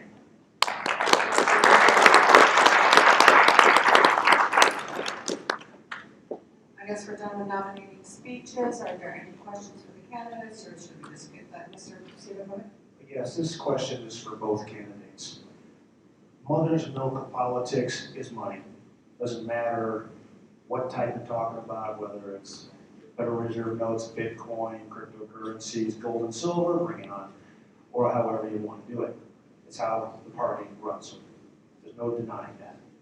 So, it's an ongoing process, 24/7, 365. So my question for both of you, how are you going to do this 24/7, 365, not just this convention, year-round? Would like to go first? So, as a lot of you know, I took about a 2-year hiatus from the party, and that was while I was working for the Department of Veterans Affairs and hamstrung by the Hatch Act. I am now a student at CU Boulder. By the way, Mr. Labrie, I am your first member. So, my time as a student and my time as a parent are precious to me, and I will not give them up. However, I have found myself, now that I'm not working a 9-to-5 job and hamstrung by the government, with a lot of extra free time that I want to give to the party. I can guarantee at least, 2 days every single week and every other weekend when I do not have my child, I will be dedicated to raising money for this party and making sure that Chairman Harlos and the entire board has enough money to do all the things that they want to do to achieve the goals that this board has. Thank you, Mr. Lutz. There are a lot of things that fundraising director does to raise money. Direct mail. I was told in the 90s, direct mail is dead. Stick a fork in it. It's done. Actually, you still get fundraisers in the mail, and they still work. So sometimes old ideas are still good. You have to do personal outreach asks. So you have to get to know the major donors and talk to them. So there's a whole lot of things besides a convention or an event that needs to be done behind the scenes. The one thing that we need to do that wasn't done previously, and for those of you that don't know, I just started this position in December this time. I was fundraising director in the 90s. Sorry, okay. I'm just saying that the CRM is our friend and we need to learn how to use it. Thank you, Ms. Ryan. If there are no other questions, we will proceed to a vote. All in favor of, what is the order? The rows. Ms. Ryan, please stand and put your, raise your hands. Okay. Everybody ready? 1, 2, 3, 4, 5, 6, 7, 8, 9, 10, 11, 12, 13, 14, 15, cat, 16, 17, 18, 20, I got you, 19, 20, 21, 22, 23, 24, 25, 26, 27, 28. 28 for Ms. Ryan. Same thing for, is it Noda? Yeah, Noda is number 2. All in favor of Noda? 1. All in favor of Mr. Lutz? 1, 2, 3, 4, 5, 6, 7, 8, 9, 10, 11, 12, 13, 14, 15, 16, 17, 18, 19, 20, 21, 22, 23, 24, 25, 26, 27, 28, 29, 30, 31, 32, 33, 34, 35, 36, 37, Wayne, 38, 39, Karen Anderson, 40, 41, 42, 43, 44, 45, 46, 47, 48, 49, 50, 51, 52, 53, Karen, I got you right, and 54. Good. Perfect, thank you. Next on the calendar would be the new judicial committee appointments, and we do not have a process to elect the judicial committee. Ms. Hurdles? Yeah, I would like to move on to create a process for this convention to elect our judicial committee, which would be 1, to open nominations, and then to do approval, voting, standing votes, and the top 5 people out of the qualified nominees would be elected to the judicial committee. Is there a second? Second. Any discussion? Hearing none, we move to a vote. All in favor? Any opposed? We have a 2/3 majority, the motion passes. We proceed on to nominations for judicial committee. Remember, board members are ineligible to be on the judicial committee, or newly elected board members are ineligible to be on the judicial committee. So please, if there's any nominations. Madam Chair? Yes, Ms. Harlos? Not a nomination, but with your indulgence, I believe that Mr. Seebeck will be seeking a nomination, so I'd like to switch seats with him as it would be a conflict.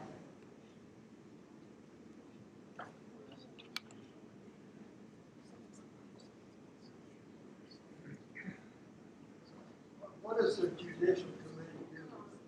The judicial committee is a newly, it was a new plank that they would oversee the board if there was any kind of issues. Pardon? They hear appeals. They hear appeals or complaints about board members or other people. Basically. Really? Are there any nominations for the judicial committee? Go ahead, Margot. I was just gonna say, it's not for complaints about people, it's just for appealing decisions. Appealing decisions of the board. Okay, thank you. Any nominations from the floor? Mr. Harlos? I would like to nominate Mike Seabeck. Mr. Seebeck, do you accept the nomination? I do. Mr. Chucknick? I'd like to nominate Andrew Bukovich. Mr. Bakovich, do you accept the nomination? I do. Madam Chair, Yes. just make one, members who are nominated to be eligible, you have to have been a party member, being a registered Libertarian for 3 years. 3 years. Mr. Bakovich, have you been a member for 3 years? You're not eligible. Mr. Seebeck, you have been a member for over 3 years, yes? 20 years. Okay, next. I'd like to nominate Ramon Jones. Mr. Doe, do you accept the nomination? Ms. Pope? I would like to nominate Alan Heyman. Mr. Heyman, do you accept the nomination? If I have to. Run for your life. Yes. Are there any other nominations? You must be a party member for at least 3 years. For at least 3 years immediately preceding this board, or this board meeting, I don't read this For the past 3 years. For the past 3 years. So at least for the past 3 years, you have to have been a member to be on the judicial committee. Any other nominations? Come on, folks, we need 2 more. We need at least 2 more. I'd like to nominate Reed Dotson. Mr. Dotson, do you accept the nomination? I have a point of information, Madam Chair. Yes, Mr. Montoni. If we have 6 seats to fill, is that correct? 5. 5. If we leave any unfilled, can the board fill them? The committee would appoint, not the board. Right, the board does not. Mr. Mercer, go.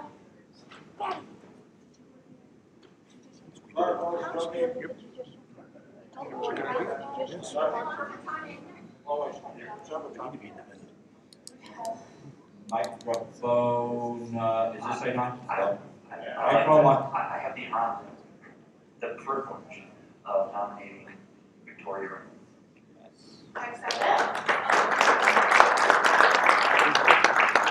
Beautiful, we got more nominations, Mike two. I would like to nominate Betty Rose Ryan. All right, does Betty Rose Ryan accept? All right, Betty Rose Ryan accepts. I'd like to nominate Margot Herzl. Say again? Margot Herzl. Okay, Margot, do you accept? I'm sorry, I can't. That is a declination, that is a no. Any more nominations? This is a spur of the moment thing, but the Judicial Committee should have impartial people, and I can think of no one more impartial than Mr. Gallant. I would nominate him. Got any more nominations for the Judicial Committee? Any more nominations? It's going once, it's going twice, and it's sold. All right. So how's the president going? So I've got 1, 2, 3, 4, 5, 6, 7. Seven. Yeah. So there would be standing votes for each person in order, and the top 5 are. Okay. Are we doing speeches for these people? Yes. We didn't discuss that. It wasn't in there. It wasn't in the motion. It's not in here. Yeah, right now it wasn't part of the motion. Someone wants it, they have to do it for it. It's not in there to have one, and it's not covered by the rules. All right. So, not seeing anything relating to speeches and not seeing anyone on microphone one. All right.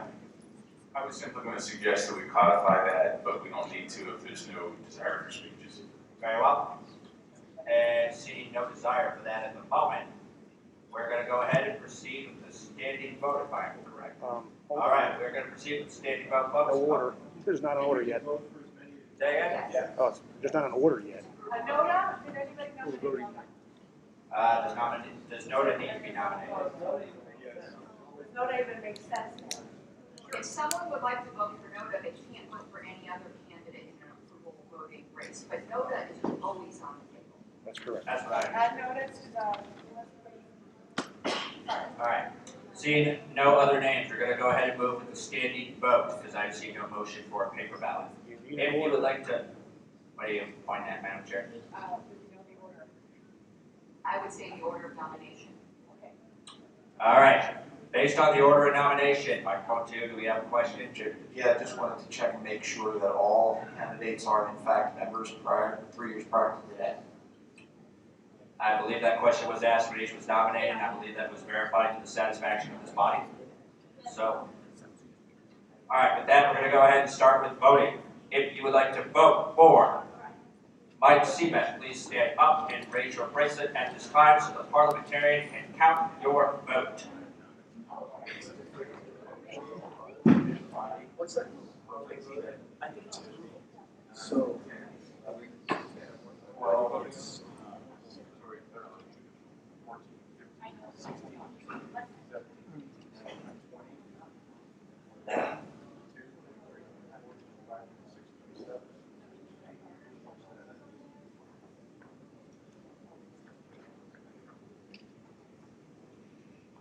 29, David.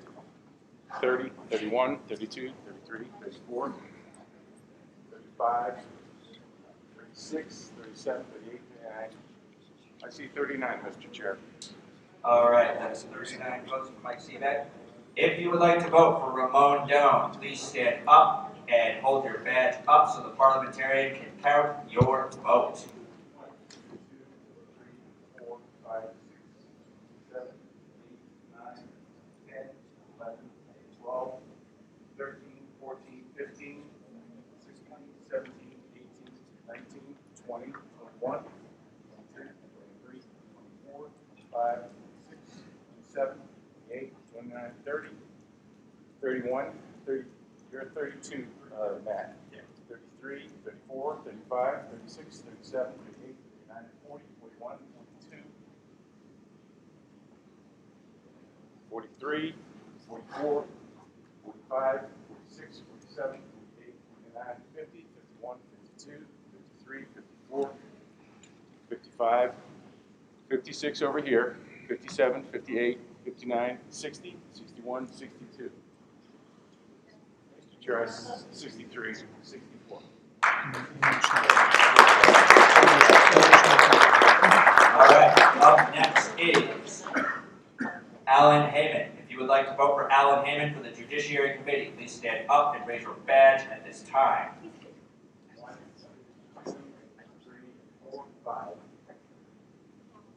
6, Victoria, 7, 8, 9, 10, 11, 12, 13, 14, 15. Did I count you just now, Matt? 16, 17, 18, 19, 20, 21, 22, 23, 24, 25, 26, 27, 28, 29, 30, 31, 32, 33. I see 33. All right. And next we've got Reed Dotson. If you would like to vote for Reed Dotson, please raise your hand with your badge hand up at this time. 1, 2, 3, 4, 5, 6, 7, 8, 9, 10, 11, 12, 13, 14, 15, 16, 17, 18, 19, 20, 21, 22, 23, 24, 25, 26, 27, 28 in the yellow. Sorry, I don't know your name. 29, 30, 31, 32, 33, 34, 35, 36, 37, 38, 39, 40, 41, 42, 43. I see 43, Mr. 44. Look at that, like someone running a judicial committee. Excellent. All right, next we've got Victoria Reynolds. If you would like to vote for Victoria Reynolds, please raise your hand with your badge at this time. 1, 2, 3, 4, 5, 6, 7, 8, 9, 10, 11, 12, 13, 14, 15, 16, 17, 18, 19, 20, 21, 22, 23, 24, 25, 26, 27, 28, 29, 30, 31, 32, 33, 34, 35, 36, 37, 38, 39, 40, 41, 42, 43, 44, 45, 46, 47, 48, 49, 50, 51, 52, 53, let's see, 54, 55, 56, 57, 58, 59, 60. 61, Mr. Chair. All righty, there we go.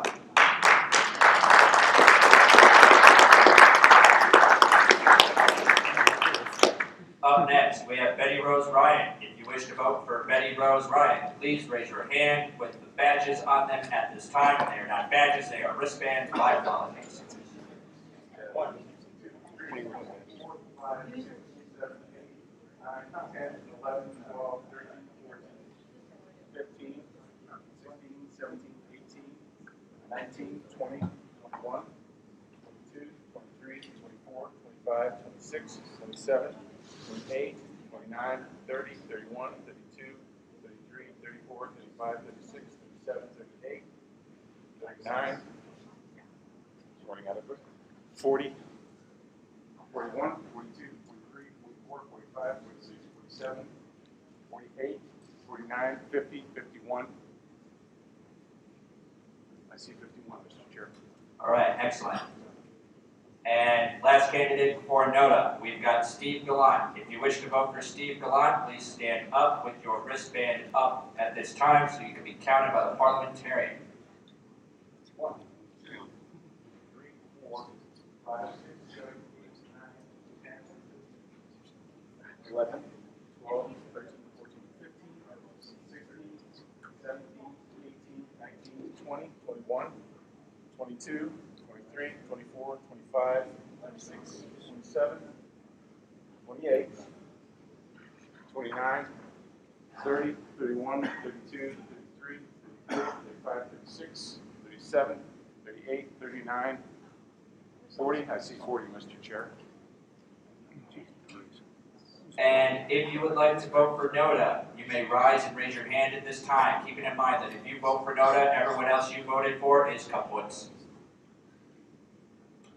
I am seeing none. Can I get the totals, please? Do it. What?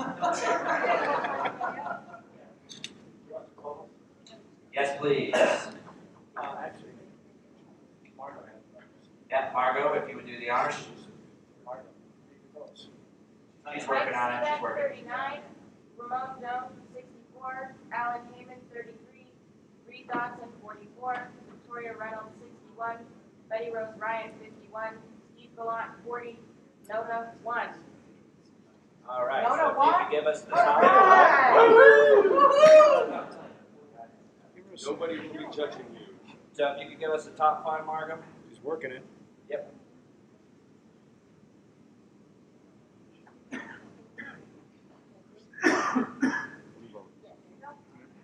All right, so your Judiciary Committee, the first one we've had since I've been involved in the party, is going to be Ramon Doan, Reed Dodson, Victoria Reynolds, Betty Rose Ryan, Steve Gallant.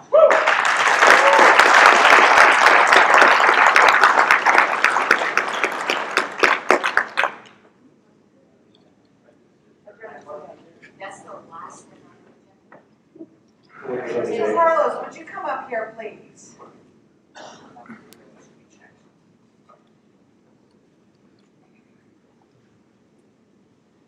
Before we announce our closing speaker, Dr. Joe Jorgensen, it is my honor to present to you the new chairman of the board of the Libertarian Party of Colorado. Give it up for Mr. Wayne Harlos.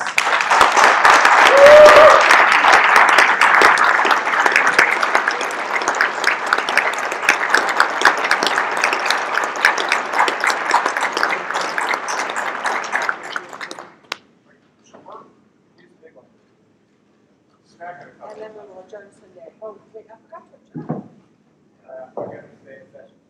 Thank you, everybody. I want to thank the previous board and previous chair for all the great work they've done over the last 2 years. Specifically, I want to take my hat off to Victoria Reynolds for her efforts to push the Open Colorado. It was just off the charts good, and she did it almost single-handedly. I don't know if you had any help or not. I did have some help. You did have some help, so she almost Ms. single-handedly. Regan Benson in the back, Mr. Williams over here, Ms. Susan Kochevar, who's an unaffiliated person, and a whole bunch of other volunteers. Judy Darcy was over here, several people in there with their student. Awesome. There was many of the people in this room that helped. There's no way I could have done it by myself. Well, I thank you for your efforts in coordinating everything, Victoria. We're going to do everything we can with the new state board to continue that good work and make sure that effort does not fizzle out or be wasted. I want to thank you all again for showing up, and I thank you for your support. And we have a board meeting coming up with all the newly elected board members. And do you know where that's scheduled, Victoria? It's in room A, which apparently is right here. Yes,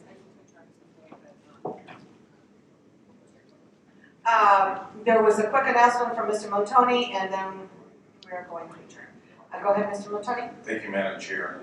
My name is Mark Montoni from Mason County, but I also run the LP of Colorado's Welcome Committee. And our charge is to call, email, or text people who are contacting us for the first time to basically establish their relationship with the Libertarian Party.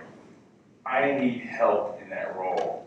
I would like to invite not just everyone in this room, but anybody who has sought a position and not won that position this time, to volunteer to help me on the Welcome Committee. There are more people looking for us every day than I can possibly keep up with myself. So I'm looking for 4 or 5 additional folks to help me with that work, and I would love to have any volunteer help.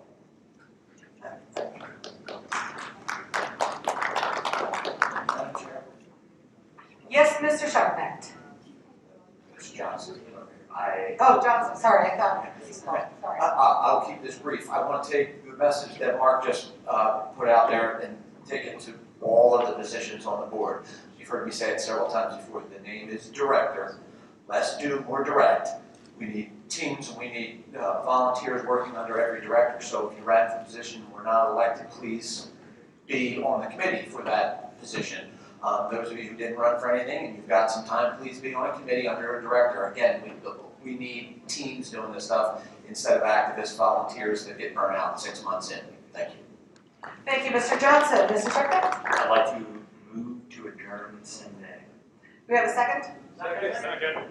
Motion, the convention is adjourned Sunday. I am handing the gavel over to Mr. Harlows, and then I would like to welcome our closing speaker, Dr. Joe Jorgensen. Wayne, will you help me welcome Dr. Joe Jorgensen?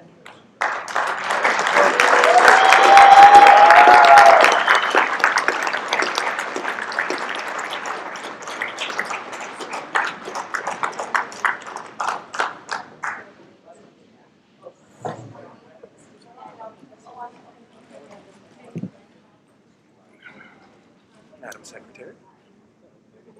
Mr. Chair. Don't forget, we have a meeting. Oh, I'm not leaving yet. Sorry. Oh, thank you so much, everybody, for staying late. I really appreciate it. Believe me, I've been through these meetings, and I know how nice it is just to get out and leave. So I'd like to thank the party, the convention committee for all their work to get me out here. I really appreciate it. And, you know, if the party weren't so large and there weren't so many people in the room, I would thank those who helped on my campaign, but that would probably be my entire speech. So what I would like to do instead, if you don't mind, because I didn't have a chance to do this back in 1996, is to thank a few people who helped me out in my Wiki campaign. First of all, Mark Montoni, who actually was working at headquarters and helped me with my U.S. House campaign, which I started in 1991. And Mark was the one who I would call at 10 o'clock at night saying, oh my gosh, so ask me this about Social Security, what do I say? So, I think I would embarrass him if I told you all the hours he worked. And I'd also like to thank David. Now, I'm probably going to pronounce this wrong. I've heard it pronounced 3 different ways this weekend. Atkin? Atkin, okay.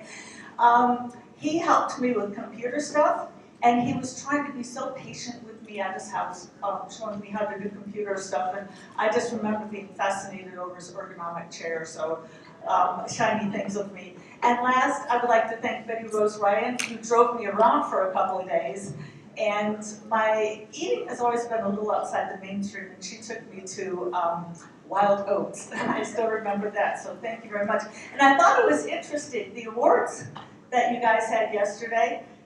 2 of them, of course, received awards, and one of them was the one handing out the awards. So it just shows that, you know, when you get somebody good in the party, it's a great thing.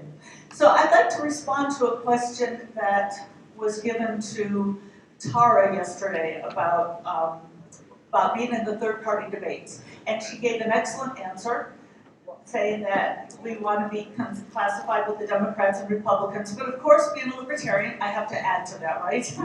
But I want to give you some additional information because I know a lot of people are like, wait a minute, you could have been on stage with the Green Party and the other, why didn't you do that? And I want to explain my reasoning, and I think that was the better choice. So we are more in line with the Democrats and Republicans. We are on the ballot in all 50 states. We are a major party.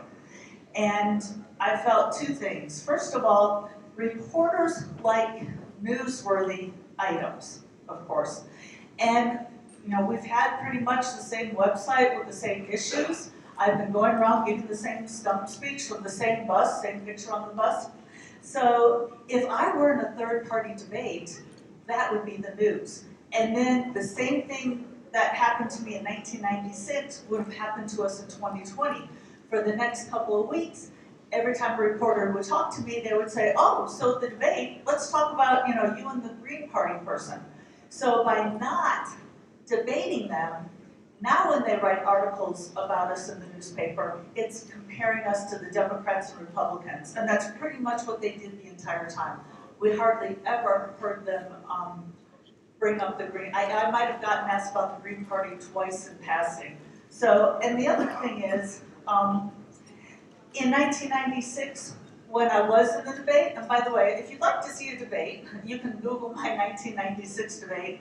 I actually snuck Harry Brown's book on stage and told everybody they really needed to read this book. And I think the moderator said something like, well, we're not here to sell books. And I did it again later on, and everybody was like, can't believe you did that. And I said, well, I'm the vice presidential candidate. It's my job to support Harry Brown, and I think advertising his book on a debate is actually not a bad idea. So anyway, after my debate and his two debates, that's all we got were questions about the debate about the Green Party. So I think that wasn't much better. And last, I have data, because being a PhD, I like data. If you look at the number of views for the third-party debate, it was 19,000 views to date. This was as of yesterday. If you look at my interview with Elizabeth Nolan Brown from Cato that happened the same night as the third-party debate, 552,000 votes. So, So we've got 19,000 versus 500,000. Now, of course, if I'd been in the third-party debate, that would have brought a lot of those views there, but I don't see any reason why we need to go around helping out other parties when we're in such distress with liberty. So how do we get into the debates? By growing the party, growing the movement, being so big that they can't say no, that people are like, what do you mean? You know, she's not in the debate or he's not in the debate. What's going on here?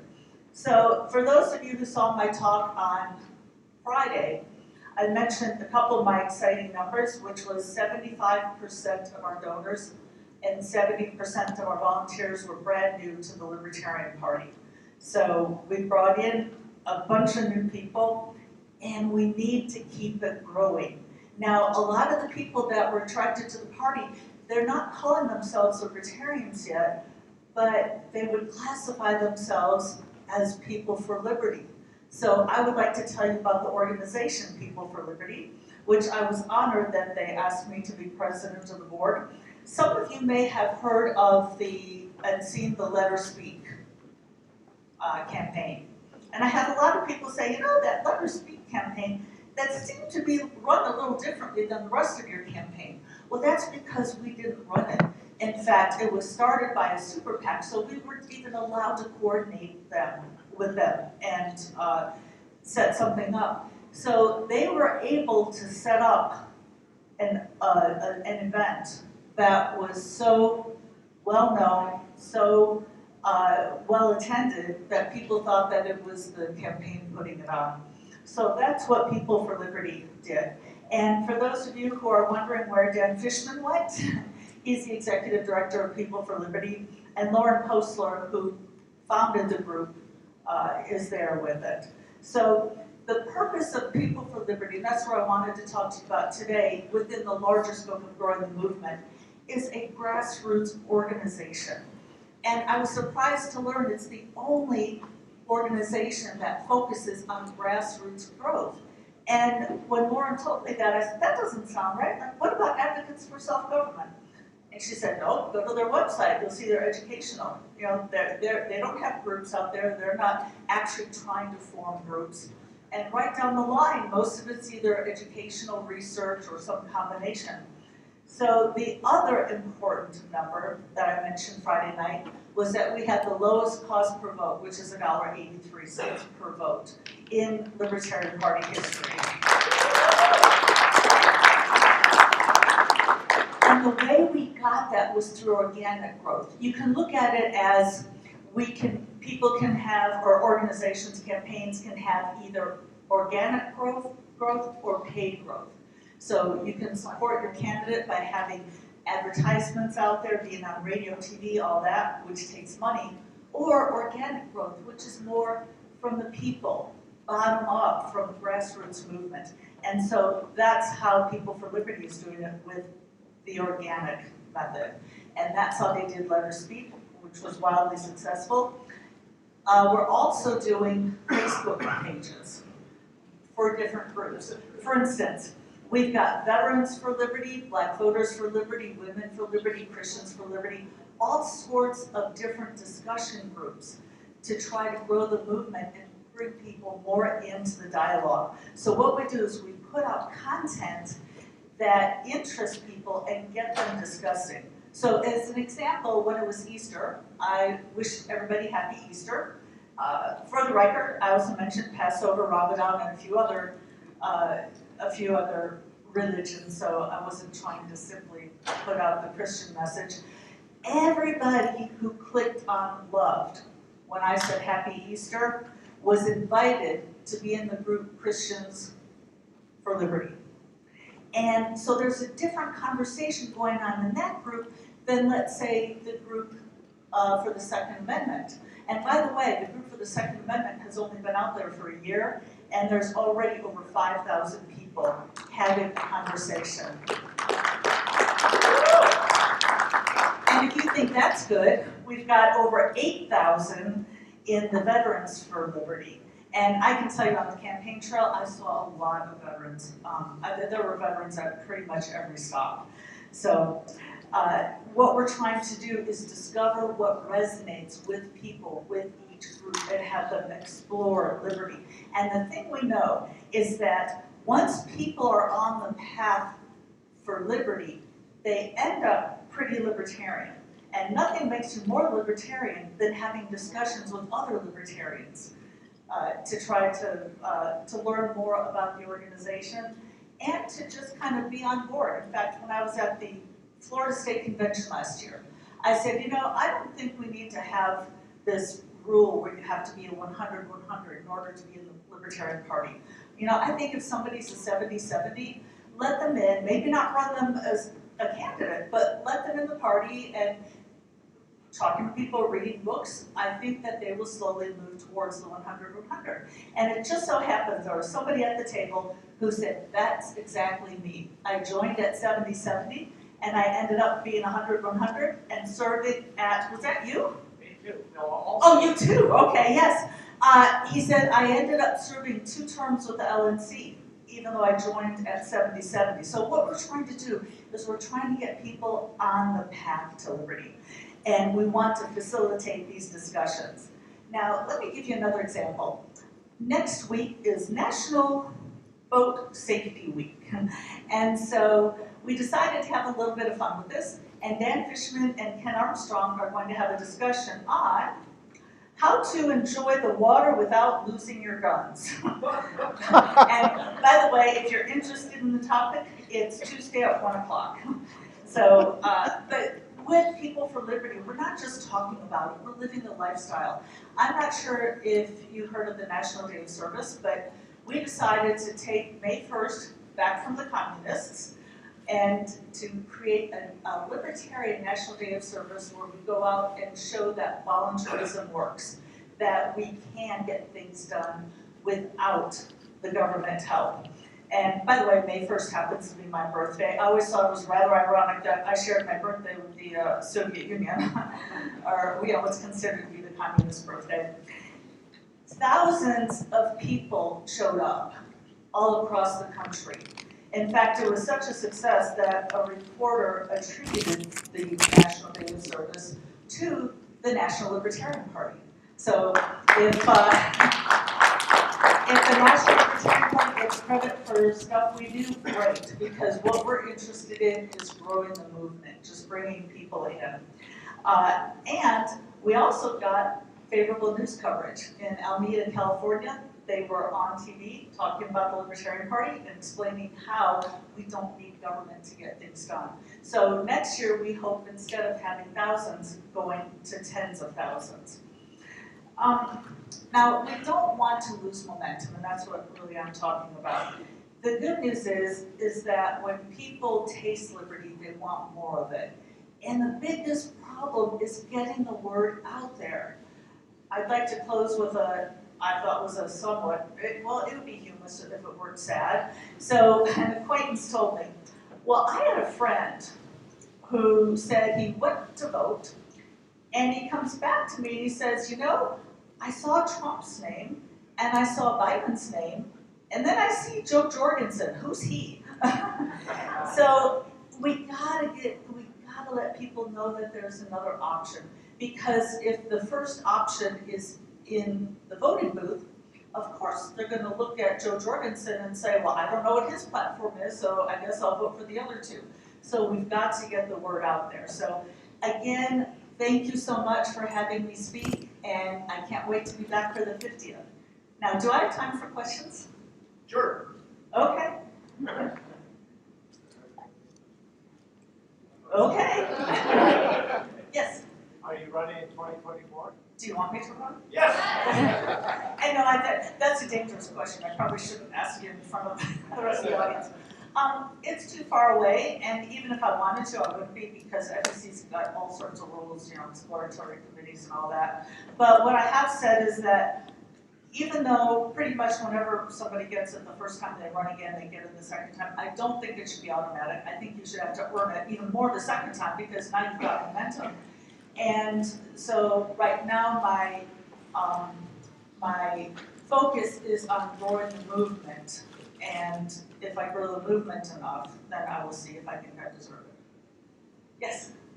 Do you have one biggest coup that you'd like to tell us about? Did you have one in mind? No, I'm asking you if you have. I would say John Stossel. And first, I've been a fan of John Stossel for decades. In fact, I still show some 2020 clips to my social psychology class. 2020, John Stossel actually interviewed the textbook author of the textbook that I use for class. So I'm a huge fan of his. And he interviewed me, and he said, okay, so don't worry, no pressure. You can start giving an answer, and if you mess up, we'll just start all over again. And I said, oh, thanks, you know, nobody's ever done that to me before. So and it was supposed to be an hour long, and half an hour in, I hadn't asked to redo any questions. And he said, this has never happened before. Hey, Bob, do we have any more questions? He said, we've never run out of questions before. And then afterwards, after we finished all the questions, he said, I'd like to give you some advice. And he told me, for instance, when you talk about, you know, many times I would give the same example for like healthcare. I talk about car insurance. And I would say, well, this is my favorite example or something. He said, no, don't say that. Make it sound like it's the first time you're saying it. So here he is, you know, nationally famous broadcaster giving me tips. So I thought that was awesome, especially since he's my hero. Yes? Your all-time favorite interview, which one was it? Wow. Wow. Yeah, I'm sorry. My all-time favorite interview in the campaign. Maybe a few days after I was nominated, and a couple people from the Minnesota State Party interviewed me. We were having a lot of fun, but it's really hard. I mean, I guess the John Stossel interview would be right up there, but I love interviews, and being a libertarian, I love to debate, which is why it was hard to turn down the third-party debate. So, yeah, I'd have to think about that. Yes. Looking back at your campaign, what's the one thing you would have done differently now? Hindsight. One huge thing is to somehow get a logo you like before the nominating convention, so that there are signs ready to go and people don't get mad at you when you don't have signs. And I apologize for that.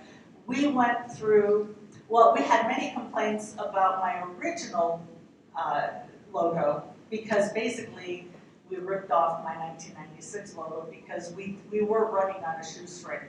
My pre-nomination budget was only like $32,000. I mean, I wouldn't be surprised if some people spent $32,000 in the first month or two.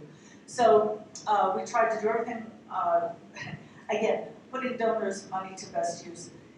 So everybody complained about that. We had a professional one done, which was great, except there were 2 red triangles in it, and this was about a week after Trump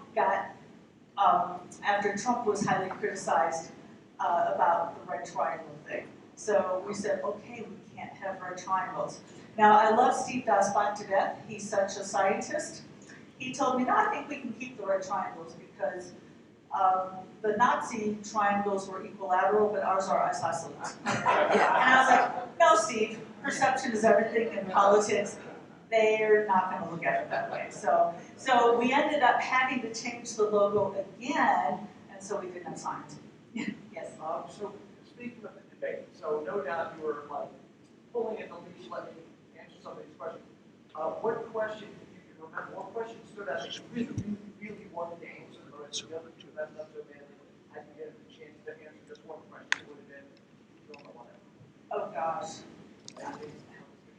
Yeah, no, because I only watched, and by the way, the campaign, first of all, I didn't know it was possible to be that busy, but I also didn't know it was possible to have that much fun. So Eastern saying the bigger the front, the bigger the back. I saw part of the debate on the bus, but we were having problems with the satellite, so I caught like 20 minutes of it.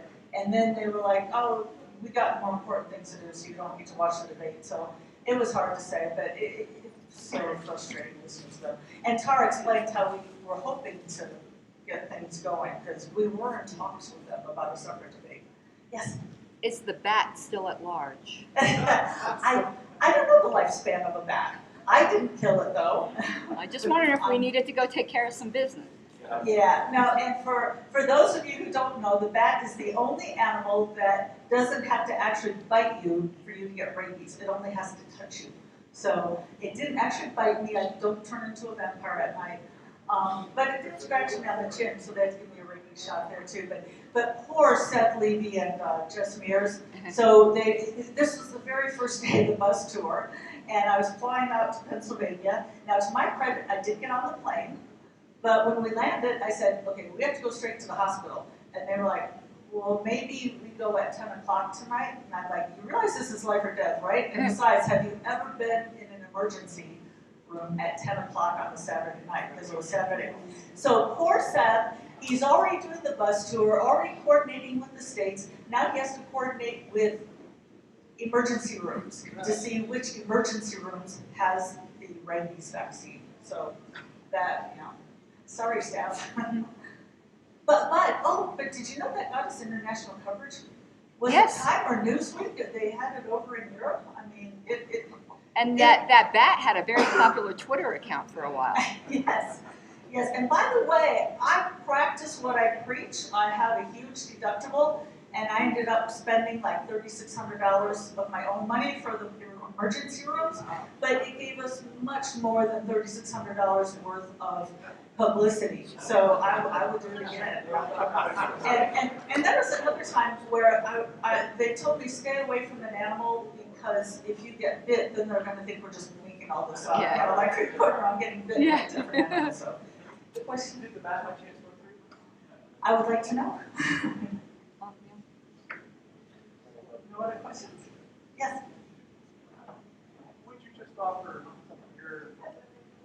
for the state of Colorado, what's the most important thing you see that we can do or emulate from another state that you've seen out there in this growing part? That's a good question. I really didn't get too much into the organizational structure, but what I would suggest is because you've got, you know, beautiful landscape, beautiful. Have you heard of the group PERC, P-E-R-C? So it's a free market solution to environmental problems. And we sat down in Bozeman, Montana with the two most delightful ladies telling us the story. And if you don't mind, let me pass along a quick story. So there was forest trees when they were being sold for timberland. And the neighbors said, you know what, we kind of like the trees. How about if we put in a bid too? So they put in a bid against the timber company, and they won. And now they're like, oh my gosh, okay, how are we going to raise the money?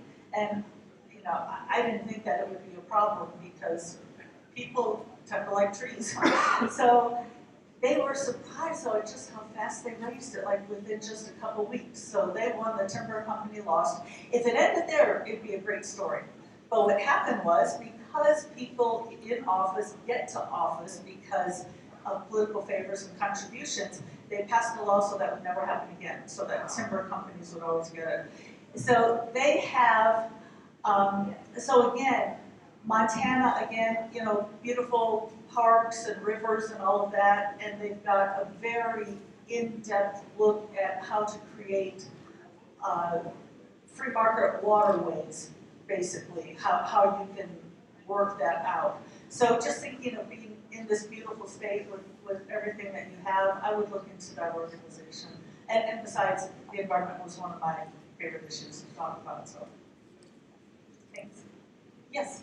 Dr. Joe, it was my honor and privilege to serve as the Colorado coordinator for your campaign last year.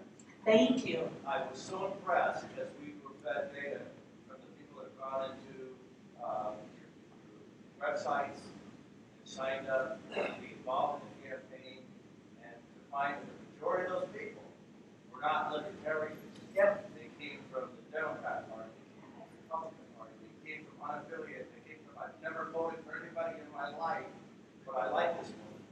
Yeah, and that's what. Access to that data, do we use that data going forward Oh. in the state? Well, we gave that data to the National Party, and they're supposed to be disseminating it to the different states. Do you have something, Frank? Yes. David would know. That information has been imported to the CRM, and if you are one of the users of the CRM, which I hope more of you will be, you will have access to it. Okay. David, is that flag to show that it came from the campaign? Yes, I think so. Okay. And let me make a couple comments. And first of all, thank you very much for all of your work. And like I said, I didn't want to name everybody here because we'd just be going up on the lines. I know you put in probably more work than most people. But two things. First of all, one of my campaign promises was that we would be the most transparent campaign and we would get data to the National Party as soon as possible. And Dan Fishman said, yes, we did, you know, from his experience. And the second thing is, that reminded me, because you said that there were non-libertarians, and that was the strategy that I raised in the nominating period, which is that we can present a radical, if you will, message in a reasonable way. And I was very proud that the Radical Caucus gave me a rating of a B, not quite an A, but still, I was tied with the highest on the stage in the end. And the Pragmatic Caucus endorsed me. And one of the most proud comments I got was from Elijah. Do you guys know Elijah from Adam Kokesh's campaign? He was actually the bus driver. Mm-hmm. And you know how Adam Kokesh was a bit on the radical side? Well, Elijah came up to me in Orlando and said, you know, what I really like about you as a candidate is I can have my grandmother watch any YouTube video of you and not have to worry about it. And so coming from Elijah, that was really a compliment. I guess that's the questions. Again, I feel honored that I got to be the first speaker and the last speaker. No pressure there, but thank you so much. It was great. And I will be back.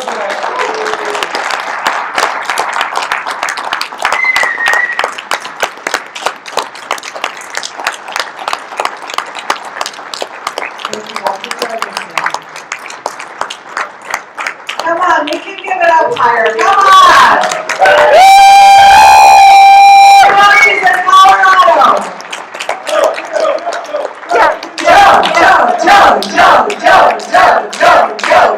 Joe. We gotta play too much. Yeah.